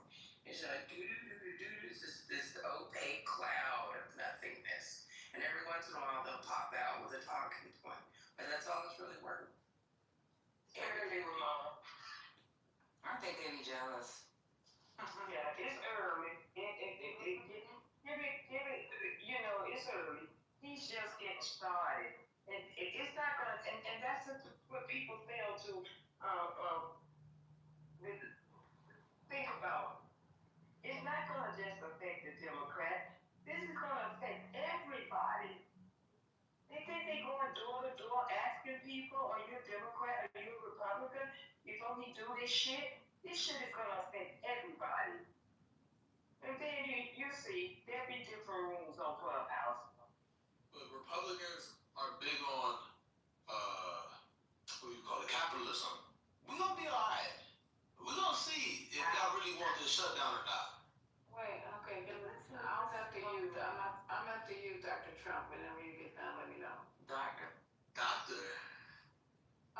Most of them are doctors, but go ahead. That was funny, huh? Just in case I'm covered. But it's no fault of ours that we are in school. See, it takes effort to get what black women are doing. We can't do it sitting at home watching Ricky doesn't come on. Watching what is her name? I forgot. Whatever shows are on, there's an effort. Yeah, there's an effort that it takes. And most of these women who are going back for these higher degrees have children, right? And it takes an effort to be able to go to work in the daytime because you can't even afford not to work. Something, because you still have to qualify for the quote unquote food stamps that we're all on. Then to raise the kid and go to college at night, it takes an effort. And because black men don't have that drive anymore, where it went, I don't know. It's the woman who's doing it. And I said this a million times. It is the black women that are holding up the black community in every possible way. Emotional, financial, social, educational, every freaking possible way. We're carrying them on our backs. And it gets to be a little bit tired. Then they want to complain. You know what I'm saying? You're not taking care of the kids. You're not helping with the homework. And I'm not, and then when I say you, please don't, because you know what I mean. And I don't mean everyone, because there's statistics showing that black men are actually involved. Where those statistics came from, I love them, but involved in raising their children, involved in that. But I'm just saying, as a majority, that's not happening. Because I am at the PTO meetings, I'm at the PTA meetings, I'm at the schoolyard, I'm helping with doing the tutoring for math and science. I'm walking, I don't see y'all. And I've been doing this for a while. So it's not like, I'm saying this out of some shit that I just started maybe a year or two ago. I'm talking about for over a decade. I don't see you guys. So where are you? Complaining. They don't highlight the fathers though. They highlight the rappers. That's the problem. They highlight the superstars. You know what I'm saying? You gotta highlight the guys that are really doing it, because there's a lot of guys. And I'm Dominican. I'm Dominican, so I'm gonna stick up. I ain't black, but I'm Dominican. I don't rap, but I'm gonna stick up for the black man. Okay, well you can stick up for the black man. They need all the help they can get as far as like getting those numbers up. But why are you making it a bad thing that black women are sacrificing, got their backs bent over because you're heavy? Oh, damn. No, seriously, Shabbat, at this point, I'm just... Everyone should know by now that, yes, that's true. That's been said on this I'm glad to hear a Republican. Now, let's talk about what you said. You saying that Republicans are more financially... We more capital, now we capital, like, yo, we don't get it. Look, right now, You can't get it. Well, I'm not even gonna talk about me. So why I'm talking about in general. In general, right? Like. So he's saying he don't go get it. But why is it weird? The president had to fix the economy behind a Republican. So you had Reagan. After Reagan came Clinton. Clinton had to fix the economy. Then came Bush. Then guess who had to fix the economy? Obama. Then came fucking Donald Trump, adding trillions of dollars to the economy. And guess who had to come behind it to fucking reinvest back into the economy? Biden. Talk about... So then now, what's going on now? We got another Republican. What's going on with the job? The country reestablished itself. What happened in July? No, so even real estate investors, right? Because Cindy Stumpo had to fucking admit this shit. She said the most fucking money he makes is under a fucking Democrat president. You know why? Because they always want to build these fucking cheaper homes. And when they build those cheaper homes, and it's not her, it's her friends, because she said she makes these multi-million-dollar homes. But all her friends make money. You know why? Because there's all these fucking tax abatements, there's these fucking write-offs they get, because fucking Democrats want to fucking build homes for people that can't afford them. And what happens when they can't afford them? People make money under, the fucking farmers make money under fucking Democrat. But this was all built off of capitalists. You don't get this formation of a country without that. Because this is a capitalist society. Whether you're a Democrat or you're a fucking Republican. This wasn't built on communist views. Nobody is just giving away cash. Nobody, Democrats and Republicans are not socialists. Okay? It's aiming towards that. No, you know what they wanted to censor us. Oh my God. Didn't they censor everybody? I'm not being loud. I could be quiet. But check this out. It's a fact that they censored us on IG. They censored us on Facebook. Exactly. Now you trying to censor me. You see? That's how they do. That's communist right there. Communist people want to kill people for what they say. That's communism. You're getting... Right. Yeah, because I don't have the influence, but if I did, you try to shoot me, right? Sir. Now you talk about when you're kid. Didn't nobody kill him for what he had to say? It's not just him. It was Kennedy. They killed him. Whacked him. Some wackadoo Kennedy was not a whacked him. Kennedy Yeah, but listen to what he said. They killed him for his deficit. When we have Republican leaders, we lead in a deficit every damn time. The poor people don't know how to make money. That's what it is. Become and balance it. You're not understanding. If we didn't come in and balance it, we would be fucked like. We would have been in 5 wars right now if y'all would have been in power. No, that's even worse than being in a deficit. Why?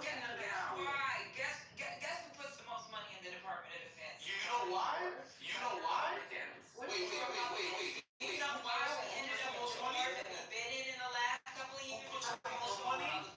It was a Wolfowitz. Republicans put most money into defense. It was a Donald Rumsfeld that came from the fucking Reagan era and came to Bush.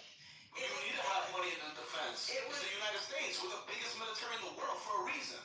We get the most Anybody want to fuck with us, we step on them. That's what we do. Understand that. You don't even know what it looks like.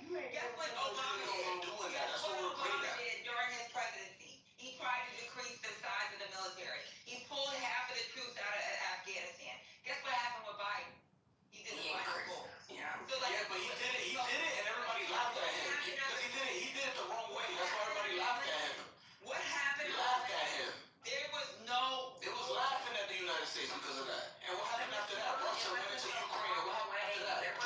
China started using their navy, right? You remember that? No. That's what happened because they lost respect for the United States. So it's like, nah, I'm doing this. I got 3 years left for Biden. I'm doing this. Listen, there are people in here that are in the military, and we're in the military at that time. Thank you.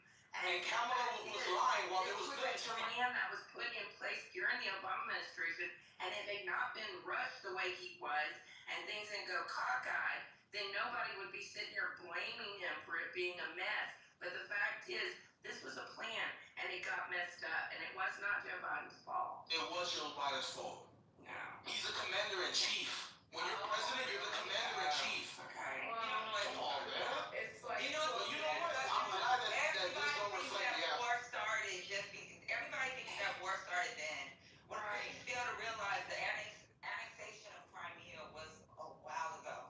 They were attacking within Ukraine even during that time. That's why, remember under the Trump administration when he tried to hold back funding from Ukraine, Zelensky, and tried to bribe him to fucking make up a goddamn story, and Zelensky wouldn't do it. And we still had to release the money because Congress said they need to release that fund because it's already appropriated. Remember that? There was money still in Ukraine. You know why? Because there was an internal war going on between Russia and Ukraine. It was large scale as it is now because what they decided to do was continue to move forward. So stop. That would have never happened under Trump, guaranteed. Dude, under Trump, Ukraine would have been given away. Guess what Trump said today? Give yourself away. He said, give them the Donbas region. He said, give them Crimea. Do you know what the Eastern Bloc is responsible for? You understand what they're trying to take away from fucking Ukraine? If they take that part of Ukraine, that is a major port. On top of that, they've already saying give them the Black Sea, which is Crimea. That'll be a second major port.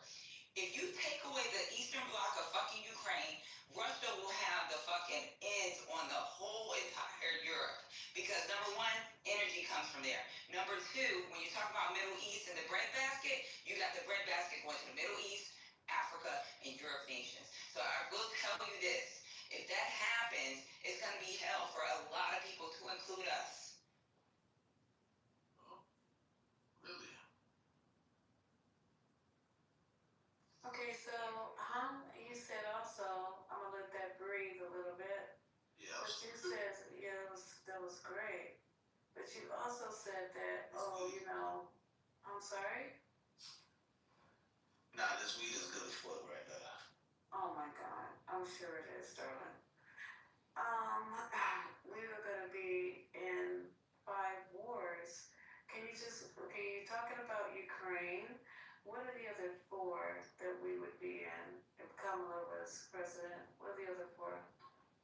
Yo, if Kamala was president, yo. Just questions. I'm not trying to challenge her. Just questions. Some look like what? Korea? China? Yeah. China. Have you been to Korea? Come on, man. Look at what China was doing with their navy. Pushing up mad clothes to our fucking navy. Cause they didn't respect the commander in chief. They was fucking pumping they puffing their chest out. Patty.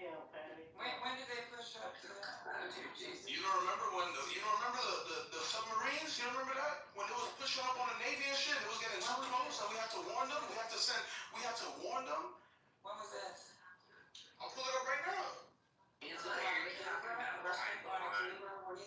up right now. So this is the thing, right? You ever heard of the one China policy? You're trying to pull it up from his ass. So we try not to recognize Taiwan as a freaking separate nation, but in a way the United States still does. We don't congratulate them when they win the president, when they have a new president.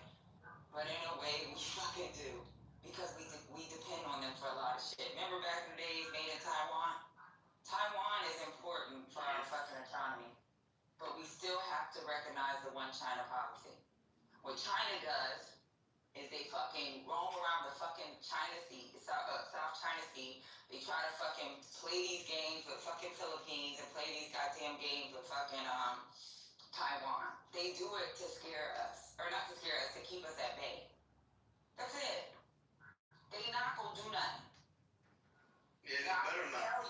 I will tell you this, that last meeting that they had this summer, where India fucking showed up and they ain't show up in 10 years. Now there's a fucking alliance. And you know why? It's because of Trump and his big fucking mouth. He done pissed the fucking Indian, he done pissed them off, and they done went and showed up.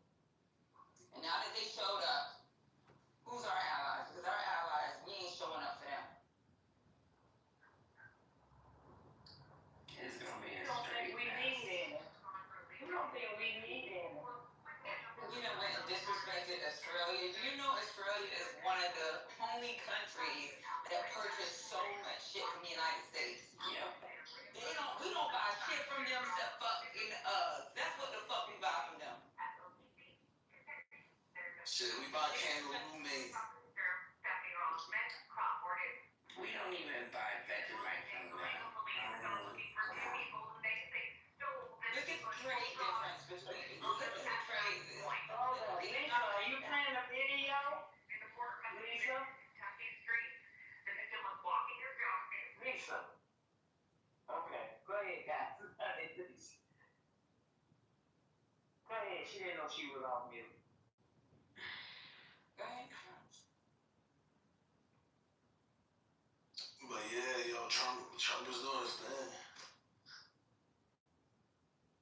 And he's doing his thing and we're suffering for it. Is he likable? Listen.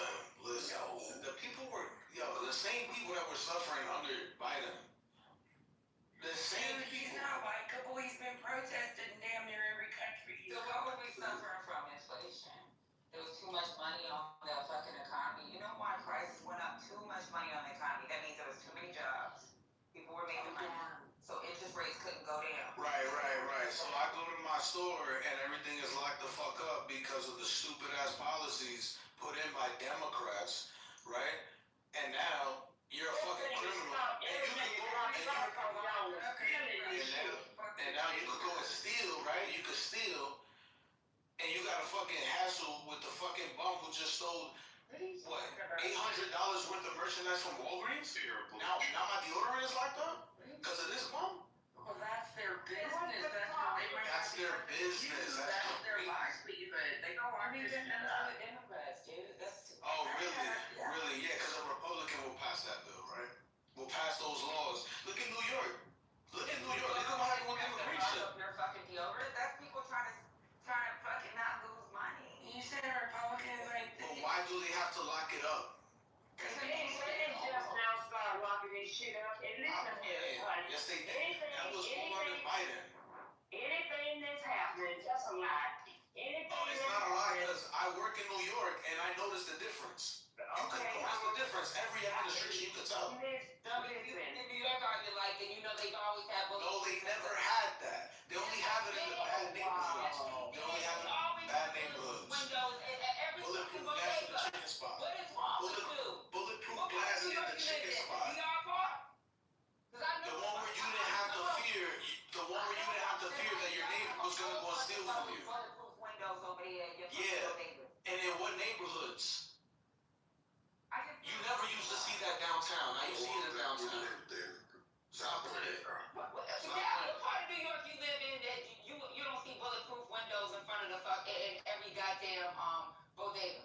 What part of New York you live in where every single part of the bodega was bulletproof? It wasn't in Washington Heights, I'll tell you that. I'm talking about the part that protects the people. In downtown, you never used to see that shit. Now you see it in downtown. Uptown, I understand. There's more people uptown. What's the problem with it? It's a safety reason. What's the problem? That's what The problem is the loose policies protect criminals, right? Where to the point now they don't even have to post bail. That's encouraging crime. What the fuck? Do you know there has always been? Nah, ain't no always. You used to have to post bail before. No, not for every crime. That's a lie. Not for every crime. There's plenty of crimes that people didn't have to post bail for. Oh, really? Okay? Really? Yes, really. Everybody's so why it became an actual issue in New York in the past 2-3 years? So what Trump is talking about something in New York where they have the no cash. Yeah, the no cash bail. Yeah, there was a lot of poor people that were homeless people. That were committing crime, right? Yeah. So let them out, right? You from New York? So you from New York, right? You said you from New York. I'm from New York. Right. So they always stereotype y'all black males. You know that. Even with the fucking cabs, niggas don't want to stop for you. You know that. I wonder why. You grew up during the stop and frisk era too. Remember when they used to gather niggas up and then take them down to the precinct and say, "Oh, we just gonna." He's not black. He's not black. And you're gay. You're very gay. Hey, Super. Yes. You know at least one black person. Go ahead. This has been a decent state all night long. We're not doing that name calling shit. Well, that guy right there, he's always kicking me out. He has a vendetta against me. Listen, you're not getting kicked out. You're talking, but you're not gonna be doing no name calling. We're not doing that. We don't give a damn what nobody's perspective on this goddamn But he state. better be on his best behavior. No, you better be I'm on gonna be on my best behavior. I'm gonna be on my best. He better be on his best behavior. You better hush. You don't dare nobody on this stage. Now you can keep talking about Trump and don't come up here with that name calling shit. Go ahead. Yeah, and he wasn't talking shit. He was clarifying to her point. Right. But if you live during stop and frisk, remember when? Because this happened even to my brother.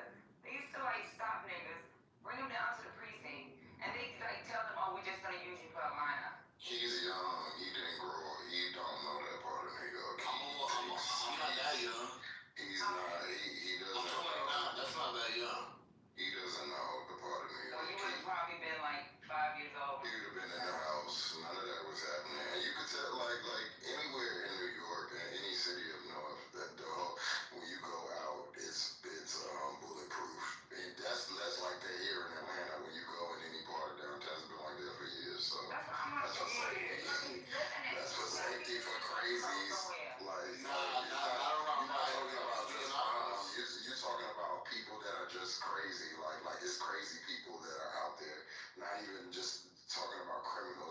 and crazy shit just happens.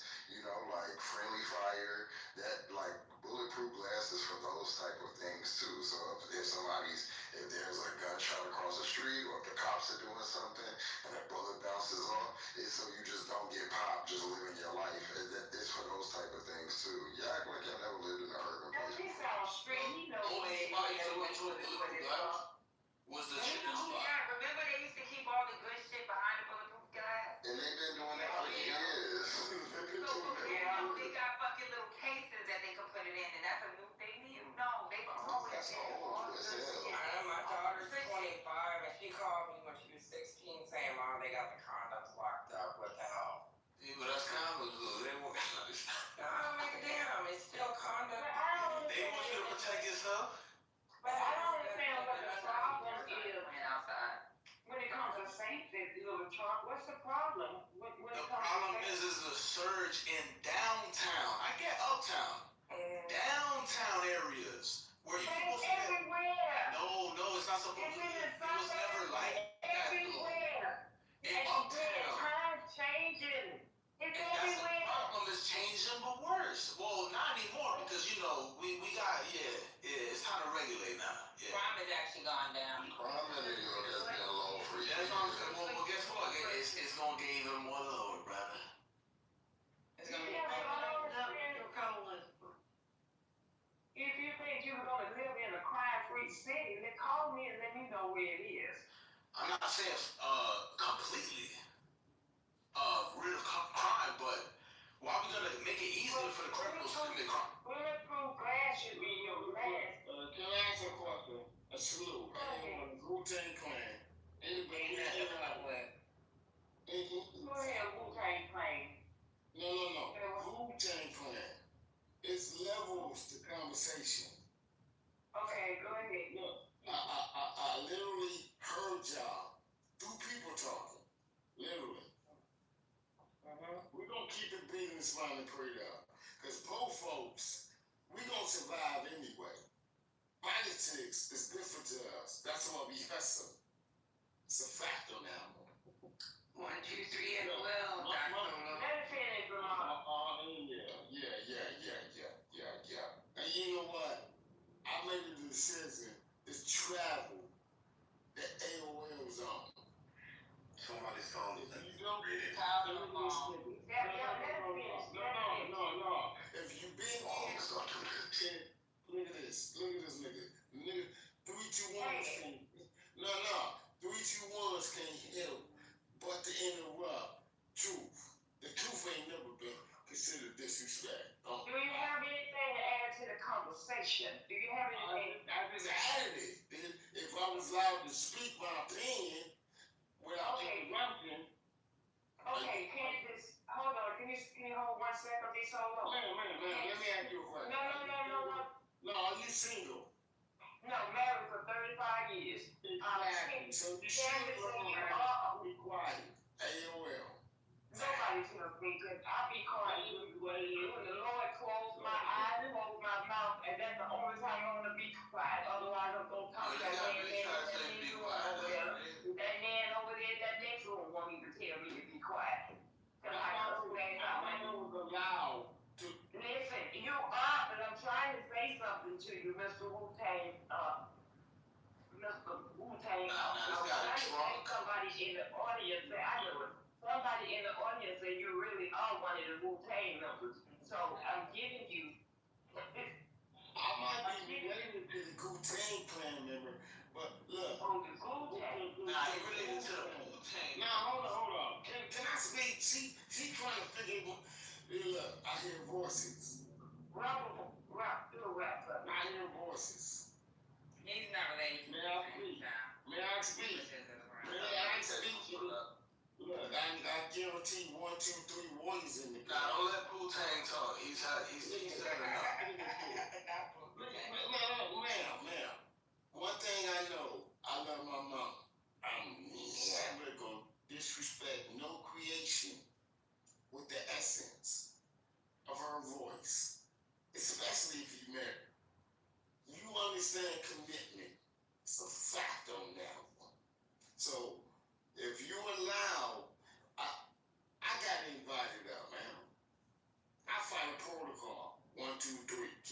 this man prayed out. Wu-Tang Clan. Nibbles, the conversation. Look. This nigga's a bitch ass nigga. Oh no, we're not doing that. We're not doing that. No, we're not doing that. No, sir. You was down in the audience. No. You was down in the. No. Are you I'm talking to you. I'm talking to you. Oh, we're not doing that.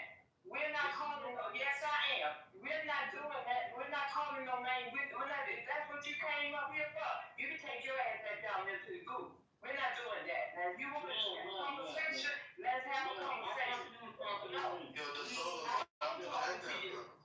He interrupted us. I don't care, but you're not going to call names up here. I don't care. It's up to me and tell him to go on mute. How about I can tell, I'm telling you. Relax. Go ahead, Mr. Solo. What do you want up here on this page? You have anything to add? I'm giving you a chance. I apologize for me attempting. Accept it, please. Accept it. Go ahead. Man. No, we want to hear what you got to say. No. Evidently, look, you checking me for a nigga interrupting us. That's crazy. No, I'm checking you for the name calling.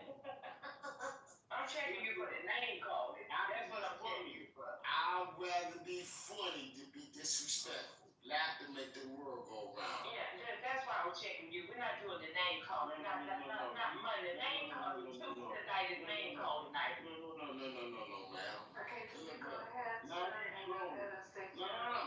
you trolling. Y'all kidding me? Y'all go ahead. I'm gonna you up. I'm gonna respect the stage.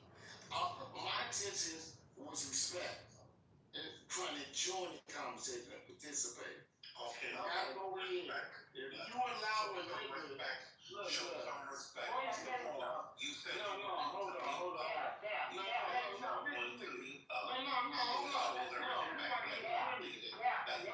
We about to get one up. No, hold up. Listen, AOL, are listening. Wu-Tang Clan. We everywhere. Respectfully, my sister, if you asked me a question when you came off that night and you talking to that solo, you said my name, and then the extra voices get on the mic, and you ain't checked this bit about it, it's gonna be a conflict. Literally. You better let that one sizzle. I gave you respect. No. Why would it be a threat? Why would you? Oh, okay, because I did. Everybody heard what I said. No. You heard it. No, everybody heard what I said. I asked him to go on mute. I asked him to go on mute, Solo.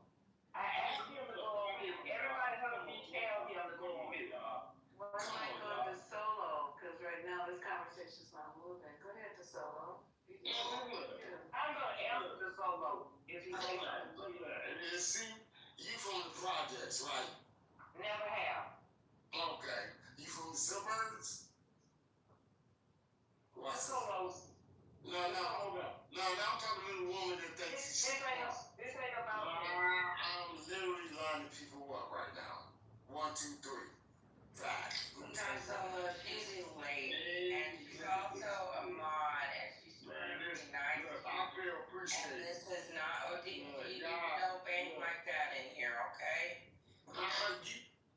Ramon, let us talk. The longer we talk, it's gonna Yeah, exactly. He got to say so. This is a dominant figure in this room. She is, and this is not like ODG. We don't bang like that. And I get it. I understand that. So why? Look. If you ain't banging like that, listen to the conversation. I'm just trying to explain. When you call names, you get upset like that about yourself. That's why she checked you. She checked him too, but you didn't hear that. Yeah, him too. Oh, okay. All right. So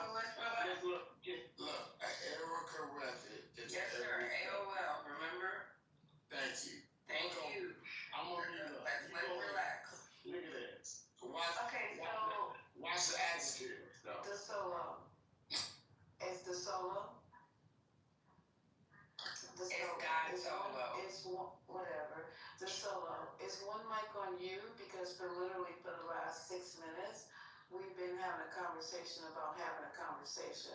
So it's one mic on you. Everyone's going to be quiet. Go ahead and speak so we can move past this point, okay? It's one mic on you. Literally, I came in the room because whoever put that title up, I read it. Literally. I thought about it, I read it, and then I was like, you know what? Let me see if I can have an opinion. Let's see if people got their opinions. So fine. They say Trump plantation, Kamala. What they say? You have two missing. Anyway, black freedom. I'm for black. 7. That literally.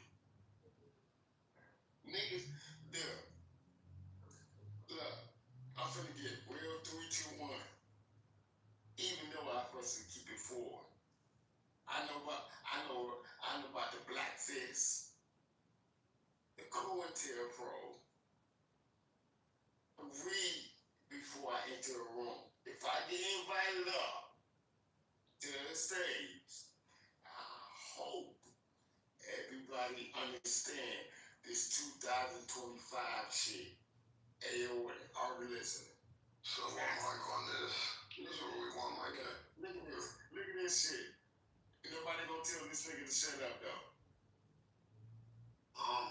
What? Man, What? I guarantee you. Hold on. This all The main mod, which is Lisa, hold on, just follow. Hold on. The main mod is Lisa said, let the poll talk. So let him just sit there and talk. Lisa said, let him talk. I'm trying to share knowledge. Go ahead. I'm trying to go off the word. You actually get nothing. No. Shut the fuck up, nigga. Nigga. All the listening. Look, just based on your energy, I can base where you from, nigga. No, I'm supposed to have it. Because you gotta come from you're a mod. No, hold up. I don't give a fuck who you is. Interruption is real. In real life. Are you kidding me right now? Y'all gave me permission to speak. When I feel like I'm being interrupted and I know I'm saying some real shit, nigga, I get real. Okay, I tried my best, and that's like getting ready. So what we were actually speaking on was Lil Trump's started this stuff about, oh my God, we had Lil Trump and we had the other guy, which I don't even remember. But what we were just trying to talk about is, once again, like the title, Trump plantation, Kamala Black freedom. So we're just trying to figure out, well, I don't need to figure it out. The conversation was going to be had that Trump, everything that he's done, everything that he's doing, just letting people suss it out. Because I already have my views. You guys know them well. I don't need to come in here every night and fight. I'm giving everybody else the opportunity to either refute that we haven't heard from, because you notice the regulars are not around, refute it, or to build on it. And Trump has done all the articles that I didn't complete the sentence. Trump has done everything he can to put you guys on, to put us, not you guys, back in plantation mode. And Kamala was offering freedom. The title has evolved. There was something before that I don't even remember. But she was offering freedom. So Marshall was in here. We're trying to talk to him about, he said something about Kamala was going to offer us stuff from going backwards. That's how this conversation started, going backwards. And I posed the question to him, Marshall, how was Kamala's policies going to take us backwards as opposed to Trump? Literally. And so here we are. Every time we try to have these conversations, here we are, right? We never get to a finite back and forth. It always evolves into something else. There's some kind of way we got on HUD, and then another way we got on food stamps. Then we started talking about black men, as far as black women being more It's just, this is how these conversations go. And I don't know what DeSolo was trying to offer, but I gave him the opportunity to offer it, and then look, it went nowhere. So the bottom line is, and factualness of this whole conversation is that every day we wake up to some more bullshit with Trump. We are definitely going back on the plantation. We listened earlier how if this voting act, if it goes to the Supreme Court, we're going back to what did I said 1825, and somebody corrected me. Whatever the year, you listen to Clay Kane tell you about it. He broke it down. That's why I played him, because he's the expert on it. And Reese Colbert, that if this passes, we have less rights than we did after surgery if this makes it through the Supreme Court. That's how this conversation started. It was an intellectual conversation, and it devolves into this because I don't care which side you're on, you got to be able to make the argument, right? You got to be able to support your argument, and here we are. So does anybody want to add to this conversation that we're trying to have? That's all I want to do. It's getting really, really late, and this is what I was trying to do. I think Marcia, when he was talking about that, that's why I brought up the presidential. I put that in the chat when he was talking about. He was talking about like what was it? The proposals that she had in those 98 pages. Those proposals existed. So it was Biden's proposals. These were Biden's proposals, and that's why. Yeah, you're right, Patty. How did she come up with so quickly? You said it. You're absolutely right. And that's why I put in the chat. That's why I put in the chat. And I said, if you do the Google search, or not Google search, if you do Control F and you put it on your computer, put 25, 1,000 Biden. You put 6, 1,000 Biden. 3,600 Biden.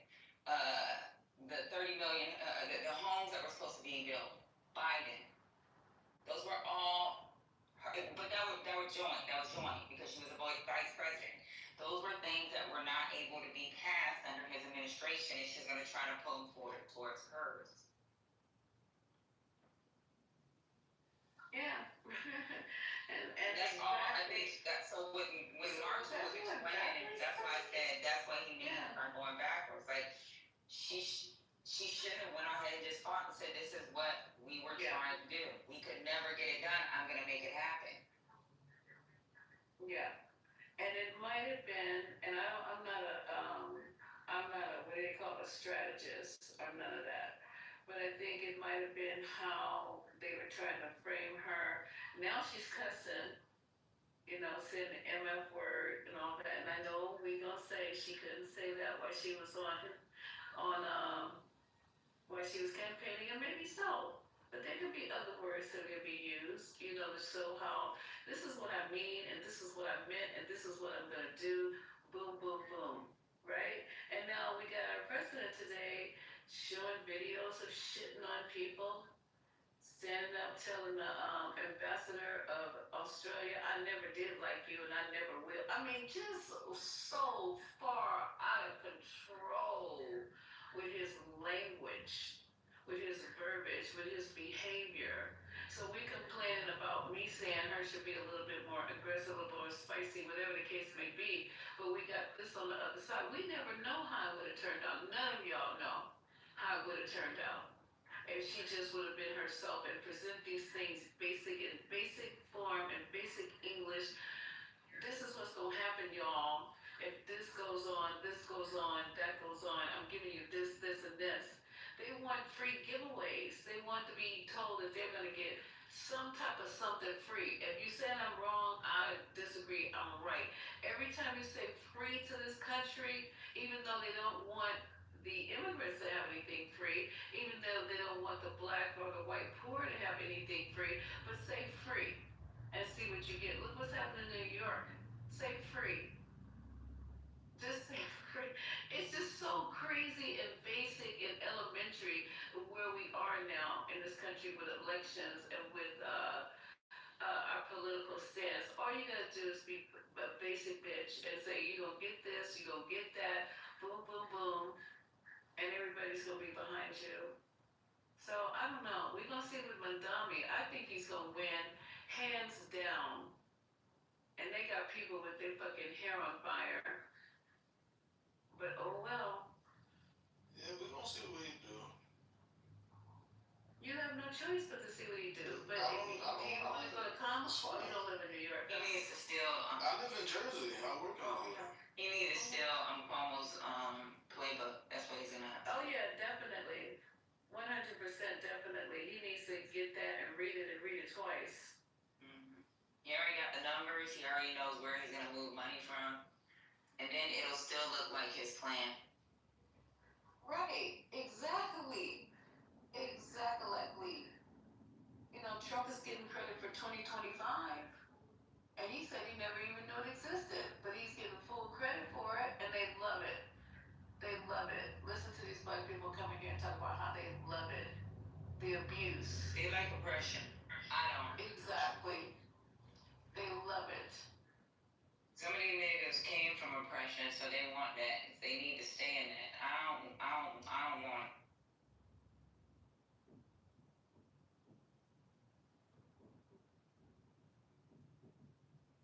But you got people saying that their city is safer after Trump did what he did. Calling the boys over there. But you gotta tell me what he did, though, bro. Go ahead, Alexander. Yeah, for how long? Once the National Guard leave, how long you think? That's up to the people who live there. That's up to the people who live there. Then you will see that it's a problem internally. The people, your neighbor is robbing you. Your neighbor is fucking up, the kids outside, bullying them. Your neighbor is doing that. Your neighbor's sticking up the store. So that's how you're gonna know who when they leave. That's gonna be up to the people. Your children, it's up to the parents to protect their children. It's not up to the National Guard. It's not up to. They weren't doing their job. I got a question. They weren't doing their job. And you're 100% right, Alexander. I got a question. So, what do we all think is going to happen when this big beautiful bill takes effect? I mean, it's already starting to, but when the people that are homeless right now, that are currently living off of, food stamps, even low-income families that are living off of it, that are likely to be displaced, what do we think is going to happen with the crime rate when all of that does take effect? It's gonna go crazy. And guess what he's gonna do?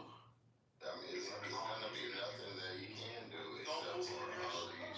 He's gonna move in the National Guard, and does anybody have estimate as to what the cost is of calling in the National Guard? It's a lot of money. It's expensive.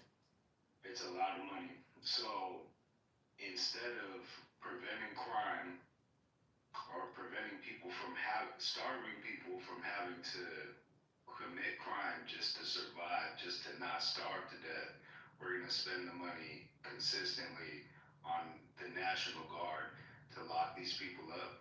They can't afford to do that, girl. Come on, let's be realistic. Oh no, I'm fully aware. I'm just saying, like, this is the ideology that not we are backing, but certain people are backing and think that this is a logical way to be able to, move this society forward. I don't know. It's interesting to think that you think that people saying, "Oh, my city's safer." First off, you would have to see the numbers come in first to make a substantiated statement like that, and then when you look at the records, DC had multiple weeks of no murders way before Trump brought anybody in. Crime has been going down steadily for years. So, I mean, if you want to do something that actually matters, like implement some actual changes in the neighborhood that the people can feel, so you can have more successful people coming out of the neighborhood. But if you steadily taking money out of the neighborhood, raising taxes on these people, taking away their health care, if you think they're not gonna rob, steal, and kill to get, to survive, then you crazy. We've already seen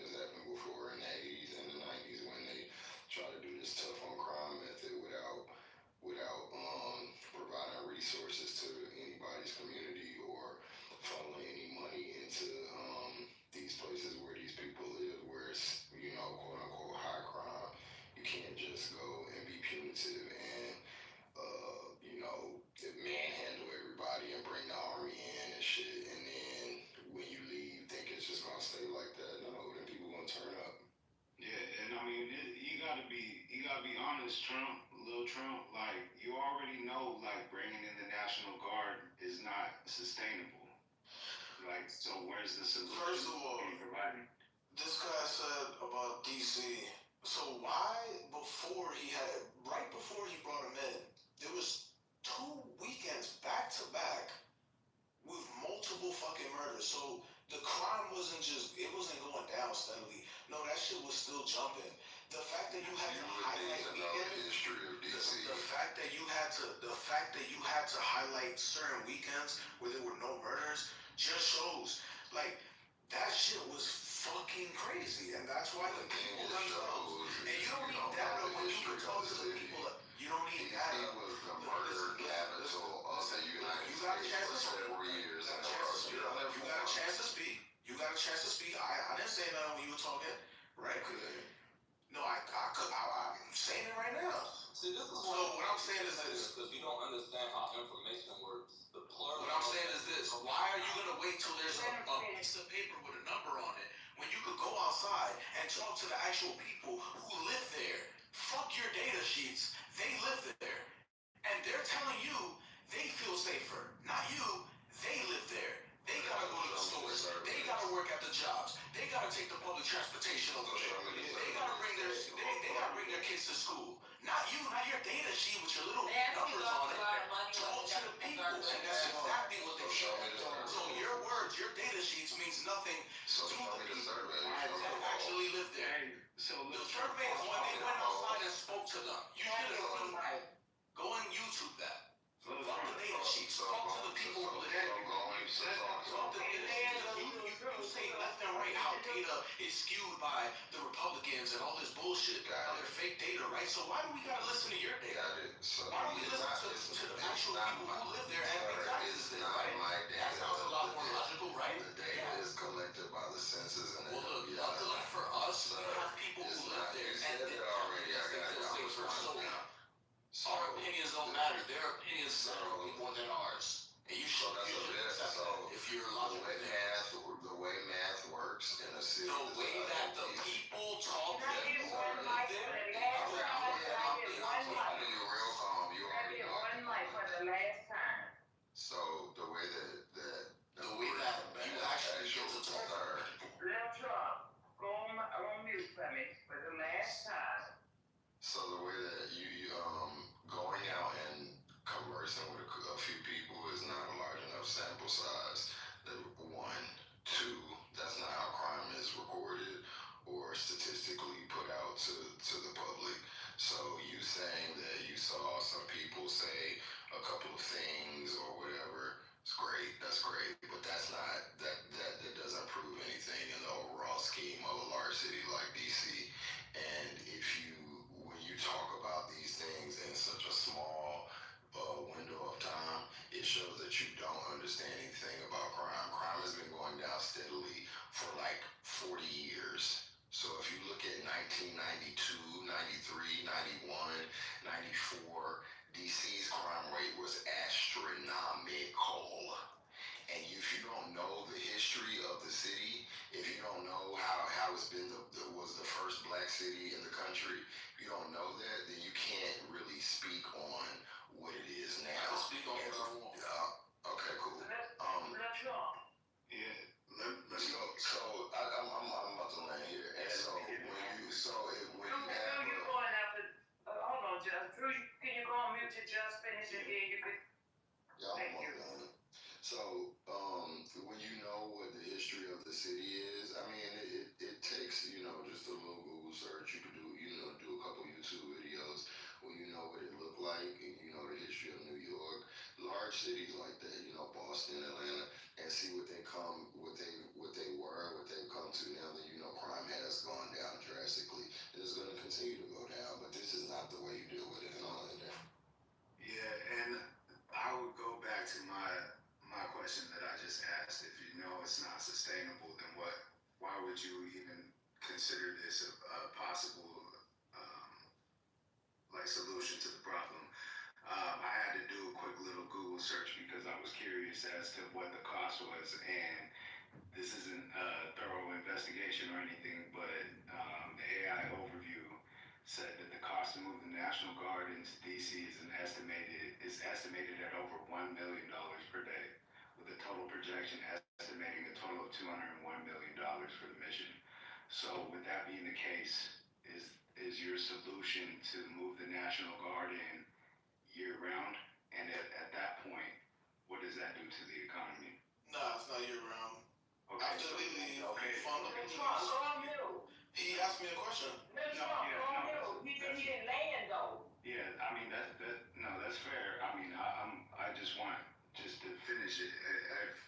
I can kind of see where you're going, but ultimately, it's a temporary fix. And I'm saying if what you had initially posed with people feeling safer because the National Guard was there, hey, say that is the case. Say that it made this dramatic impact that you think that it did, then what is the next step? And I'm done there. You gotta fund the police. Once they leave, you gotta show that, this is not just, the National Guard is here now, this is our way of life. No, you gotta be able to remove the National Guard and show people that crime and the way that they were living is not the way that the people who can't defend themselves should be living. You know what I'm saying? And that's how it's gonna happen. Enforcement. Look at what Giuliani did. For 3 seconds, she was a fucking cesspool. You know what I'm saying? It kind of technically is now a little bit, but not like the 80s. And he cleaned all that shit up. You know what I'm saying? Yeah, it was kind of, it is what it is. But you have to clean that shit up. You have to clean it up to do it. And that's what. So even with Pritzker out of Illinois, he actually said, "Give me the money." Right, but that's what I'm saying. After you remove the National Guard, then the police. No, you don't need the National Guard. The National Guard can't do shit.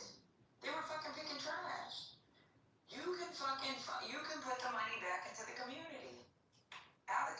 Appropriate the funds where it actually goes to what you think is gonna make it better. Yeah, or I mean, what you're suggesting is that we turn the entire country into a police state. And I mean, the first thing about that is that we know that cops don't prevent crime; they react to it. It's not a precautionary solution to the issue. They investigate crimes. They go to the crimes when the calls come in to the 911 center. They don't go out actively looking for crimes that happen before they've actually taken place. Their presence, though. You're not going to do no crime in front of a police officer. If you see a fucking... You're not going to do it. So you think... So let's answer this. If they would have gave $1 million a day, $30 million to the city of Chicago, what do you think they could have did with that money? Funded the police. At least, circle the... Well, you said Chicago, right? Because if you want it where it has to have police, they could have put that money towards the police. If that's what you think would have fixed it. Do rounds where there's the most shootings. Okay, so why would you spend fucking... Let me tell you what's even worse, right? So there's a 29-day threshold for these National Guard and Reserves soldiers that got to go forward into these states. After the 29th or 30th day, when you go into the 30th day, it costs the government even more money because there's additional benefits that they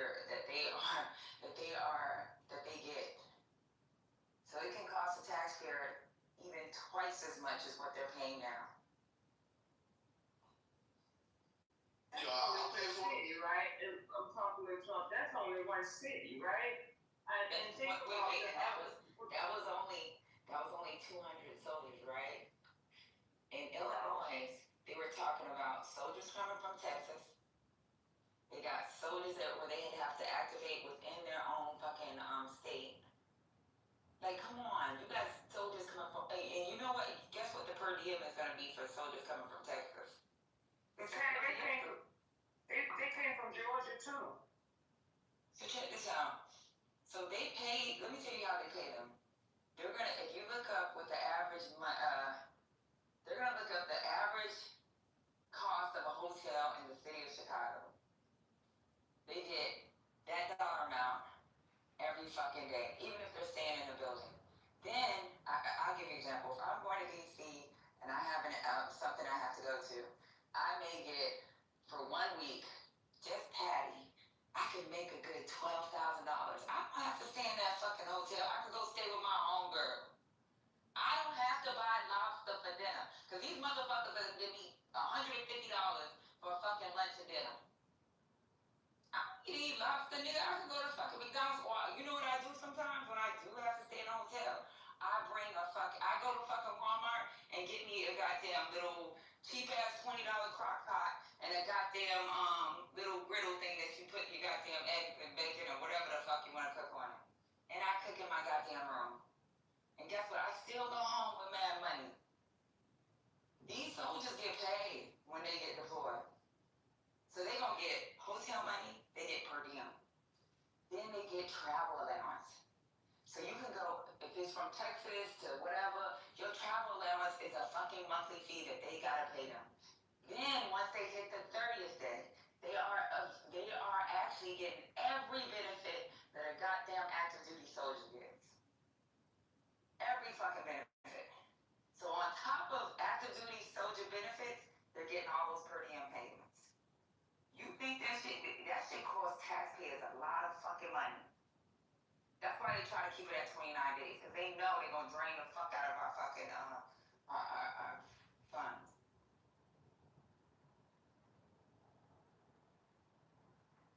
Rashad. Yo, Dwight, what do you think was so bad about that? Let me talk. Hold up. Rashad, go ahead.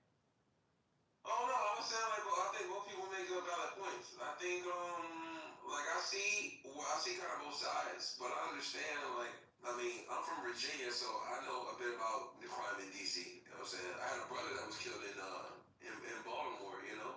So and then I had a cousin who was killed in DC. So, I always thought, the crime was an issue. I think what Trump is doing is not sustainable, but we're not gonna pretend like it doesn't get results. Thank you. I think I think the bad part about it is that both sides kind of make a valid point that it is giving results at what cost though to the taxpayer. And that's the problem. That's when the community got to be held accountable. You're putting a Band-Aid on a bullet wound. You know that shit's gonna leak. Because the community. It's not so. Rashad, you are in the military. You know how much money we get when we fucking go TDY. These soldiers are fucking pretty much getting TDY money. That fucking TDY money that they getting, that shit could go into the fucking safe. Right. That shit don't need to go into no goddamn soldiers' pocket. A lot of them soldiers are leaving their families, and they got real fucking jobs. They're not fucking active soldiers. Okay, so what would you do with the money in the city then? There's a way to appropriate funds where you can strictly earmark money just for this. If he wants to say, I want this money to go to soldiers on the ground, I call them soldiers, but police on the ground. Guess what? They can say, this is how much you're gonna get, and you got X amount of time to spend it. Or it goes right back to the treasury. So they can do a mass hiring of fucking getting cops. But the people, the communities has to change the way they live. The community. Since you want to talk about what Giuliani did, you were probably 5 or 6, but you don't remember what fucking police on every fucking corner? But that's what I'm saying. saying. Everywhere. You have to change the community, the people. That's when you start realizing, damn, why are they doing this? We know that. It's more than just police, and that's why people say defund the police. If you look at what they did in Camden, my aunt moved to Camden. The first week we lived there, she stayed there, somebody got shot in front of her fucking door. But the Camden from the fucking early 2000s is not the same fucking Camden today. At all. You go to Camden right now, that shit look like fucking Sunset Park. What result came? And they defunded the police there. Now, mind you, they didn't do militarized policing or punishing people. And Camden, if you think New York Camden was off glass. Camden was off the fucking chain. Camden was terrible. Y'all don't even know crime.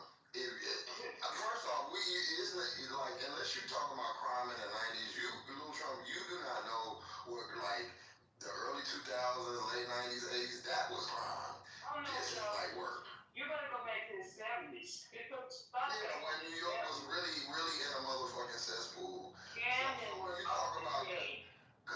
comparing it to them and to then and now.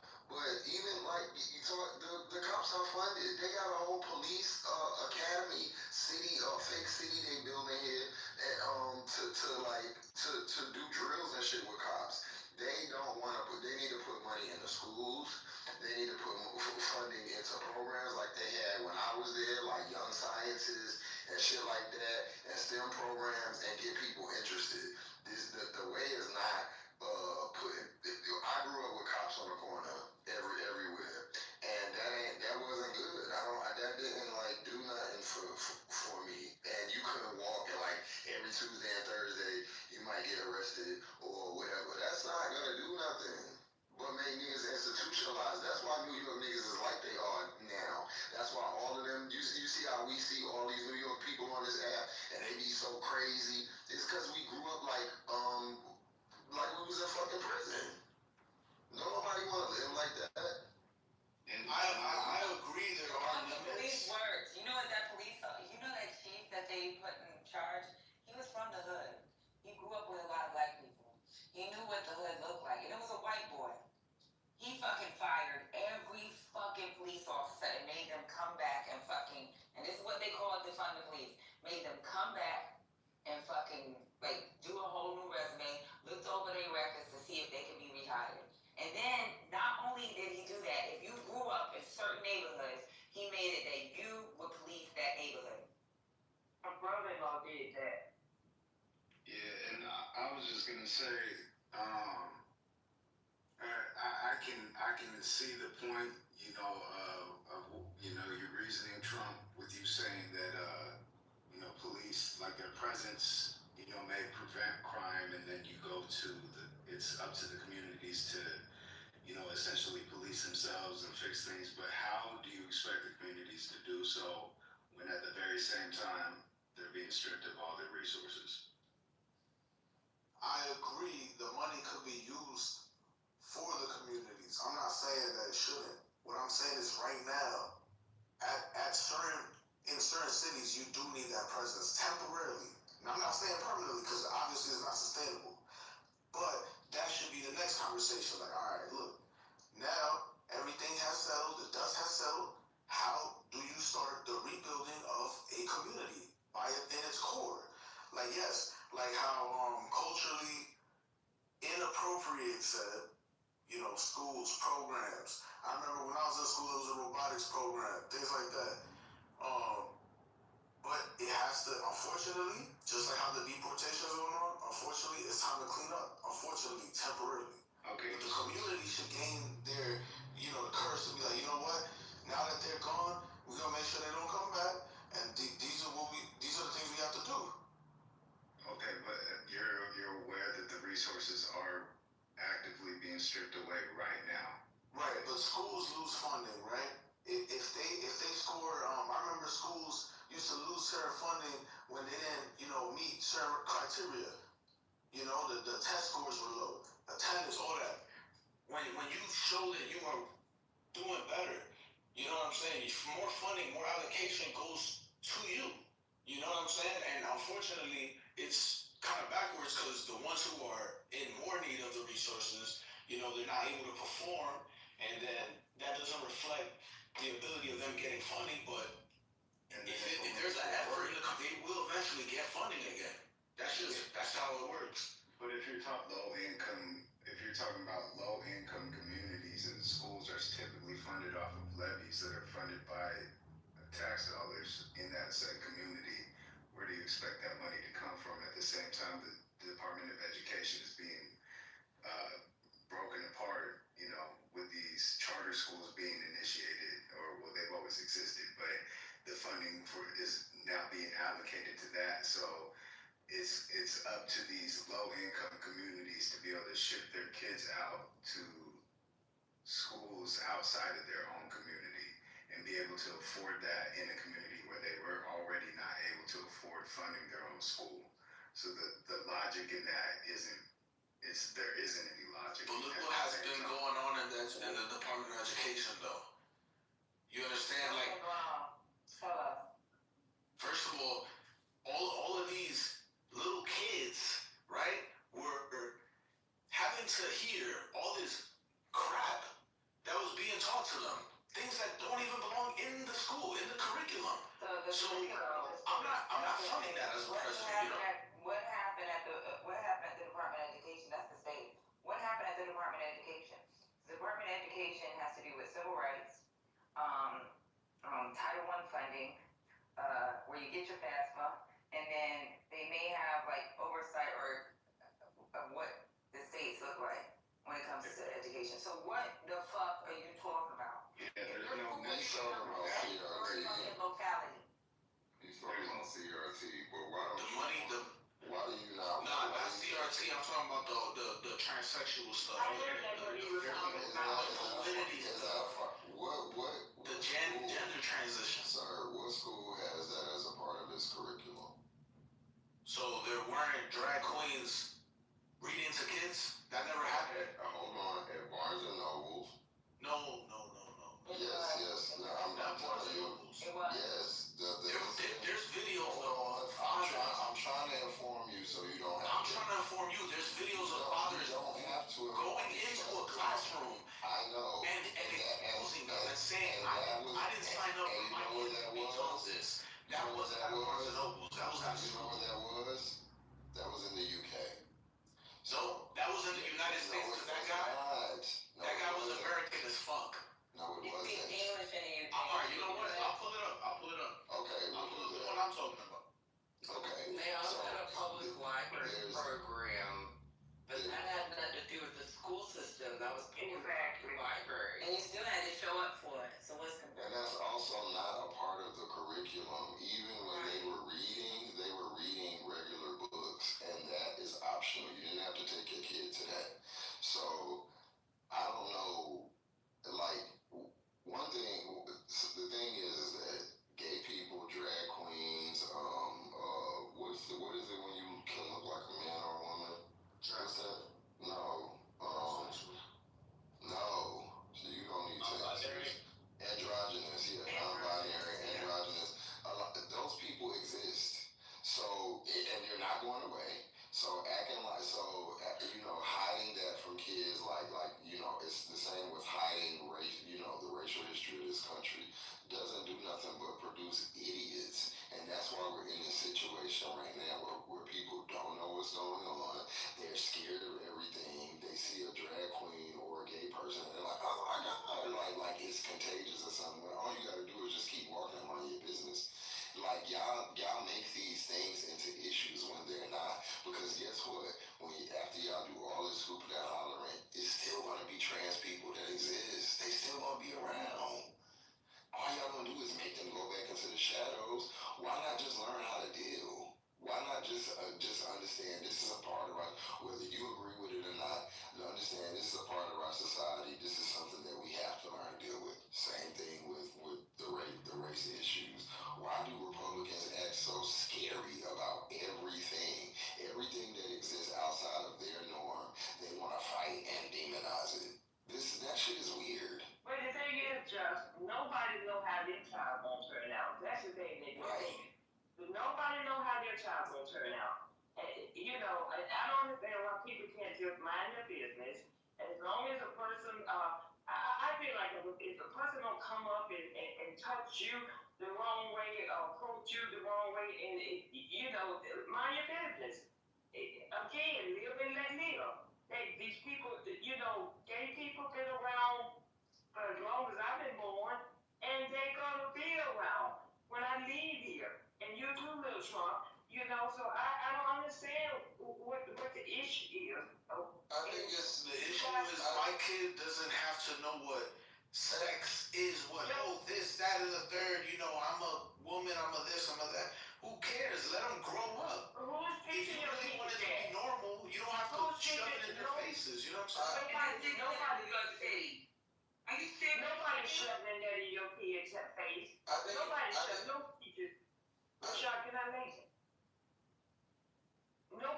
No teacher is doing that, so you can stop that. We had a couple of teachers, I think we might have one still in the room, from the New York City school system that, when they started that a couple of years ago, started that talk, and said that never happened in no school in New York City that they had been in. So I don't know, I know certain school that, in some states that where a parent had to sign paper if they wanted their kids to be taught certain things. But that's not something you can go into a classroom every day and just sit down and it's part of your curriculum. No, sir, it's not. And that's it, education. Why you wouldn't want your kid to, if you sign off on sex education, and your son, my daughter's non-binary. If she gonna be licking some twat, I want her to lick it properly without catching something, okay? If she gonna be sucking a dick, I want her to suck that dick the right way so she don't fuck around and get caught up in some bullshit. If I had a son and he's having sex anally, I want him to be protected. I want him to know how to be protected. I'm gonna sign the permission slip. You don't have to sign it. The kids don't tell you everything. I didn't even find out my daughter was non-binary until she was fucking 15 years old. Yeah, and denial only worsens things. Like, people are people. They're gonna do what they want to do, regardless of what we think. Just like you gonna be straight. Just like I'm sure that people have told you don't have sex before marriage, or don't do. And you've probably done those things. People do what they want to do. So I think that we should just learn to understand that different type of people exist. I am a gay person. I'm telling you that I don't give a fuck if you agree with you. You don't have to do it. You have to get married to a man. You have to be bothered with me. All I'm saying is stop trying to make it so I can't get health care. I can't marry the person who I want to love, because that doesn't have anything to do with you. So those are the things that it's the same shit with anything. Stop trying to I don't want to stop you from getting anything. Nobody really stop you, but kids are very impressionable with transitioning. I have a problem with the transition. The trans are not. First off, if you're talking about what is it that where they do the gender? Yes, that's exactly my problem. Those are not those. When it's for children, it doesn't involve medication at all. They're not doing any surgeries on kids. It involves therapy, and it's called gender affirming care. It involves therapy. So you get to go to talk to a therapist and you say, hey, I'm a male, but I feel like I'm a girl, or whatever the case may be. And if the therapist deems that as something valid, then they affirm you in the gender that you want to be in, and that's what they start doing until you're old enough to make the decisions for physical changes. That's not what that means, and I wish y'all would stop reading headlines and to be such a brave and patriotic party. Y'all are scared of everything. Who the fuck is scared of a damn drag queen? I don't get it. I think it's about exposure. If you can control what your kid is exposed to, they're gonna do it. But that's not life. Let the kid grow up. The only way you can control your kid from being exposed to it is to keep their ass in the house 24 hours a day. I'm just saying, let them grow up, and when they're an adult, they can choose. You know what? Niggas got the internet now. Thank you. I was just getting ready to say that, Patty.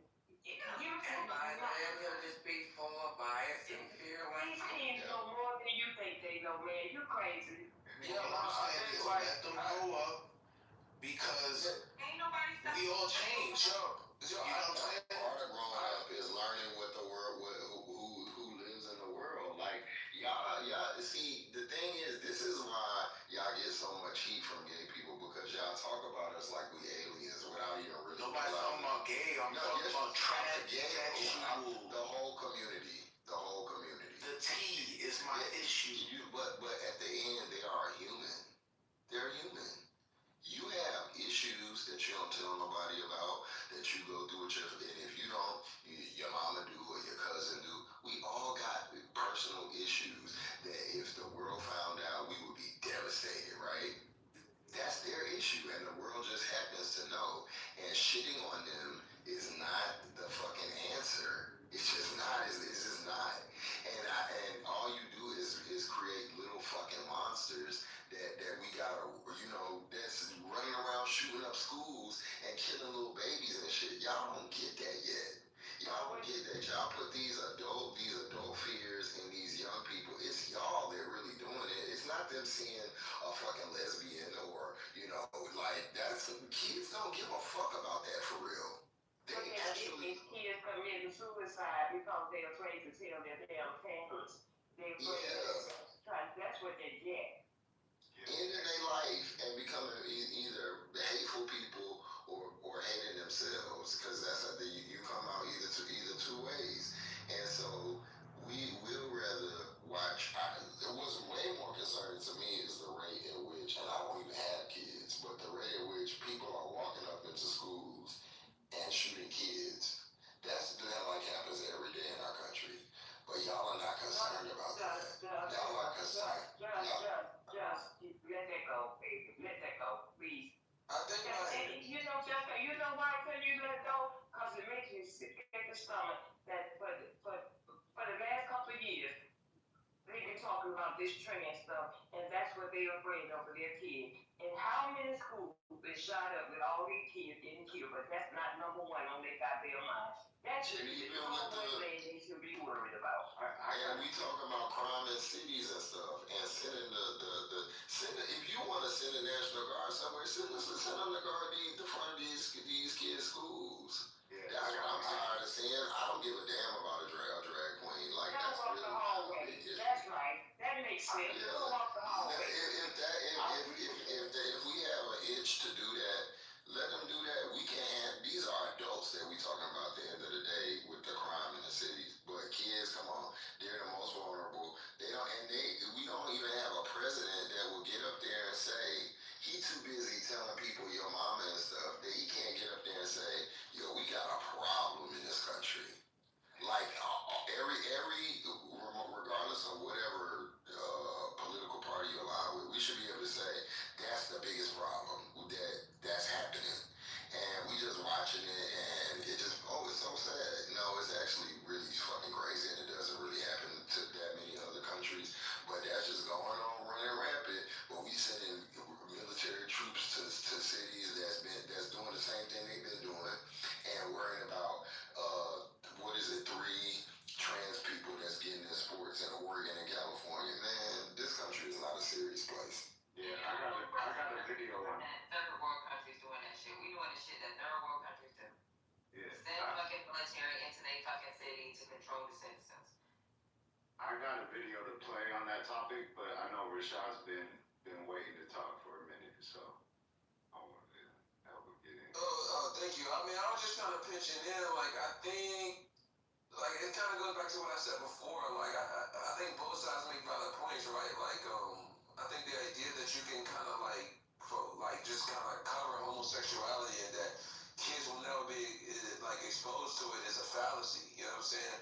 But, like, I genuinely kind of saw, like, homosexuality kind of more open when I made it to high school, you know what I'm saying? When I got to 9th grade. I think the thing is, like, I can't pretend like if I can like choose what my son is exposed to up until he's a teenager, then like I'm gonna do that, right? And like that goes down to certain things, like if he wants to go see a movie, and I feel like I can't take him to see the movie because there's 2 male characters who are kissing in it. You know what I'm saying? Like parents do that all the time. Like they censor what their kids can do. You know what I'm saying? Even me growing up in a very black neighborhood. I remember we used to have HBO. My mom saw something. We watched Space Jam one night, and me and my brother fell asleep. The next morning, Channel 14 wasn't up there no more. My mom to this day said something was on HBO that I think it was just a porn or something. Even like titties, even titties and shit. Like. Yeah, but we didn't see it. We fell asleep, and she came in the room to turn the TV off, and it was on there, and then she took the entire channel off our, like, we didn't have it no more. So, you know, my mom, even to this day, you know, she prohibited us from seeing something that we later on became exposed to, you know what I'm saying? Because, like Patty said, we have the internet. But I Did you look at the Simpsons? Say again? Did you look at the Simpsons? No. Well, we watched Space Jam, but we fell asleep. You know how we, like HBO, after a certain point, they start I understand what you're saying. It used to have a lot of stuff. I'm pretty sure they talk like you. The Simpsons had shit on there too. And people still let their kids look at the Simpsons, you know. So I understand what you're saying, but all we're saying is that it is not. I don't know where little Trump got this notion that this is being push them on his kids and talk to his kids in school. If you're that afraid for your kid, then teach them at home. Teach them home in home teaching. Well, I It's not big deal. you know, I don't know who's speaking. Was that you? It was me, Lisa. Rashad was. No, before that, Rashad. I agree with some of the things that you're saying because there's a lot of stuff my parents did not let me look at nor listen to, music-wise. And I do the same thing to this day with my kids. When you're in the car with me, I don't know now they're at an age where they can listen to whatever. But people love to tell other people how to raise their kids. And that's one thing I don't tolerate because my parents didn't let us watch a lot of stuff and listen to a lot of different movies, and that was their choice. They were feeding us, they were supplying us with our school needs, they were raising us. So I get you, but as far as like what other people do, now I'm gonna bring it around to a caveat. Just like you want to be responsible for what your kids are exposed to, and what they watch and what they get exposed to. You gotta let other people live, and if they can't coexist in your world, then you have to make a decision how you're going to not prevent them from expressing themselves or them from living, but how you're going to decide how you're going to keep your child going down the path by which you feel is proper for them. I never tell people what to do with their children. That's the most insulting thing ever, to have somebody outside of your house telling you how to raise your child. It's insulting. Did anybody do that in this room tonight? Okay, I go on mute. Okay. No, I was just wondering if you were saying that. I was just wondering. Conversation with him. This is not. Okay, I don't want to. Okay, you guys I'm just saying never mind. But I understand what you're saying, sir. That's the only thing I'm saying. I'm not trying to tell you. I'm not trying to tell anybody else what to do with their kids. But when you start telling me you should do this, well, you should do that, and you don't do this, and maybe you should figure out how to, you know what I'm saying? So I'm just gonna go on mute. I said what I have to say. My argument is this: if they really are who they are, because you're born like that, right? Then what difference does it make? Letting them, waiting for them to get to the teens, right? Older, right? They're less impressionable, right? I thought I wanted to skateboard when I was a kid. Cause I see a bunch of kids skateboard. Guess what? Yeah, I sucked at that shit, and I didn't want to do it. Yeah, so that wasn't me. So let them get a little older, and if that's really who they are, because they're born like that, they won't be that regardless. So one of the things I want to say is it's kind of I guess because the argument is kind of like, if your kids are gonna grow up or be exposed to gay things, the homosexuality, then it will find them, right? You know what I'm saying? But the thing is, my mom, when I had a brother was killed in Baltimore, right? And it was gang violence. So my mom moved us to the country. She moved us to Southern Virginia, in the middle of nowhere. And I remember, as an adult, she told us, the idea was that where we were, there were no gangs. There were little to no gangs, right? The idea is that you're kind of giving the argument, well, you didn't need to move them because gang violence will find them. And sure enough, right? Sure enough, when we became teenagers, my brother did kind of join a gang. Now, it was a lower tier gang. They were just jumping people. There was never any gun violence or anything like that. And he was in it for a little bit, and I guess because it wasn't being written, it kind of went out of his system very quickly, and he kind of straightened up. But my mom to this day says she stayed in Baltimore, that the same gun violence that found my older brother that resulted in his death would have also found my middle brother who's still alive right now. And I think that is how you kind of have to see this. We know that the exposure to homosexuality will find any child without question, right? If they keep living. But if you can control how they are exposed to that, if you can mitigate it until they start to grow as a person, then I can see as an adult how you would do that. And you would say, okay, I get it. I can just homeschool my child. But that's a lot. Or I can just make my opinion at the poll. I can just go vote for this party that says they're against it. side of the table because they're saying, yo, we have a certain way we want to raise our kid, where they are exposed and are able to make a decision. And able to You know, you guys move the goalposts. You guys move the goalposts. That's not what Just was saying when we first started talking. You guys brought your kids into it. That's not what Just.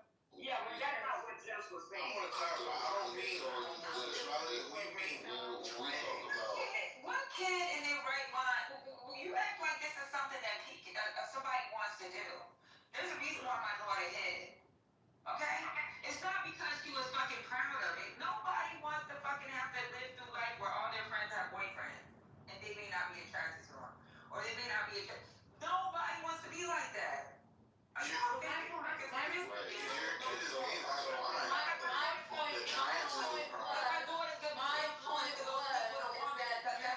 that's not a problem. That's not a problem. Parents can have the. Never mind. I'm not gonna. It's the trans that's the problem.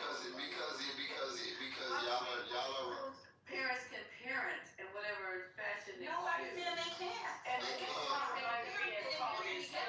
Yeah,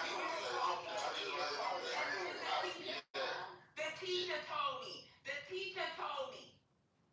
The fucking teacher told me. Part about the teacher told them. So, what? Let me just try to. So, the thing is, yes, people can parent and you know do whatever, but the reason why I keep bringing it back to humanity is being gay is not just about like having sex with a man, kissing boys, like you can just be gay, be feminine, and you don't even do, and you're still gonna get the heat. So what I'm saying is exposure to maybe a feminine man, because there are feminine men that are straight. So when you're not exposed to things or know how different people show up, you can become phobic and not even compassionate to other humans. So it's not about teaching, telling people how to parent. It's about having to coexist in this world with other humans. So, because y'all are thinking about y'all kids, and I get it, but I'm sure Patty can feel this. I got a mama too. I got a daddy too, and they love me too. And they don't want me to go to school and get mistreated by and acted, you know what I mean? So and I don't want that either at all. So what I'm saying is humanity is keeping that in mind. Like, these are kids, you know what I'm saying? Like they just being who God put them here to be, right? And when we put our adult, worldview onto them, that's not fair. That's really not fair. And so I don't think that kids are walking around. I'll land here. I know for a fact, when I was younger, if I could have snapped and changed how I would have done it, because it wasn't fucking easy. And I wasn't kissing no boy or doing no shit like that. I was doing all the shit that the niggas did. I was just gay, and niggas could tell. So, but because people had homophobic parents and, weird ass beliefs at home, they was treating me, adults and kids alike was treating me weird, and for a while it made me into a very, very nasty person, and I was the one beating up y'all straight kids, and I don't want to do that. But y'all have to understand what you're creating on both sides. You're going to create a whole lot of the gay men that y'all hate and that y'all think are nasty. Those were created. Just like this, the straight men, the shade with the trap. Hold on. I'm about to land right here. It's okay if you're gay, but I'm about to land right here. Let him land, and then I'm gonna go after that. You can go after me, babe. Sorry. And the straight men that y'all find that's homophobic and misogynist, those people are created by not exposing people to, what the world has to offer as young people, and not sexualizing it. I'm in there. Okay, so Jess, I want to make something absolutely clear. And my whole focus was parents being allowed to parent. And it has nothing to do with me trying to keep my kids away from anybody who's gay, whatever. They they knew about the pronoun stuff before I did. They educate me before I educate them on what's going on in the LGBTQ community. We were getting nails done a month ago, and I was asking. We were all in there together, the boys. I said, listen, I was almost done. My daughter was done, and I said, I was just over there just messing with them. I said, so when she was bumping, I said, you guys want to get like maybe black or purple nail polish? And so they both said, nah, we're good. And I said, oh, so why wouldn't you want to do that? I said, that's fashionable. And I said, do you think people would perceive you as gay if you had on like black or maybe purple, gothic kind of look? And they said no. And I said, do you think people who wear nail polish, like men who wear nail polish, are gay? No. We just don't like having the nail color on. We're good with it, and we don't think that, Mom. And I'm like, okay, cool. So I'm seeing that what I was doing is going in the right direction. But I hear all the time, well, you should, and maybe you should. No, I'm not gonna homeschool my kid. No, I'm not gonna do this. I'm not gonna do that. But certain things, like, I don't have any problem with the LGBTQ community at all. But certain things that I want for my kid, that was the element that I was picking up. I don't want people to try to voice their opinions on what other people, because I don't. If he decides that he feels that he doesn't want his kid this, that, and the third, and he wants to homeschool, I keep my mouth shut. If they decide, if they want to not see, Lisa, that's not fair. When you're talking to me, I said to him, but you don't like for me to answer you. I'm the one that said it to him, and I wasn't telling him. Xander, first of all, I'm not talking to you. Just because I come you always do that, throw hints and shit. So you were talking to me. I'm not trying to tell him how to roll. Lisa, I was not trying to tell him how to raise his kids. No, I told him he needs to homeschool his kids. I don't need to throw hints. I know I said it. Don't. Okay. If you said it. Okay, so if you said it, you said it. But I don't need to throw hints. I'm not looking at. I got you, Lisa. I know, we got each other. Yeah. But what I'm saying is, this is what I'm saying. Can I speak on me? Can I speak on what I would do and what I would, that's me. Everybody in here is talking about their own personal experience. Everybody's talking about what they would do. I'm not trying to throw hints at anybody. No one. So that's the only thing I'm saying. I'm about out of this conversation like right about now. But my main point was, I didn't really even hear you say that because I've been dozing on and off. But when I came off, I heard somebody, it could have been you. And I jumped in, but I don't need to throw hints. I don't. You said that, Alexander, I'm not cool with that. Okay, you said it 3 times. But I'm the one saying it. And the only reason I said that to him is because he said he don't want his kids around those type of kids. That's why I said that to him. And the conversation, him and Little Trump brought their kids into it because the conversation was originally about it being taught in school. They don't want it taught to their kids. I mean, Josh was trying to tell them it's not being taught in schools. That's what the conversation is. They brought their kids into it. It's not. And I said to him, there's 2 teachers in the room that will tell you it's not being taught in the New York City school. I'll bring another teacher in the room, but it's not, you guys, honestly. I have a family, a brother who is an educator in where's he teaching now? At Washington High School. And it's not being taught in the schools. It's not. Yeah, that's what the conversation started out. Oh, well, I apologize, because girl, if I was talking to you, I'd be talking to you. I don't have to beat around the mulberry bush. Yeah, you know what we do. You know what we do. We do it. We do it. We'll do it again, so nobody gets confused. Okay. I got you, babe. I'm sorry. I was trying to make it seem like I was talking to you. That's just my own philosophy, And little Trump, Trump, you got kids? I think he left. Yeah. But he don't even have kids. I thought he was like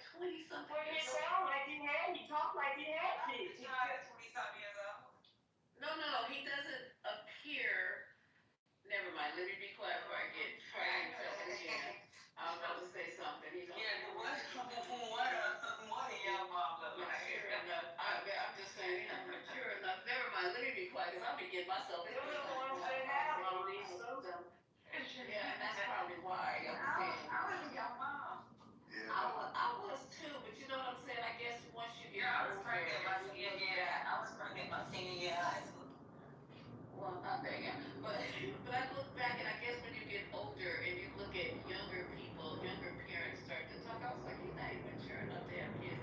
But that's my bad. I shouldn't even be saying that because I don't know his life and I just stepped in maybe at the wrong time. But apologies, I'll go back to Dozin. I think that Jess brought up, a great point about it just through his own personal experience. It's just, how other people treated him. And, and honestly, like, from my perspective, like, I'm not necessarily, and I don't want this to come off wrong, I'm not necessarily on board with the whole transgender movement or however you frame it. But at the same time, I'm not against it. Like I'm at a stand. My stance is like it doesn't have anything to do with me. Okay. And I think that the biggest thing with what was like being discussed as far as it being involved or being in the schools and all this is that we have to remember, one, there's a very small percentage of people that even fall under that category. And I think the point of it is for inclusion, so that those kids aren't ostracized. Like we know that anybody that's, whether they're gay and I don't know much about, transgender, of course, because we were never taught it growing up, but I'm sure that people grow up with these feelings from very, very young ages. So, the point of it is so that they can, grow as any other kid with some form of identity. The other part of it too is like, as far as the exposure aspect of things, like, I don't know what the issue is with that. Like, I can understand in certain elements or certain subjects or whatever, but one, we're not going to make our kids gay by telling them there's gay people. We're not going to make our kids transgender because we're telling them there's transgender people. Because at the end of the day, people have been gay. I'm pretty sure people have been transgender since the beginning of this country and even beyond that, without TV, without internet, without it being taught in the schools, any of that. I mean, shit, as far as I know, niggas been gay since Greek mythology and shit. So Exactly. Egyptian times. There's evidence. Yes.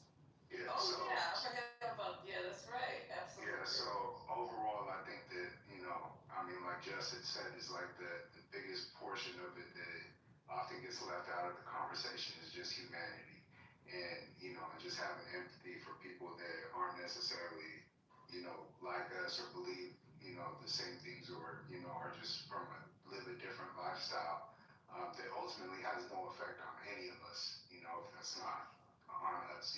But it's the point of inclusion so that these people aren't ostracized growing up, and we're not teaching our kids who are not under that, who don't live that lifestyle, that those are, like Justin said, aliens, and we need to attack them. Because I also remember, when I was young, seeing the story about that boy out in, I think it was out in Texas. Yeah.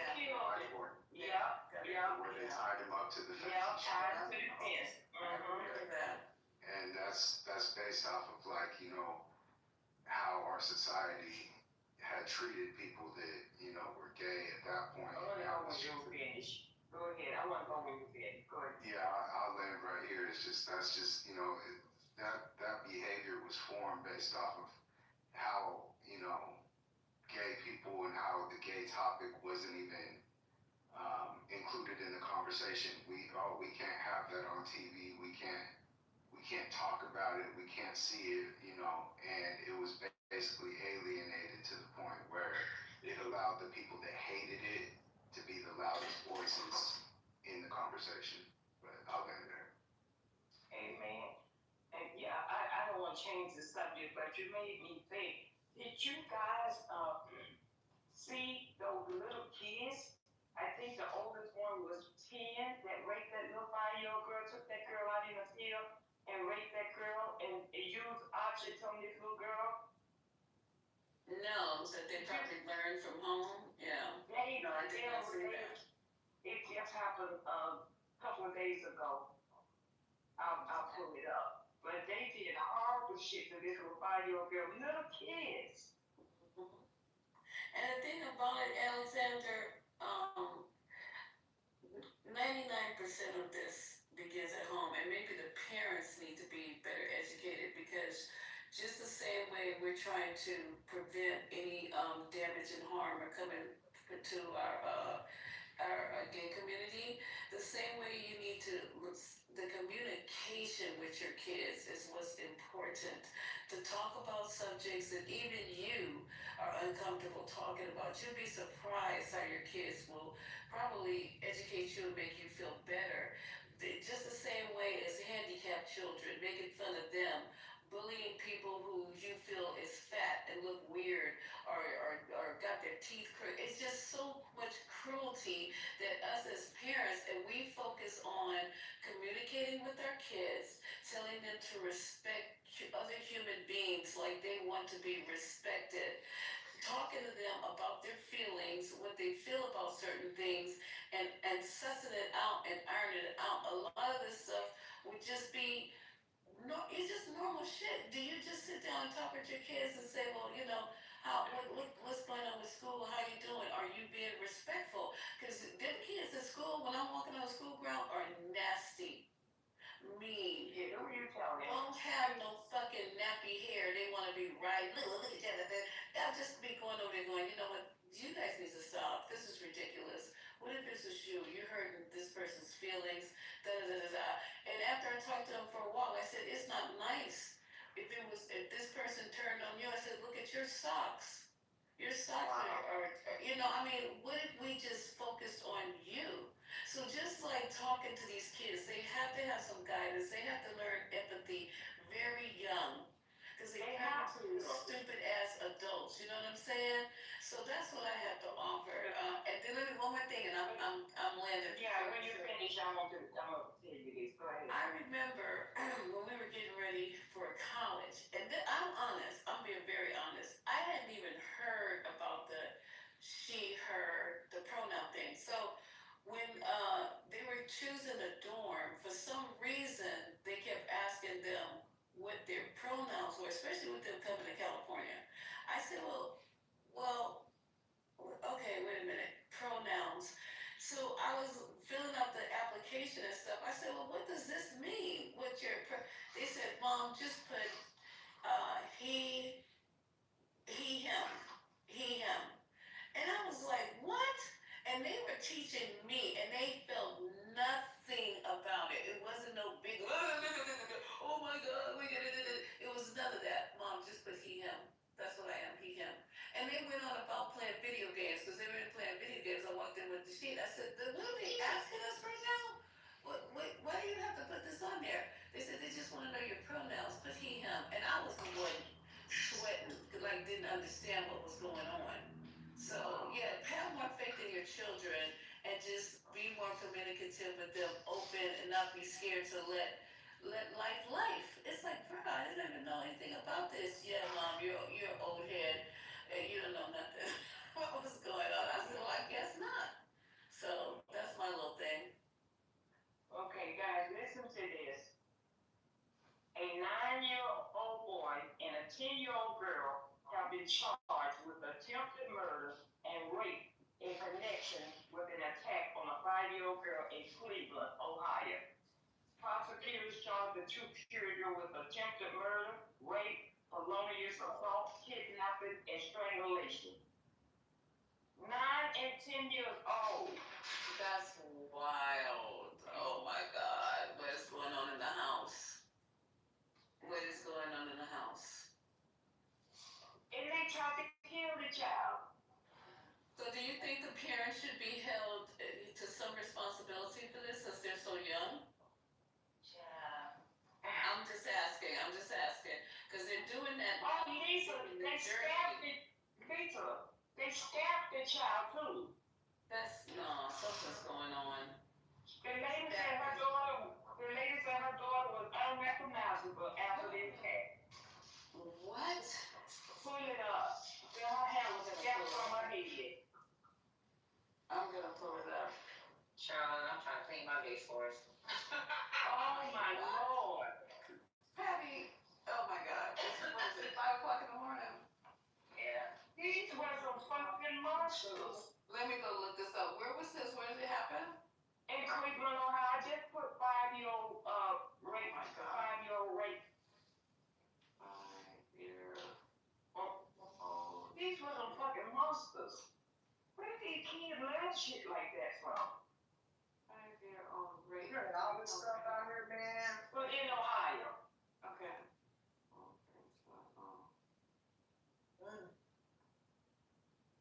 Go ahead, Ashton. Wait a minute. Are they African American?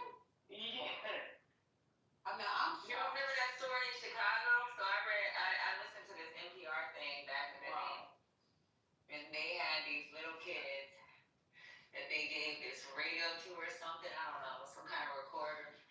They got it on NPR. It's pretty good. It happened back in the day. I think like in the early 90s or something, or in the mid 90s. But it's they followed these kids, and it was when the projects used to be out there. And I guess it was like some little 5-year-old girl that they hung from a building. They raped her. There's 2 little kids raped the little girl and hung her from the top of the building. This is insane. You guys. This was outside. This lady, this little Now, kid. They scalped her. This and then okay, so they black. Yeah. Let me tell you something. They black, and your president's gonna be on the phone. I mean, on the TV tomorrow, calling them again animals because the way he was describing those other little kids. Now he gonna read this. Child, it's gonna like they become. Where did it happen? Did it happen? Where did it happen? Ohio, and let me get the city. Let me get the city. Maybe Cleveland. I'm just trying to go back to my article. Isn't it Cleveland? I'm going reading. Hold on a second. 2 young Ohio children. That's terrible. Attempted murder, scalped. 5-year-old girl, bloody scalped, and 5-year-old girl 10. At Saginaw County. I don't know where Saginaw County is. Hit the laundry list of charges. September 13th. Attack on a girl in. They said they were not black. They're not black?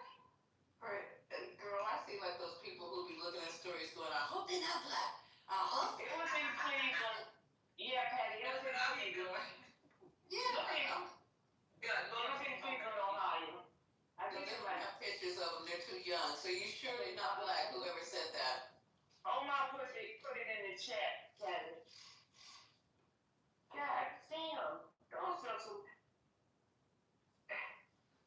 Yeah, we need to. They will. Oh, she said the little girl was black. The little girl that they did it to was black. Yeah, and when they were all out of here. Yes. Child. Oh, you won't hear shit about this. Don't talk about that. No, it's gonna be so. Wow. Messing with our black girls. Yeah. God damn. Just like they didn't talk about that black girl who went on that date with that white guy and he chopped her up. I don't know. I gotta go back and follow that story. Oh yeah, you know, one of the people that used to work with me in Hawaii, that was the damn. He was amazing. Get out of here. Yeah, he had to go home. Did y'all hear about the heist? Yeah, the room, yeah. Did they get him? Of course they did. No. They never got no people that stole all that money from that lady in California, did they, Lisa? What? What bank? You remember that it wasn't a bank, it was where they take all the money to be counted and they Was it all mystery? No. No, we saw it. It happened last year, and they cut a hole in the wall and went in there and stole millions of dollars. What? I got the wrong friends. This is, but these type of crimes, so they just did that heist, and then y'all heard about when they cut, this was the crazy crime that sounded like it was off the movies, when they cut the brake lines on the train in the middle of the desert, and stole all that shit off of it. That shit was gangster.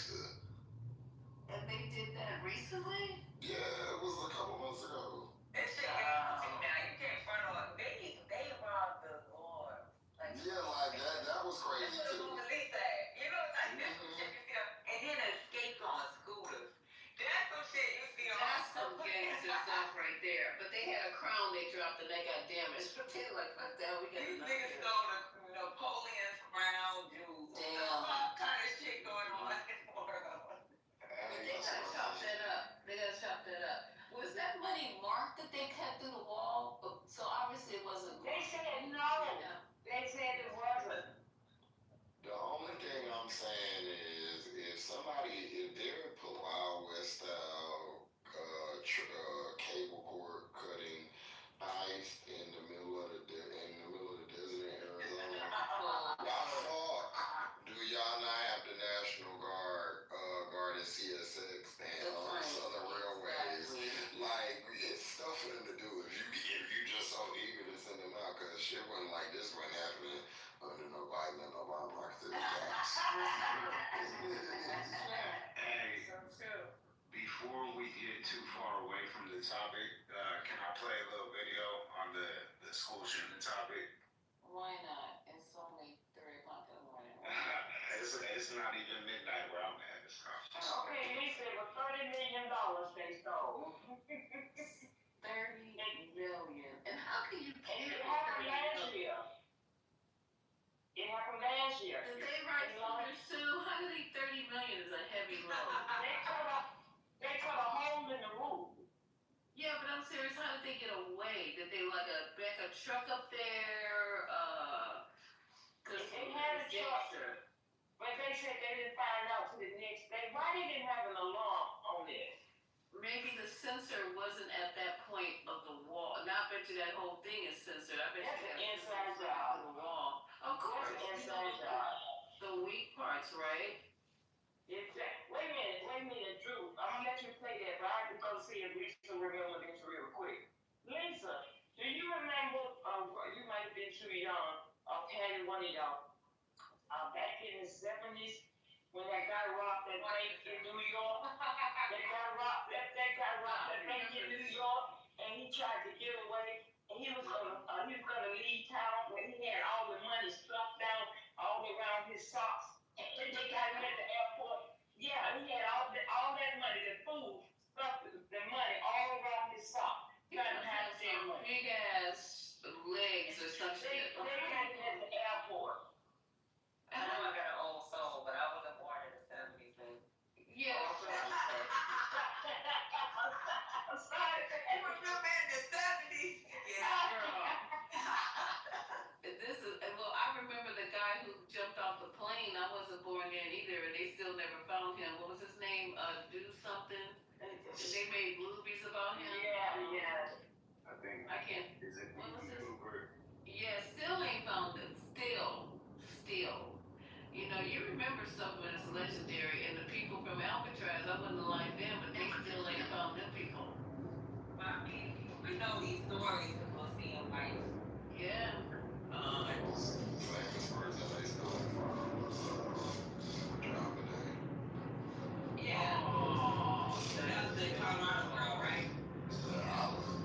And the Menendez brothers that is I think John Bonet was the parent. It was in Atlanta.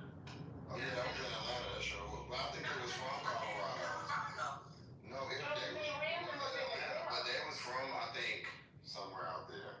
Yeah, that happened in Atlanta. That's crazy work. I think it was a parent from her. That was weird. I think it was the daddy or that brother. It was one of them. Yeah, because John Bonet was about my age, wasn't she? Yeah. I don't know. What do you mean? She was about the same age, almost. Yeah, I was.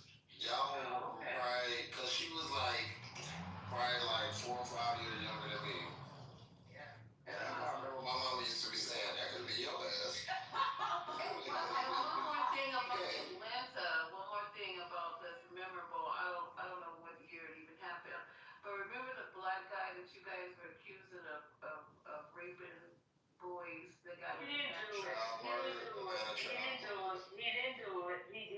it. I don't think he did either, because they only had some dog hair or something.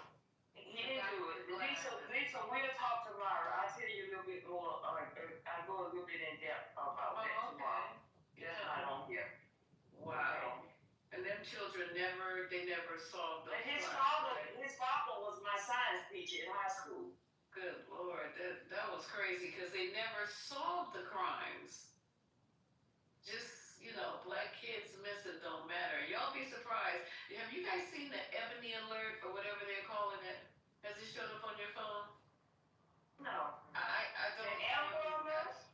No, it's either Ebony or something. It's for black kids. When black kids I are think missing. that's in California though. I don't think that's a federal. Oh, okay. Because I know it showed up on my phone one day. I was like, what is this? And then somebody told me that's for black kids. And I was like, okay, I love this. This is cool. I guess white people just keep driving. But it's for black kids and black women. Oh, and black women also. Good. Good. Okay, y'all, let me be quiet. Go ahead, I'm sorry, who was it playing the, Yeah, it was me. Hold up 1 second. Y'all gotta let me know if you can hear this. He has something he wants to say about school shootings. Here is his extra point. There was a high school shooting yesterday, this one in Florida, 17 dead, the last report I saw. And everybody sends their thoughts and prayers again because that works so well. This is the 18th high school shooting in America this year, and we have 10 and a half months to go. We've had 290 since 2013. We average about 1 a week, but there's just nothing we can do. If it was a Muslim or a Mexican doing the shooting, how many new laws and how much money would we spend then to stop the madness? But since it's almost always a white kid, there's just nothing we can do. America has 5% of the world's population, and yet 31% of the world's mass shootings. We're worried about people coming to this country. They should be worried about us going to theirs. Australia had 4 mass shootings between 87 and 96. They passed stricter gun laws and haven't had a single mass shooting since. And here I thought guns don't kill people, do. Is this the people we are? Last time I said we need to find a way to stop a nut with a gun, and that's all I said. I get an email saying, I'm saving my last bullet to put it right between your eyes. Just another responsible gun owner in America, and I'm taking all bets. He's a white guy. So there's just nothing we can do. I'm Dale Hansen. It's getting harder to enjoy the day. amen. There's nothing we can do. Amen. I feel suffering. That's what they should be doing, Patty, instead of saying thoughts and prayers. Just come on, Mike, and go, look, there's nothing we can do. Amen. Amen. How about them Lakers? It's like, why are we even playing the games anymore? Oh, shit. But when y'all was talking about people stealing money, my friend of mine who is now deceased, he used to work at Dylan's candy store in I think it was Times Square, and he quit, and he still had the key, I guess, to the store, and he stole $75,000 out of their like quick drop box. Oh my God. In cash though, right? And like 5, 10s, and 20s and 1s. Damn. And this bitch was like, pick me up from the airport.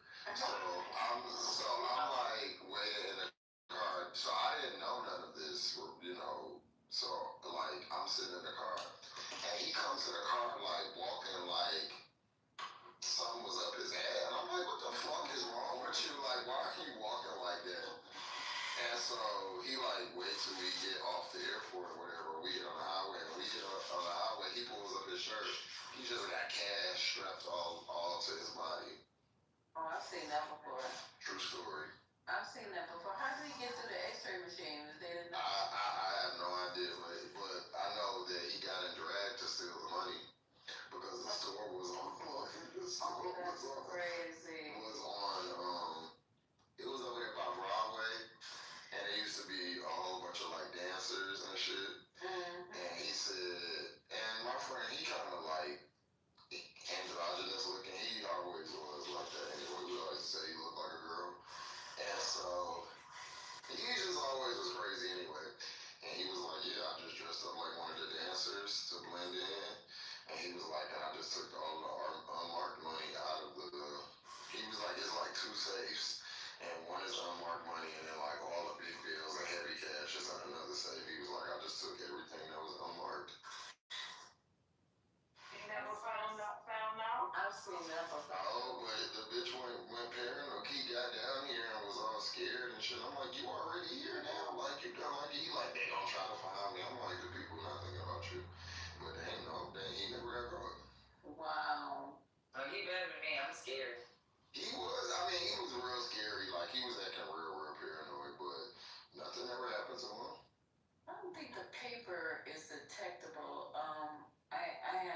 patient one time come in, gunshot wound, and he did not make it. But when he came in, the first thing they were doing was, it was a drop off. Like they just rolled up there and pushed him out.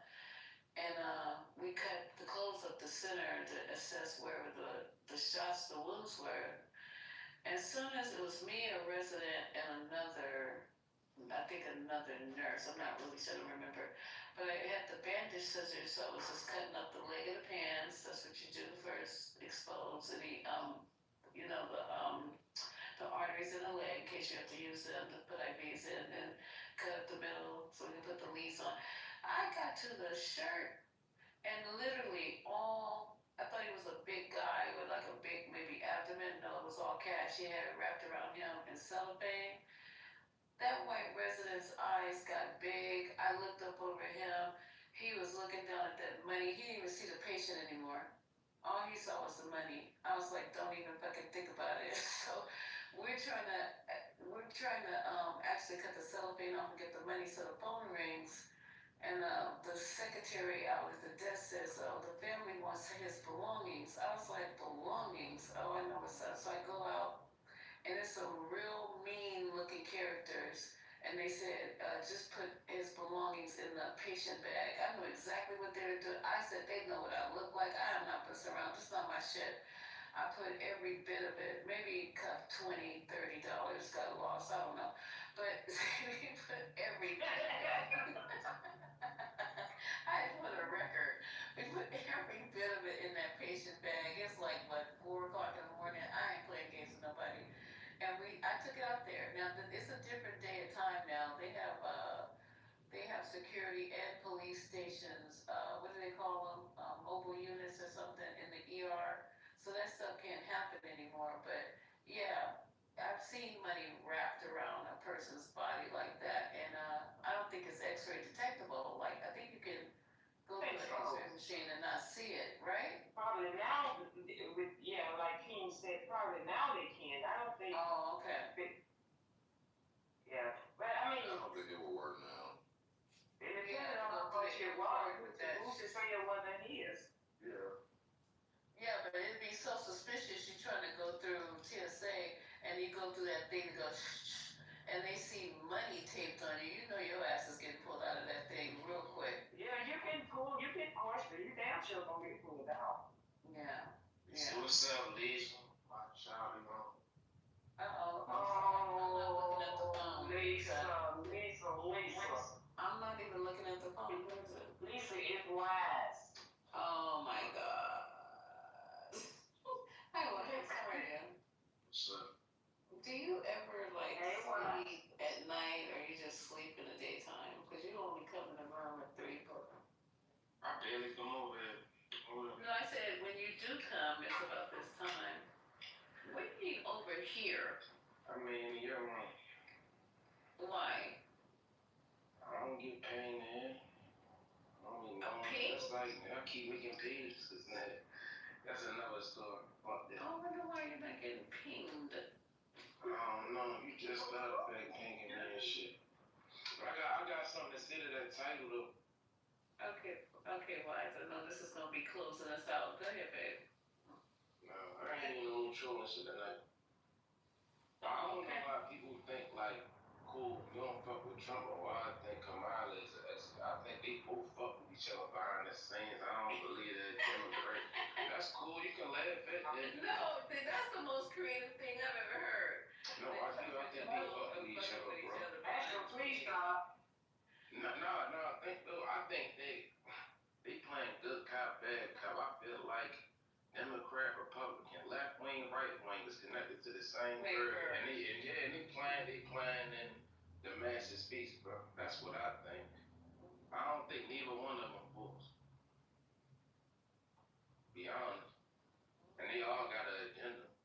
Well, which one did you vote for? Which wing of the I bird did you vote for? don't vote for none of them. I don't even think niggas. I don't think our vote count. I think the only See, when I tell you guys about 5 hours ago. I only think your vote count is locally. Like when it comes to presidential votes. What's gonna happen? So that's all. Hold on for a minute, okay? I'll give it to you.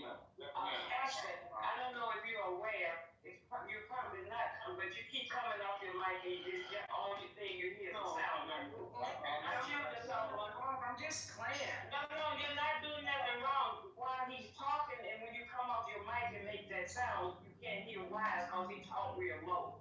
That's all. You talk low, or I'm just. So that's basically what I was saying. I think the government, they play on the masses, and not just our government, not just our country. I think other countries do the same with their masses, and all these great leaders connected to each other. Black folks don't got a government, my brother. What government you talking about? What government? I'm gonna let you go ahead and talk ish. I guarantee Blackstones, look, Chicago, and it is from anything from the 60s and up.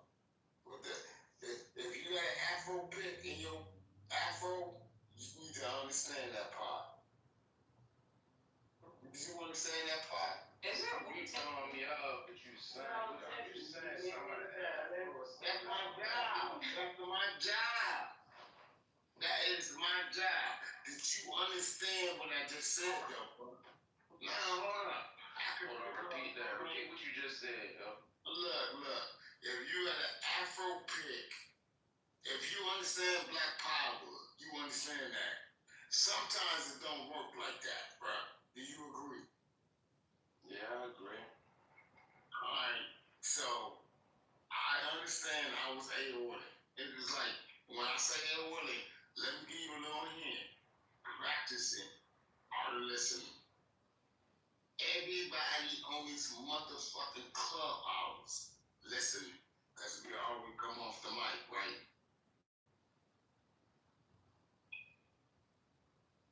Just hold on. No, I'm on mute up. I already know what you're saying. Listen, I want to ask you a question. No, I'm on mute up. I am revolutionary. I know it, but are you still singing? That's all I wanted to know. Are you still singing? You should let him mute up. I just want you to know if he's still singing. I went to YouTube. Oh, wait a minute, is this the solo? Yes, it is. I went to YouTube. I need to get this information when I send my mixtape. Is that Sunshine? Yeah, my mixtape, bro. I need to. She's a rapper. Yeah. I don't rap. I flow. I MC. My shit is Granny with a groove.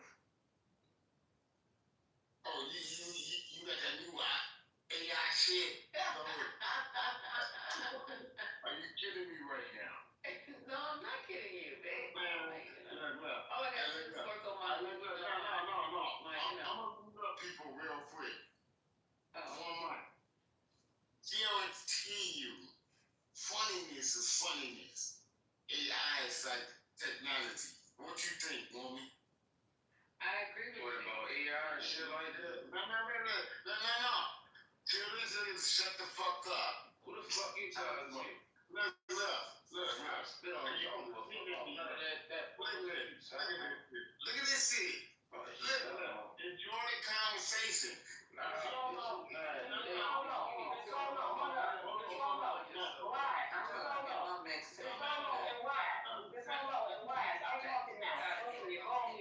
Listen, we done had a nice conversation on this stage tonight.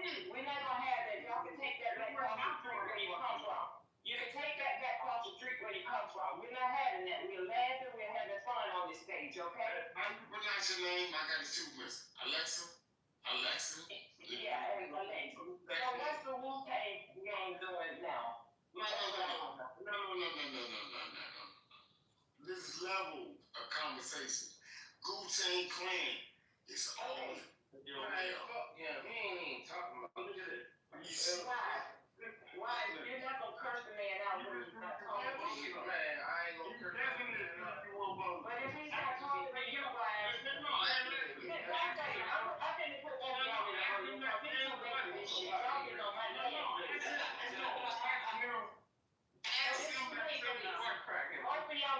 Ask that nigga that same question that you asked me. I'm on you up. Ask that nigga that. It's time for both y'all to get on. Anymore. I around that nigga. Y'all put that shit on the call. Put that shit down. No. Ask that nigga that same question. Ask him what? The same question you asked me. Is he still singing with the Wu-Tang gang? No. What did I ask you? Yeah, people know who it is. He don't even know. I know who you are. He don't even know. Literally. No. I know who you are. Ask that nigga the same question you asked me. What question did I ask you? What you been saying? I got to admit, I'm getting to go to the stage. Say what? I said, Brown. Was you paying attention to the stage? Yes, I'm looking right at you. I'm paying attention to you. I don't know my eyes on you. The ass that solo, that dumbass 3-2-1 bozo shit. Solo. No, okay. Solo. Look, I'm on mute. I already know where it's going. Go ahead. Thank you. I appreciate that. Who? Thank me. You thanking me, and you trying to figure out who the fuck. Y'all blocking my rap. I already know who you are. I'm not trying to get I know who you are. Look, you know, why? Who are you? You want me to ask who you are? Ma'am. Look, do you know about business fine and prayed out? Do I know about who? You talking this hilarious shit. Prayed out. Do I know about who? Look at this. Ain't no who, it's the essence. It's the presence. But when you slow it's hard to understand, sir. Look. If you trying to make a joke about that soul. No, it's not a joke. This is true. When you slow that nigga came off the mic. And look, it's already people.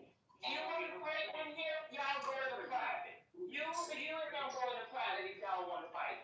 Okay? Do you know your mind? I understand. Look, are you kidding me right now? Look at this shit. That's okay. Everybody, come off mic right now. Everybody come off mic right now and tell the solo you love it. You need some love. We love you, the solo. Love him because, he gonna... That is your best bet. Tell that nigga to understand protocol. Okay, he gone. Yeah. Your Honor. Ma'am. You're not even following protocol. Every time I tell you to go on mute, you keep talking, so you're not even following protocol. So how you trying to answer? Michael, this is the Wu-Tang Clan. Arthur Ware. Michael M. Arthur Ware. Do a rap for me real quick. Do a rap. If you trying to debate with the 1, 2, 3 talk, do a rap for me real quick. I said, man, I don't want to fight. I'm a lover. I'm not a fighter. Let me calm you down real quick. Do a rap. No. I got to leave me real quick. 250,000 call me down. Do a rap for me real quick. Come on. Look, you better hope you don't have a finger on that finger. What the hell? Yeah, Arthur Ware. No, she be getting on that midnight. Look good, because if you do got a ring on that right hand, you need it's on the left hand. Nah, look at this shit right here. Look at this. Where's the ring on the left hand? Everybody, Yours on the right hand. And your wife, I ain't never been married. It's on the right hand. It's on the right hand when they die. Hey, no. And disappears. You had insurance policy, right? Oh, shit. We ain't gonna talk about that. Do you have an insurance policy? Look. I don't mind being corrected. Wu-Tang claimed about correcting all you motherfuckers that come over. Hey, hold up. Who you call? No, apologize or get your ass off this stage. You don't call us no motherfuckers. You don't know us like that. Apologize and get your ass off this stage. Right now. Apologize. Yeah, I don't mind apologizing. Tell him to turn in his ticket with you. Apologize. Yeah, I apologize. Who's you? You don't get no invitation. I ain't like cussing at you or cussing at me. Is this him in this PTR over here? I'm all for it. No, I'm looking at the PTR. It says AOL 123. Off the rear. Oh, gotcha. This nigga still got AOL on everybody else. What is this Wu-Tang Clan? Will y'all come on, y'all? Wu-Tang, listen, man. She think they're funny right now. Wu-Tang Clan. No, Look. Only I read first before I enter the room. I guarantee you this one. Hey, nigga, shut up. You talk too fucking much. Oh my God. Who is that? I'm sleeping in the room. Ain't nobody gonna do this nigga. Who is that? Move up, nigga. No, because we want you to root up. You talk too much. You just said word your words. You sound like Harry Jones' uncle at the cookout. What? We was doing that dance for 72. Let's call the scooter, but Hey, we had no too much goddamn nitro. Hey, listen. Yes, I know you think like me, right? We like to think it. We like to think it back. Absolutely. Nobody thinks like you. Only person that Look at this nigga. you got the brain of a motherfucking chicken. I got Nobody. you back, Wu-Tang.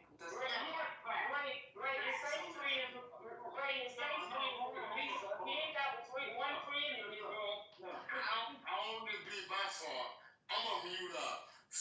Before you go back, Let's see what this nigga talking about. Go ahead. I just want you to make sure You won't, nigga. Can you turn your pink ticket? Yeah, that's all I want him to do right now. Yeah, turn in your pink ticket this whole way.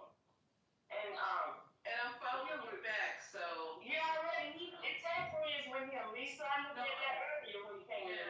No, he was following me. I didn't follow him back. Oh, you didn't follow. So just turn in your pink ticket and come in the room tomorrow before half hour. I'm trying to get my pink Timbs out the closet. I gotta go find my pink Timbs. Y'all missing out. You just like, damn, I followed that nigga. I ain't following him back. That's I'm following you back. Oh my God. Look, are you kidding me? I made the decision 10 years ago to stop drinking, right? This pink ticket. One of the reasons why is because I didn't want to end I hear up voices, right? I hear voices. That's why I stopped. I hear voices. I hear voices. Listen. Let's keep it I followed that nigga, but I ain't know powder. Anyway, the problem is like this shit. Fear scale. I know you thinking about I got your back. Anyway, I'm be careful. and come back. I'm guaranteed the other way. to the nigga that's talking right now. Guaranteed. How many fentanyl pills did you take tonight? I'm about to do it now. 1, 2, 3, Ain't nothing to fuck with. Some people need to get trolled on. I can go from 0 to 50 though, right? Why? He beat you. He did what? You was the biggest troll. All I want to know, You ain't got even trolling. hey, all I want to know is who brought him up. Who brought him up? I promise you. It's probably JD. JD know what's up, man. No, JD went to rock no trash. Oh, okay. No, we were glad he left the first time. God damn. Don't just He found his way back home. No, I think he left and he came back right on stage. Right. No, he didn't. He came from the audience. I saw him in the audience. But I didn't bring him up. Maybe. No, remember y'all sent it? Did somebody send him an invite? Y'all was saying he can come. No, I just sent him a. Did I? No, he's been gone for a while. Patty.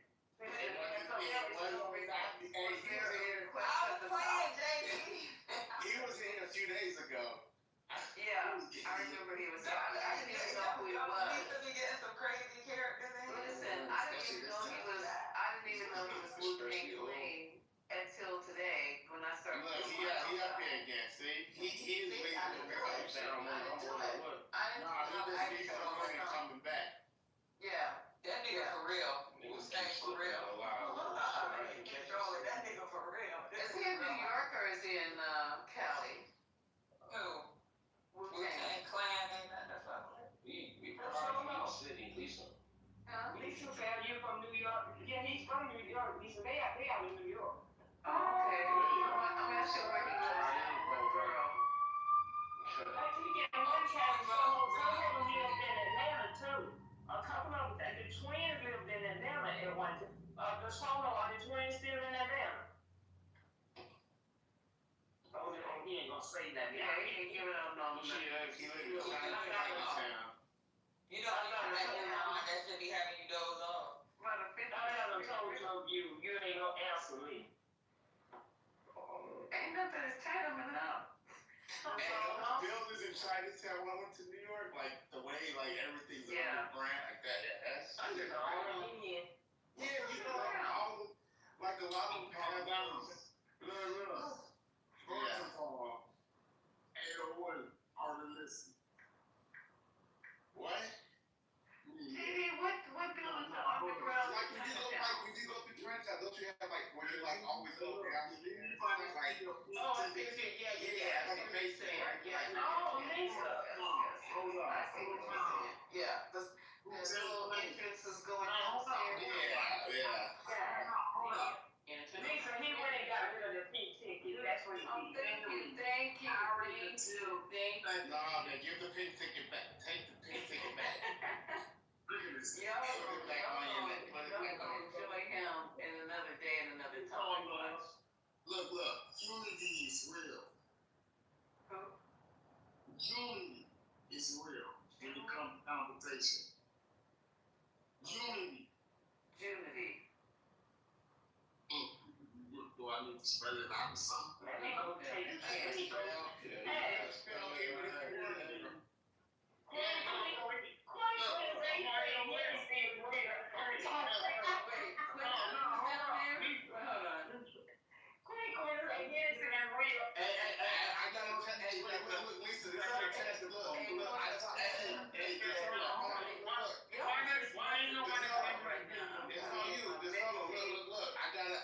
Smarter than a fifth grader test. So answer these three questions for him. Just answer these three questions for him. Quinn ain't never let me know my next day. Hey, you're a magnet, right? DeSolo, you're a Trump supporter? Give me permission to ask me questions. I'm gonna answer these bozos questions. Alright, answer this question. Hold on. Hey, if you answer this, DeSolo, if you answer this, hold on. Y'all gonna stop talking over JD. I told y'all, all y'all don't play games. DeSolo, just answer these three questions. I just want to know if you're smarter than a fifth grader. You and JD both will get bounced on your damn head. Me and JD, we got a helmet. DeSolo, I just want to know if you're smarter than fifth grade. Just answer these three questions and the stage is yours. Alright? Here's the first question. Because I know you're a magnet. I remember from last time. So what does the GOP stand for? DeSolo, answer it. What's the GOP stand for? Without looking it up. Good old pussy.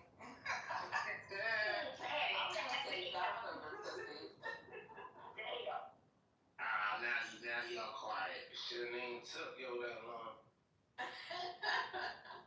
Y'all taking this serious. I was crazy. Hey, Wise, are you a Trump supporter? That's general popular. Listen. No, I don't fuck with neither one of them. I got kids. Okay. I don't fuck with neither one.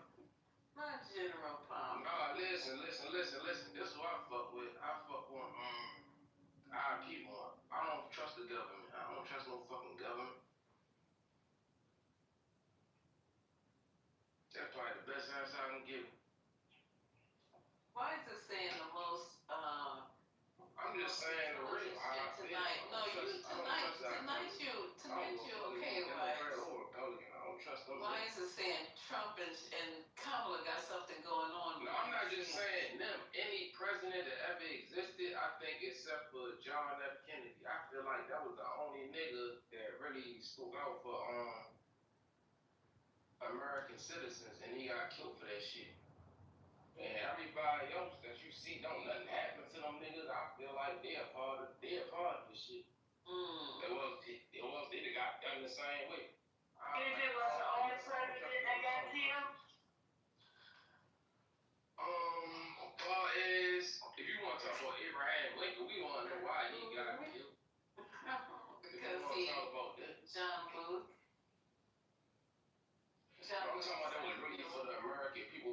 talking about like slavery time. I'm talking about like in the most current times and shit like that. He was exposing a lot of shit that our government was doing. JFK in his last speech, he got killed for that. And his brother, right? Because his brother got killed right behind him. And I feel like they do people like that when you ready for the people. Right. How old were you when Kennedy was? Shit, I don't even think I was even alive. Okay, I didn't think so. Nah, but the thing is, just because I wasn't born don't mean you can't go back and do research on what was going on. You can't. Ain't like I can't go back and watch. If you go back and do research, you'll understand that the Kennedy was for the Kennedys. It's like Rockford. So, man, you gotta answer my questions, bro. No. It's real quick, man. Why you interrupting women, though? Just three questions and I'll get out your way with the women. All right, go ahead. All right. What's the GOP stand for? What would you say? What's the GOP? Yeah. You know, GOP, what does it stand for? GOP. Yeah, you know they call Republican Party GOP? Got some bitch ass niggas. Next question. Alright, so you don't know that. That don't even line up. What's the six No. Are you kidding me right now? Hey, here's the second one. How you gonna ask the niggas? Gemini, I'm trying to get my mixtape. So here's the second question. What's the second question? No, they're not listening. This nigga asking me what. Go ahead, Lisa. No, Solo's gonna, I'm just trying to start my new career, trying to get my mixtape out there, you guys. Oh, yeah. So, Quinn ain't never inquired and tried to Quinn full of shit. Yeah, right, you know. When they ain't trying to get your shine on? You know what though? Y'all need to come to Atlanta. Quinn doing little things around. Lisa, I got the idea to help you out. So I know you know that Trump said, well, there's a high-ranking White House official that said Trump was looking to commute Diddy's citizens early as they heard that shit, right? Right. So that's where you get in. You need to get in with Diddy. Okay. Yeah, you strike me as bad boy. You give me okay. So I gotta be more. Yeah, I was getting ready to say, I think you're supposed to find another way. You might come out better with Kanye. Girl, y'all trying to really get me fucked up here. As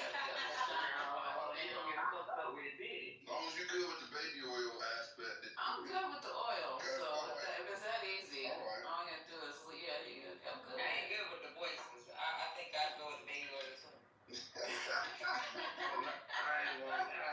So y'all really think y'all almost made me say something, but I just ain't gonna say it. I almost spit out my apple juice, but I'm good. I'm good with the baby oil. Nah, I go with the So you think they rubbing you down with the baby oil? I'm sorry.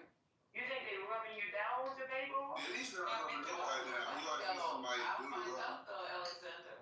He used Astroglide. He used the baby oil for your body, so your body look good.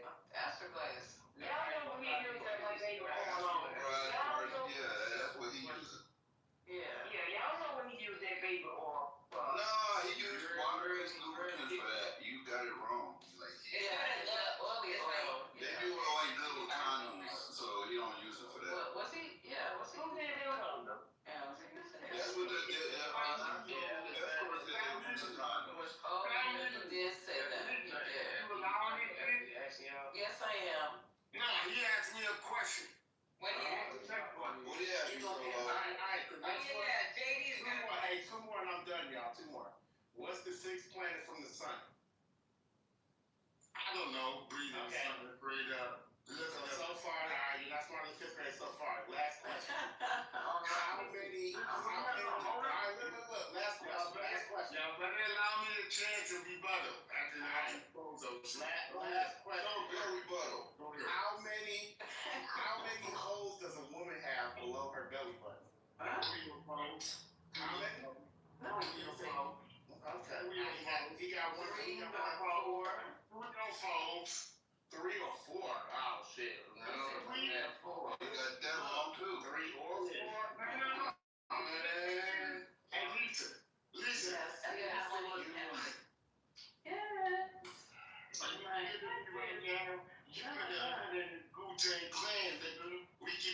Let me ask you one question. Okay. No, I'm talking Okay. No, this goes to that person, to everybody. His name is JD. Anyway. That's just my last question, and nigga. Look at the helpers. Nigga, shut your bitch ass up and ask your bitch ass question real quick. You was asking questions, though. Go ahead and ask JD. Ask your bitch ass question, please. Let me ask the room one question. Are you keeping it breathing and smiling and prayed out? Yes or no? Yeah. That shit you just said, nigga. You said, are you saying straight up? Keeping it bean and praying up. All day, every day. Yes, sir. Facts. Lisa. Yes, sir. Your turn. Anyway. Lisa, your turn.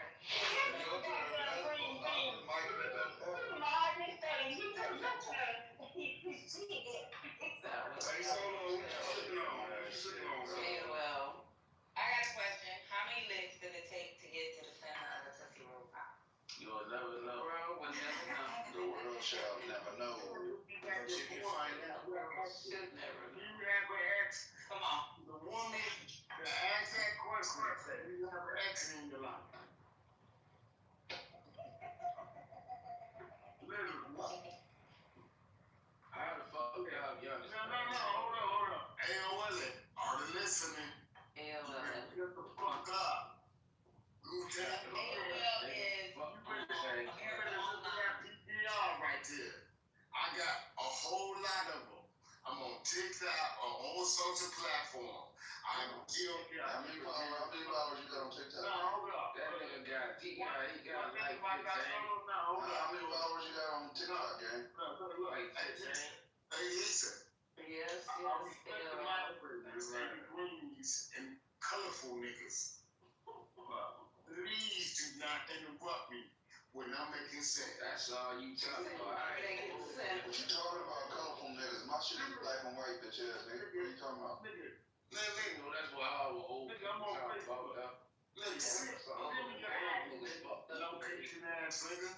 Both LAX, nigga. Pull up, nigga. We ain't witnessing nothing. No violence. Smack the dick in your mouth, goofy ass nigga.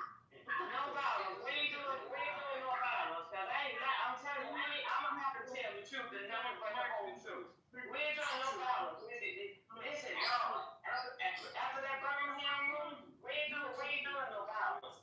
Listen, you know, ain't no violence. Yeah, well, don't be telling no, asking for no damn cash. What else you doing there for? What you doing there for, man? Ma'am, we keeping it breathing and smiling, praying up Wu-Tang Clan. Okay, no violence. I know you know how to cook. Are you saying about that mic? I guarantee if I ask you one question. If I ask you one question. No, ma'am, let me ask you a question. Do you know how to cook? Alright. So, look, you already, we keeping it breathing and smiling, praying up. We know how to eat, right? Yeah, I do. That's a loaded question. That one's too. Oh, I didn't even think about the other half. Yeah, you wrong. Lisa, did you just confess to being an eater? You gotta listen. Shut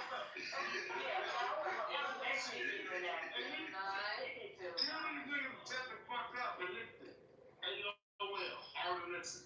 Tell these niggas to relax. Oh, are listening. Okay, you said you had one question. I thought you was finished questioning. I ain't do the question. Long as you know how to cook. My toe. Anyway, let that one fizzle. One of the best. Nigga that asked like 10 questions after asking one, saying he's gonna ask one. I guarantee you ain't asked Lisa if she's single. Facts. No, you did not. No. Now it's implied that you're asking her. Hey, look. And that's mixtape, though. Hey, tell this nigga to shut up. She said all you can do is pick up her mixtape and pass it out. That's it. All the way. It'll be a feature on that motherfucker. See, look at this, just making progress. Man, Wu-Tang Clan. Well, you know, Gemini, I know you're gonna have to work with my papers, but Gemini. encourage bozo shit. You know what? I can hear about your energy. You got good energy. Now, bozo. The fuck up that. That's a fact. Gotcha. Yeah. Gotcha, Big Daddy. Yeah, you should. If that's the case, and you really feel that, you should commit suicide right now. Goodbye. This nigga said goodbye. That's the new one. That was funny though. You gotta. That was attempting to be funny ass nigga. So 3:30 every night we start comedy hour. Yeah, we here. We done finally prayed up. How about y'all? Yeah, this is hilarious. AOL. Arthur Real. Are you listening? But I like that. No, I ain't gonna lie, so But you know what? You know what, Gemini? What's up? It's gotta be hell to wake up crazy every goddamn Yeah, it really do. His social media is not linked to his Clubhouse account. Let me look. I didn't even look. Hold on. Creation. You got to be really hard. Yeah, his Instagram is linked. Let me tell you something about 1, 2, 3 Warriors. We keep it in that order. Response. Support system. Niggas act Hollywood, but we just keep it beating, smiling, prayed up. He only has 248 followers, so hold on. No, that's not true. I'm looking at it right now. You were looking at the wrong person. I am? You're definitely looking at the wrong person. Do we some chick? Definitely, brother. You definitely looking at the wrong person. Hold on. I'm looking at your IG account. Look. Look, I don't need to share nothing. I'm trying to share my thoughts with y'all. Okay. You figure it out later. Okay. Yeah. What time you gonna start? Because I got to go to bed. No. For the woman that's looking me up, I can guarantee you probably involved, ain't you? Probably what? Are you involved? I told you, I've been married 35 years. Okay. Keep it like that. Oh, yeah, why the hell would I change it? This lady in the game. Remember what you said? No. We about to be funny. No, I'm being serious. Man, I hope not. You fuck around and have an unhappy home right here. No, I don't think so. Look, you already violated by looking my name up if you've been married 35 years. You better look at I look up a lot of people. That was my job. I look up a lot of people. I got a friend. I know who you are, though. Look. Yeah, I already know. Where you from? I can guess where you from. Atlanta. Look at this shit. Oh, shit. This is about to be tricky. He's from Atlanta too, though. You know the twins? I know the twins. I know. What's the dude? They still live in California? No, hold on. No. You from Atlanta, right? You just happy as fuck, ain't you? I don't live there now. That's where I'm from. I'm from the Wild Humpback Crooked Eye. The glove. You're from New York. Listen, I don't know. Man, no, hold up. He's from New York. Yeah. I don't know where he lives now. He might live in Mississippi now. Yeah, I know how to speak 5% talk, though. What you think? I don't know. No, you know. Definitely you not. Remember you said you just from Atlanta. I'm from the glove. No fingerprints. I keep it beating, smiling, pretty. Bet you I can find you. Bet you I can find you. Bet you I can find you. No, if you pull up on me, you fuck around, you gonna eat some good barbecue. And likewise. Remember where the old saying go? It ain't about who the baddest, it's who the fastest. But you talking distance shit. If you listen, if you ain't in Memphis, you ain't got no good barbecue. I got people in Memphis. Okay, that's what a good barbecue is. No, I don't got to travel from the club to go down south. You better let that one. Hey, Lisa, I'm trying to help you. I'm trying to help the stage out. Go Tank Clan, 1, 2, 3 Warriors. Yeah. When you see this Wu-Tang Clan right here, we get the numbers up. Look, most people instead of yapping, usually written words matter. Written words matter. It's always the truth. Written words do matter. It does. I guarantee this to the niggas. Look. To the people that happen to be trying to have a conversation with Don Solo, you better understand. You better be who you are. I am who I am, though. You better let that part. No. I'm speaking esoteric. Oh shit, you cold. Just hidden word. No. Just hidden word talk. This hidden word talk. I know. If you do not understand that ETR that I'm representing, I got plenty of them. I already joined it. I'm a member. I guarantee you. You appreciation. Most people forget that word. Appreciation. And we appreciate you. You a damn show. Hey, look. That radio pink ticket. But just Solo, can you come back tomorrow? You gonna come back tomorrow? Lisa is going to crash out. He finished talking to you, man. I said that he's coming back tomorrow. Let him talk to you, Miss Alexander, because Exactly. Since you want to come off the mic and all.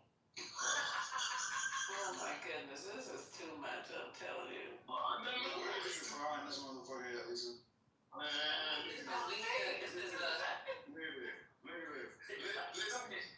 Everybody got protocol. Hey, Lisa. Yes, sir. I guarantee you got the authority to be like, mute up, got someone talking. I guarantee you got that. Oh, so that's what you want. Okay. No. I don't want that. Y'all gonna be out. I'm funny anyway. Okay. You better let that one sizzle. I'm gonna let that sizzle. Yeah, I'm on. I got Facebook. I'm on all social. How did you find out about this app? Who told you to download this app, bro? I'm known to break up happy homes. Who told you to download this app? Who told you to do that? Look at all these niggas. Look at the three stooges. These niggas like clowns right now. Niggas jumping off the mic to say what? Nigga, stop interrupting. Listen, stop interrupting. I guarantee I was talking to creation. How much longer? Hey, you know what, JD, in my mind, this is how I imagine average New York moving around. Like, this is average NYC energy right here. This is NYC? I feel like if I was on the subway, this is the kind of conversations I would have. Hey, Lisa. Most of these niggas cheat. Black men don't cheat, though. That's facts on that one. Okay. Niggas keep coming out the mic. Look, I'm single. I'm Doc Solo for real. It's on my license plate. If you come to the club and you see a 300, a nice car, shining in the motherfucker, I guarantee you, if you think you following me, you're not. I'm trying to look. So it's like that. Run the room. Okay. Run the room. So if I think, if you think No. Look. Just like, look, you gotta ad-lib her. You can literally tell this nigga to shut the fuck up and let Doc Solo song. You can literally say that. But you can't. Okay. Y'all let Solo. See what? Too late. It already happened. You guys, if it wasn't 4 o'clock in the morning, I would just be. Look. You act like I don't know the time. How much more time we got? Thank you, too. How much more time we got, Lisa? Hold on. And my lips. Don't act like I don't have a nice watch on. Lisa, how much more time we got? No. My lips are heavy, girl. I'm getting ready to take this pen and take Brian into the bed. I can't take this no more. I was trying to get, because this is not social media, Alexander. No, exactly. I thought I was talking to Alexander first. You were, but No. you don't want me out. Alexander. No. Social media. At least He has another social media. He got 1, 2, 3. 1, 2, 3. How do I find that? Warriors. Wu-Tang. Look, Erica right there is very respected. She listened to both of us. She knows she should have said something. This is too much. I swear to God. I don't think this is the club. I think this is definitely New York. Maybe. I'm definitely remembering her. 128. I used to kick indoors. I don't do in the house. I used to kick them. I used to kick food masters. Y'all know what it is. No, I don't. Nah. Would you like to? Are you single? No.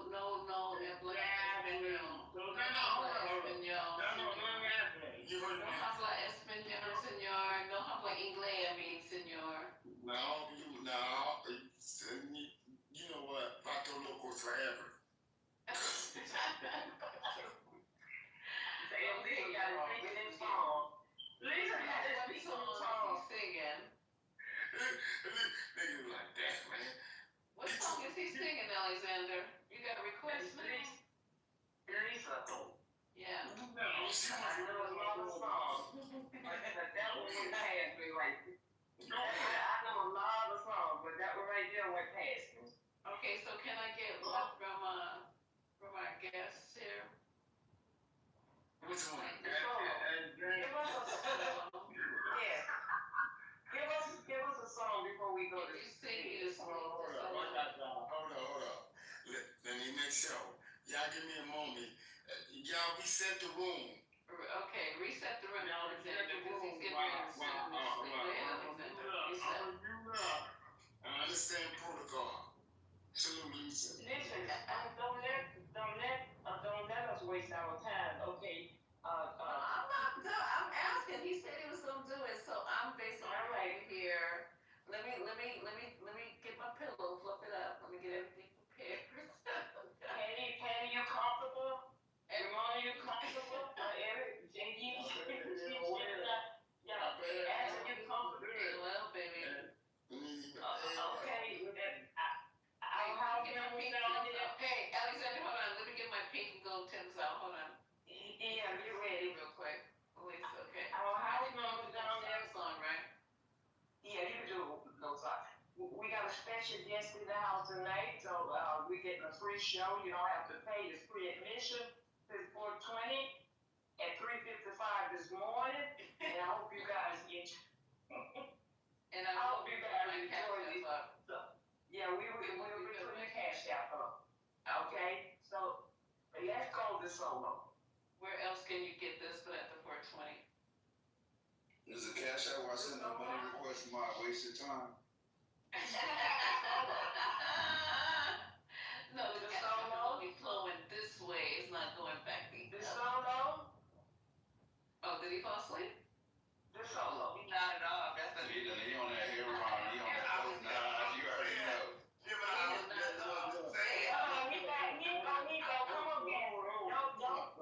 man. Go on mute. Go ahead, Mr. Solo. Yeah, I was on mute to finding music so we can all relax. All right. Okay, go ahead. Relax. Go ahead. All right, y'all niggas relax, because I'm in it. Have patience. Patience is Okay. virtue. It is. Anyway, Fact on that one.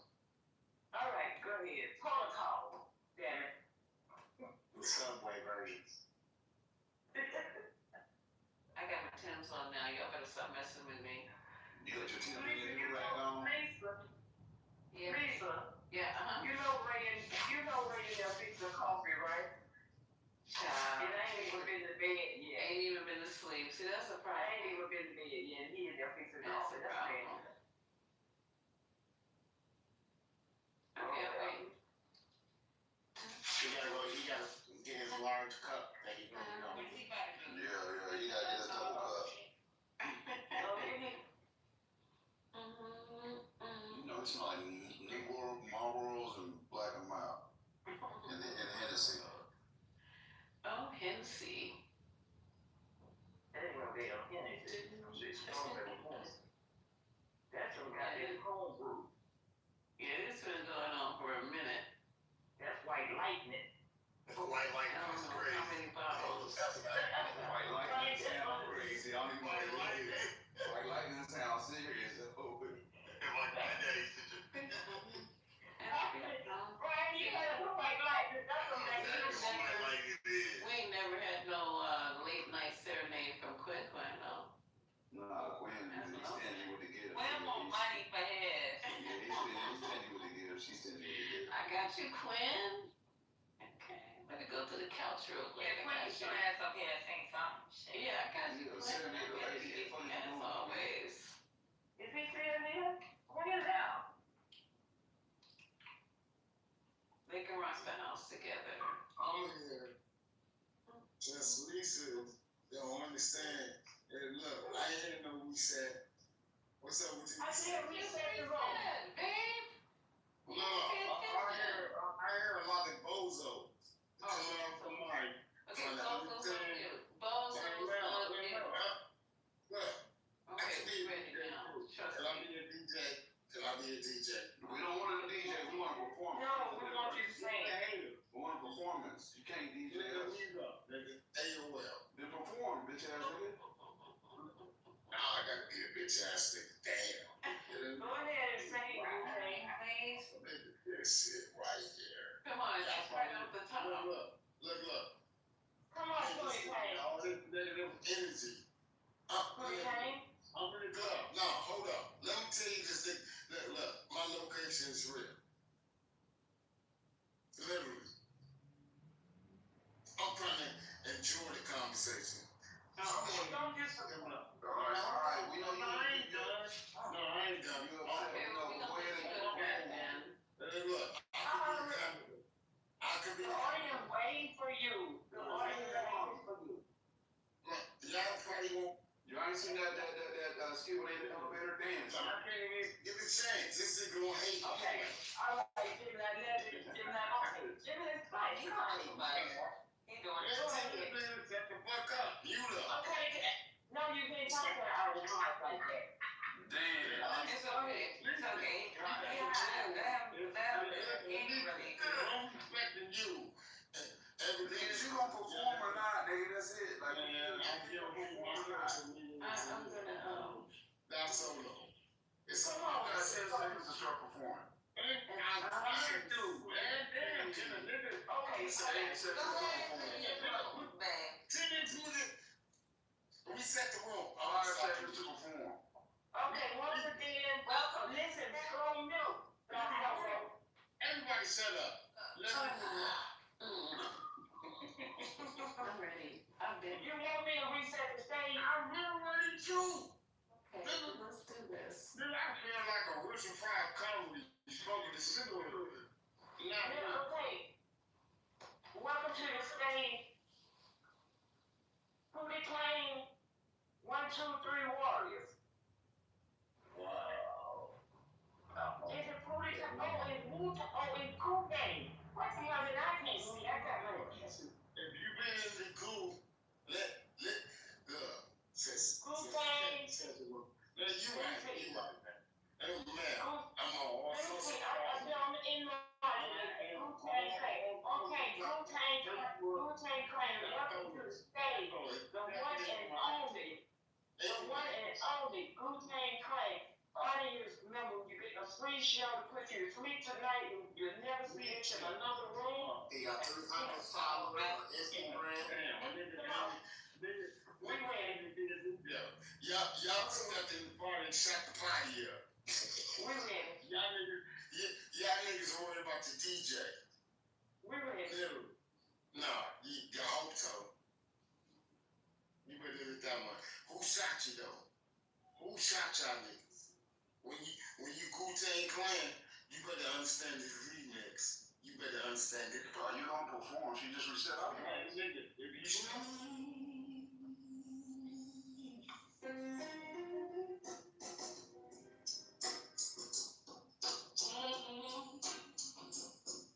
put your bitch ass up, nigga. Who shot you? Spit something, nigga. Let me relax. Who shot you?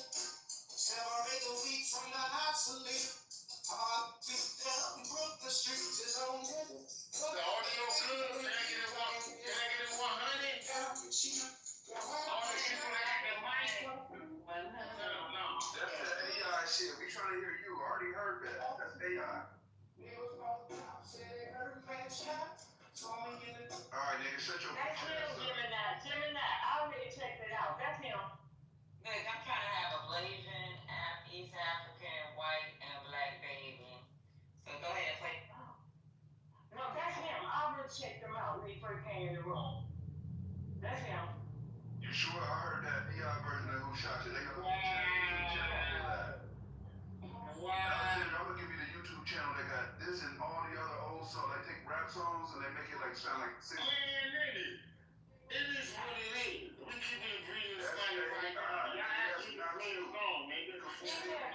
Me, nigga. AOL, nigga. That's not you though. That's AI, nigga. You think I don't know?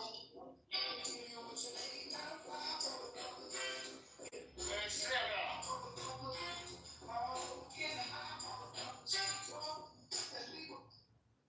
I don't want no fucking AI, nigga. That sounds pretty good. I'm telling you, that's him. It is him. I heard him. I saw him. I heard him. Yeah, that is him. But we done had enough of the goddamn Pootie Tang. Well, I don't know. At least I've had enough. But some bitches.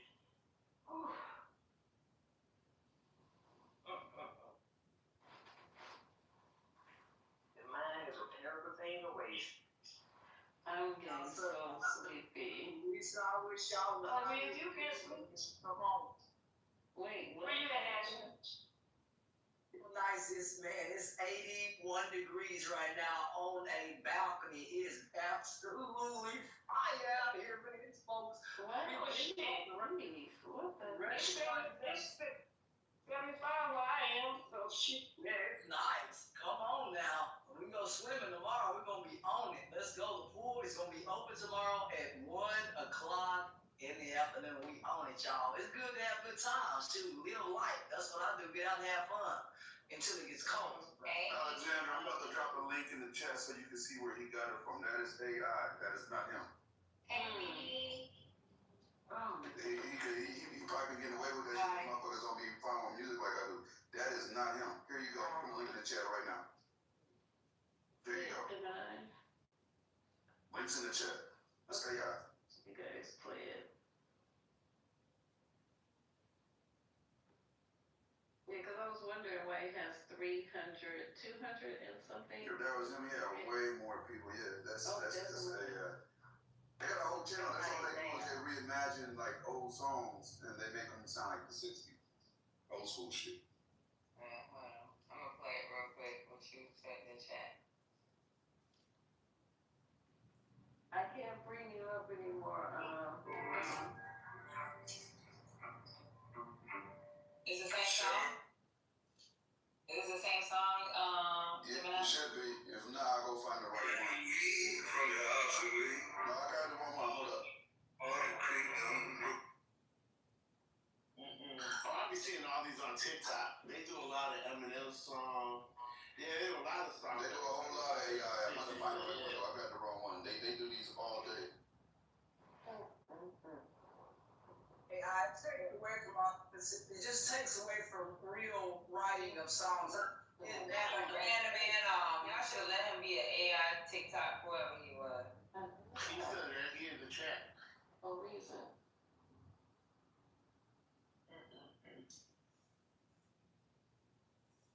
AI fucking everything up. I was about to fry some chicken over here, y'all. You can't be frying chicken this late.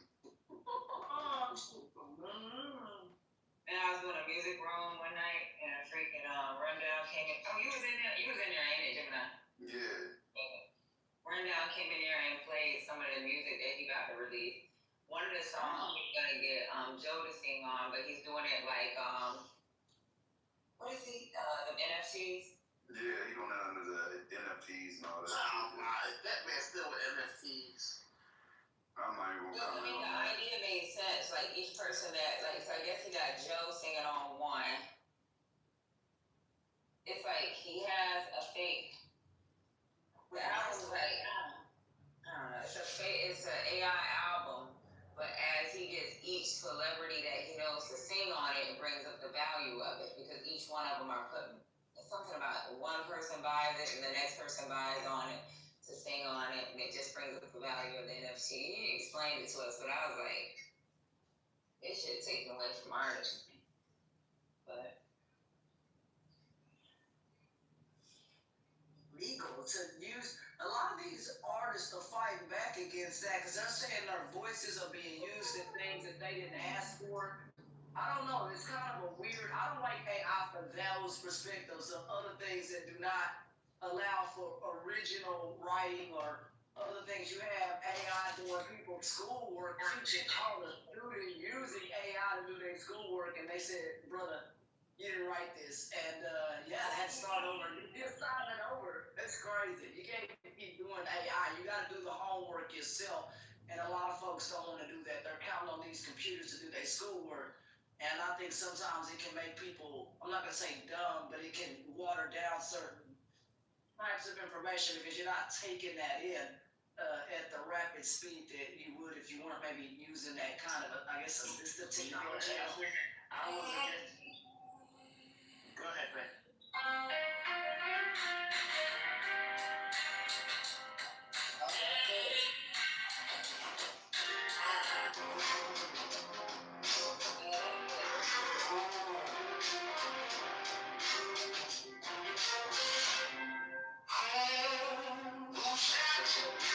Separate the weak from the obsolete.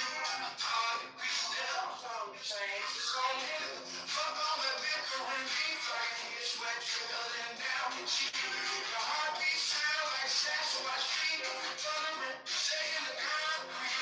Then it should stop when I fall apart. People on top say they hurt. turn that shit off.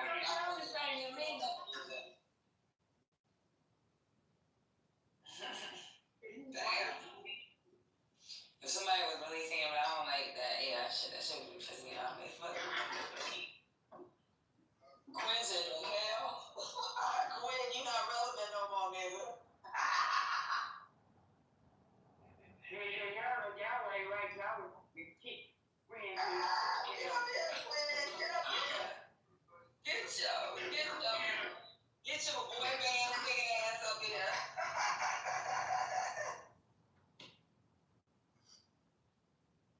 You ain't relevant no more, Quinn.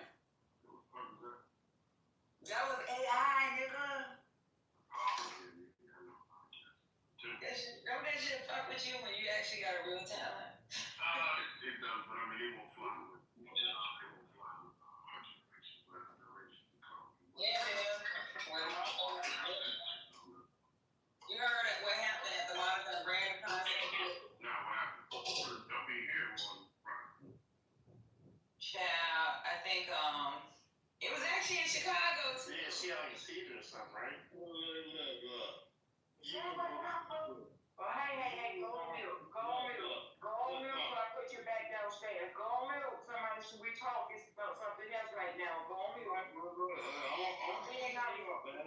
Just hold on. Please. No, they said that JD was saying,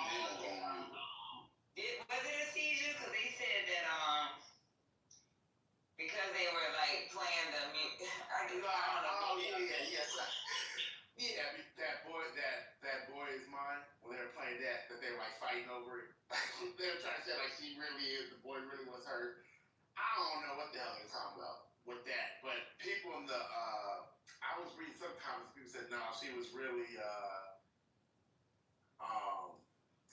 I guess she suffers through seizures and stuff, and she actually had a medical emergency because they said she never ever, like her professionalism, she never would take off on the stage like that. So they say she actually left because of a medical emergency. They said that they actually played the last piece when she said we're having technical difficulties with the music, and then it just cut off and she left. Oh shit! Well, I ain't gonna lie, I don't know. I was just reading comments on. It was funny. Man, that shit crazy. And then people was like, they were lip singing some of the songs. I said, what the fuck? But I was like, maybe you were playing the music in the background and singing. You know how they do that. Well, I was going to ask y'all, have y'all heard about Timbaland having this, he got an artist, an AI artist that got a record deal, and they put out their first video about 5 days ago. Have y'all heard of that shit? Yeah. That shit is fucking trash. Like Timbaland, I can't believe he put his name on it. He co-starred in the video, all that shit. But it's just whack. Like Some it's kind of AI company that, like, he does something with AI. I think that's why. It's something. What company does he just acquire? Or he's heavily invested in. I gotta look into it. It's something like that. I think that's the reason he might have done that, Jim. But you know, there was one AI artist that actually went #1 in her whatever genre she was. oh, she got a multi-million-dollar deal too. I know you're talking about. She got like a soulful voice, real soulful voice. She actually sound good. Like out of all the AI I heard, she actually sound dope. Like I ain't gonna hold you. Like she sound dope. Timbaland's our artist is a rapper. She a female rapper, an Asian female rapper. She sound like Missy Elliott without a soul. Like it's whack. It's crazy. Y'all talking about this motherfucker like they real artists. Unfortunately, they are. They getting multi-million-dollar deals. No, I mean, so this is not an actual person. Okay, your turn, Quinn.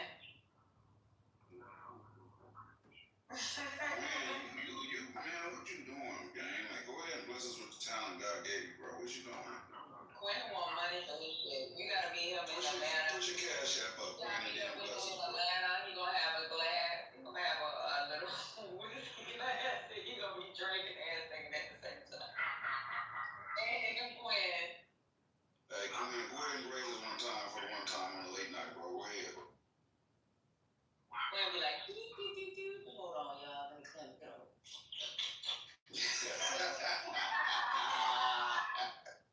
Hey, Quinn, bless us one time for the one time on the late night, man. Give us something, man. Oh, hell, you don't even want that for this one. A little teaspoon taste, you know what I mean? A little musical serving, man. If he ain't got no Kavasi, he ain't doing it.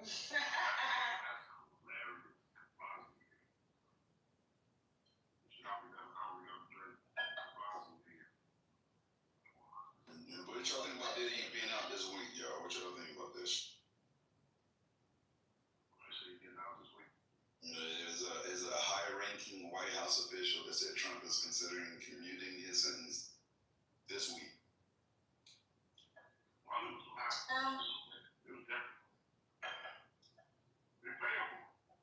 Then he can use his music, since nobody else will give him music to him.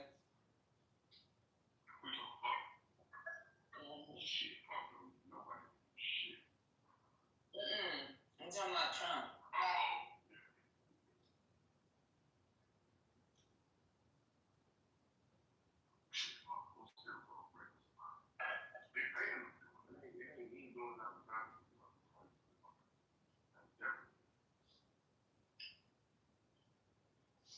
Man.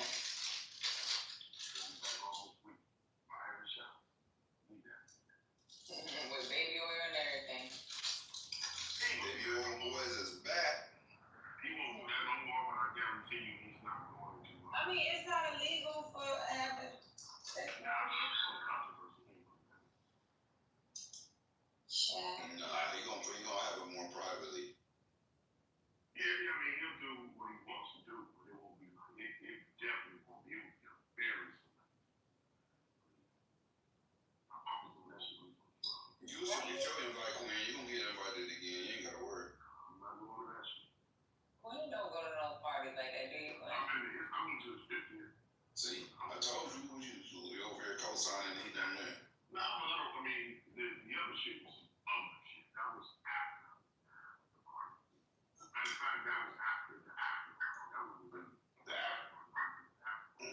Okay, so you went to the after party, but not the after party. Got you. Just the after party.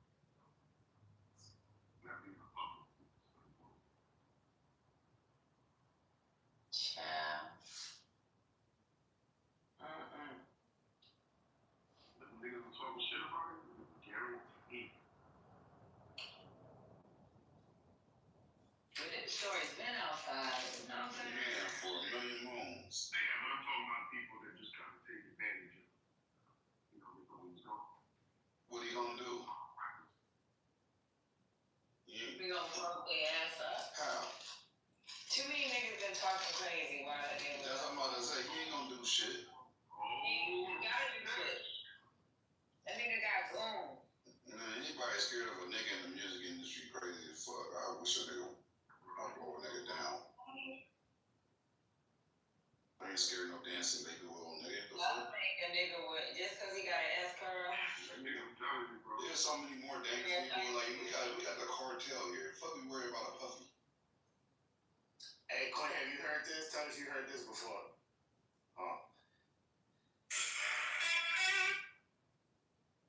Can y'all hear it? We can hear it. We can hear it. Well, somebody actually used to catch on Instagram. Christian posted it. Are you playing it right now, JD?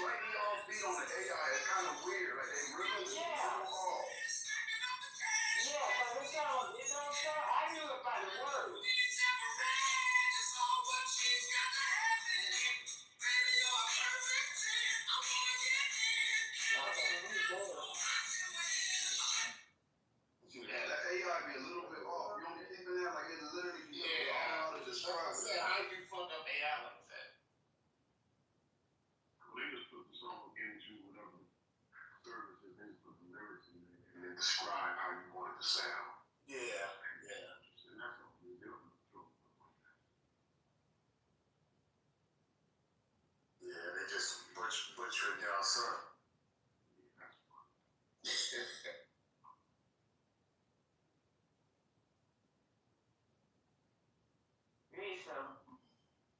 Lisa. You want my room? Lisa? Yes. You got it? Oh, yeah. Okay, everybody, thanks for coming to the play. I think it is about 4:20. Somebody, it's 4:20. This is exactly about 20. Yay. And thank you for that beautiful, she just sung me right to sleep. I mean, and then y'all come back in here and wake me up. I don't know what's happening, but I appreciate you, Dolo, for singing me to sleep or talking me to sleep, whatever you did, it worked. So I will see you guys tomorrow. Excuse me, my voice. I'll see you guys tomorrow at 6 or 6:30. And the PT's down at the bottom. Please turn your pink tickets in, y'all, so you can grace us with your presence tomorrow. And I don't have to ping all the way down to the red meat. So, y'all, peace out. And remember, the struggle continues, but to God be the glory. We be out. And Congressman, you owe me, baby. You owe me, baby.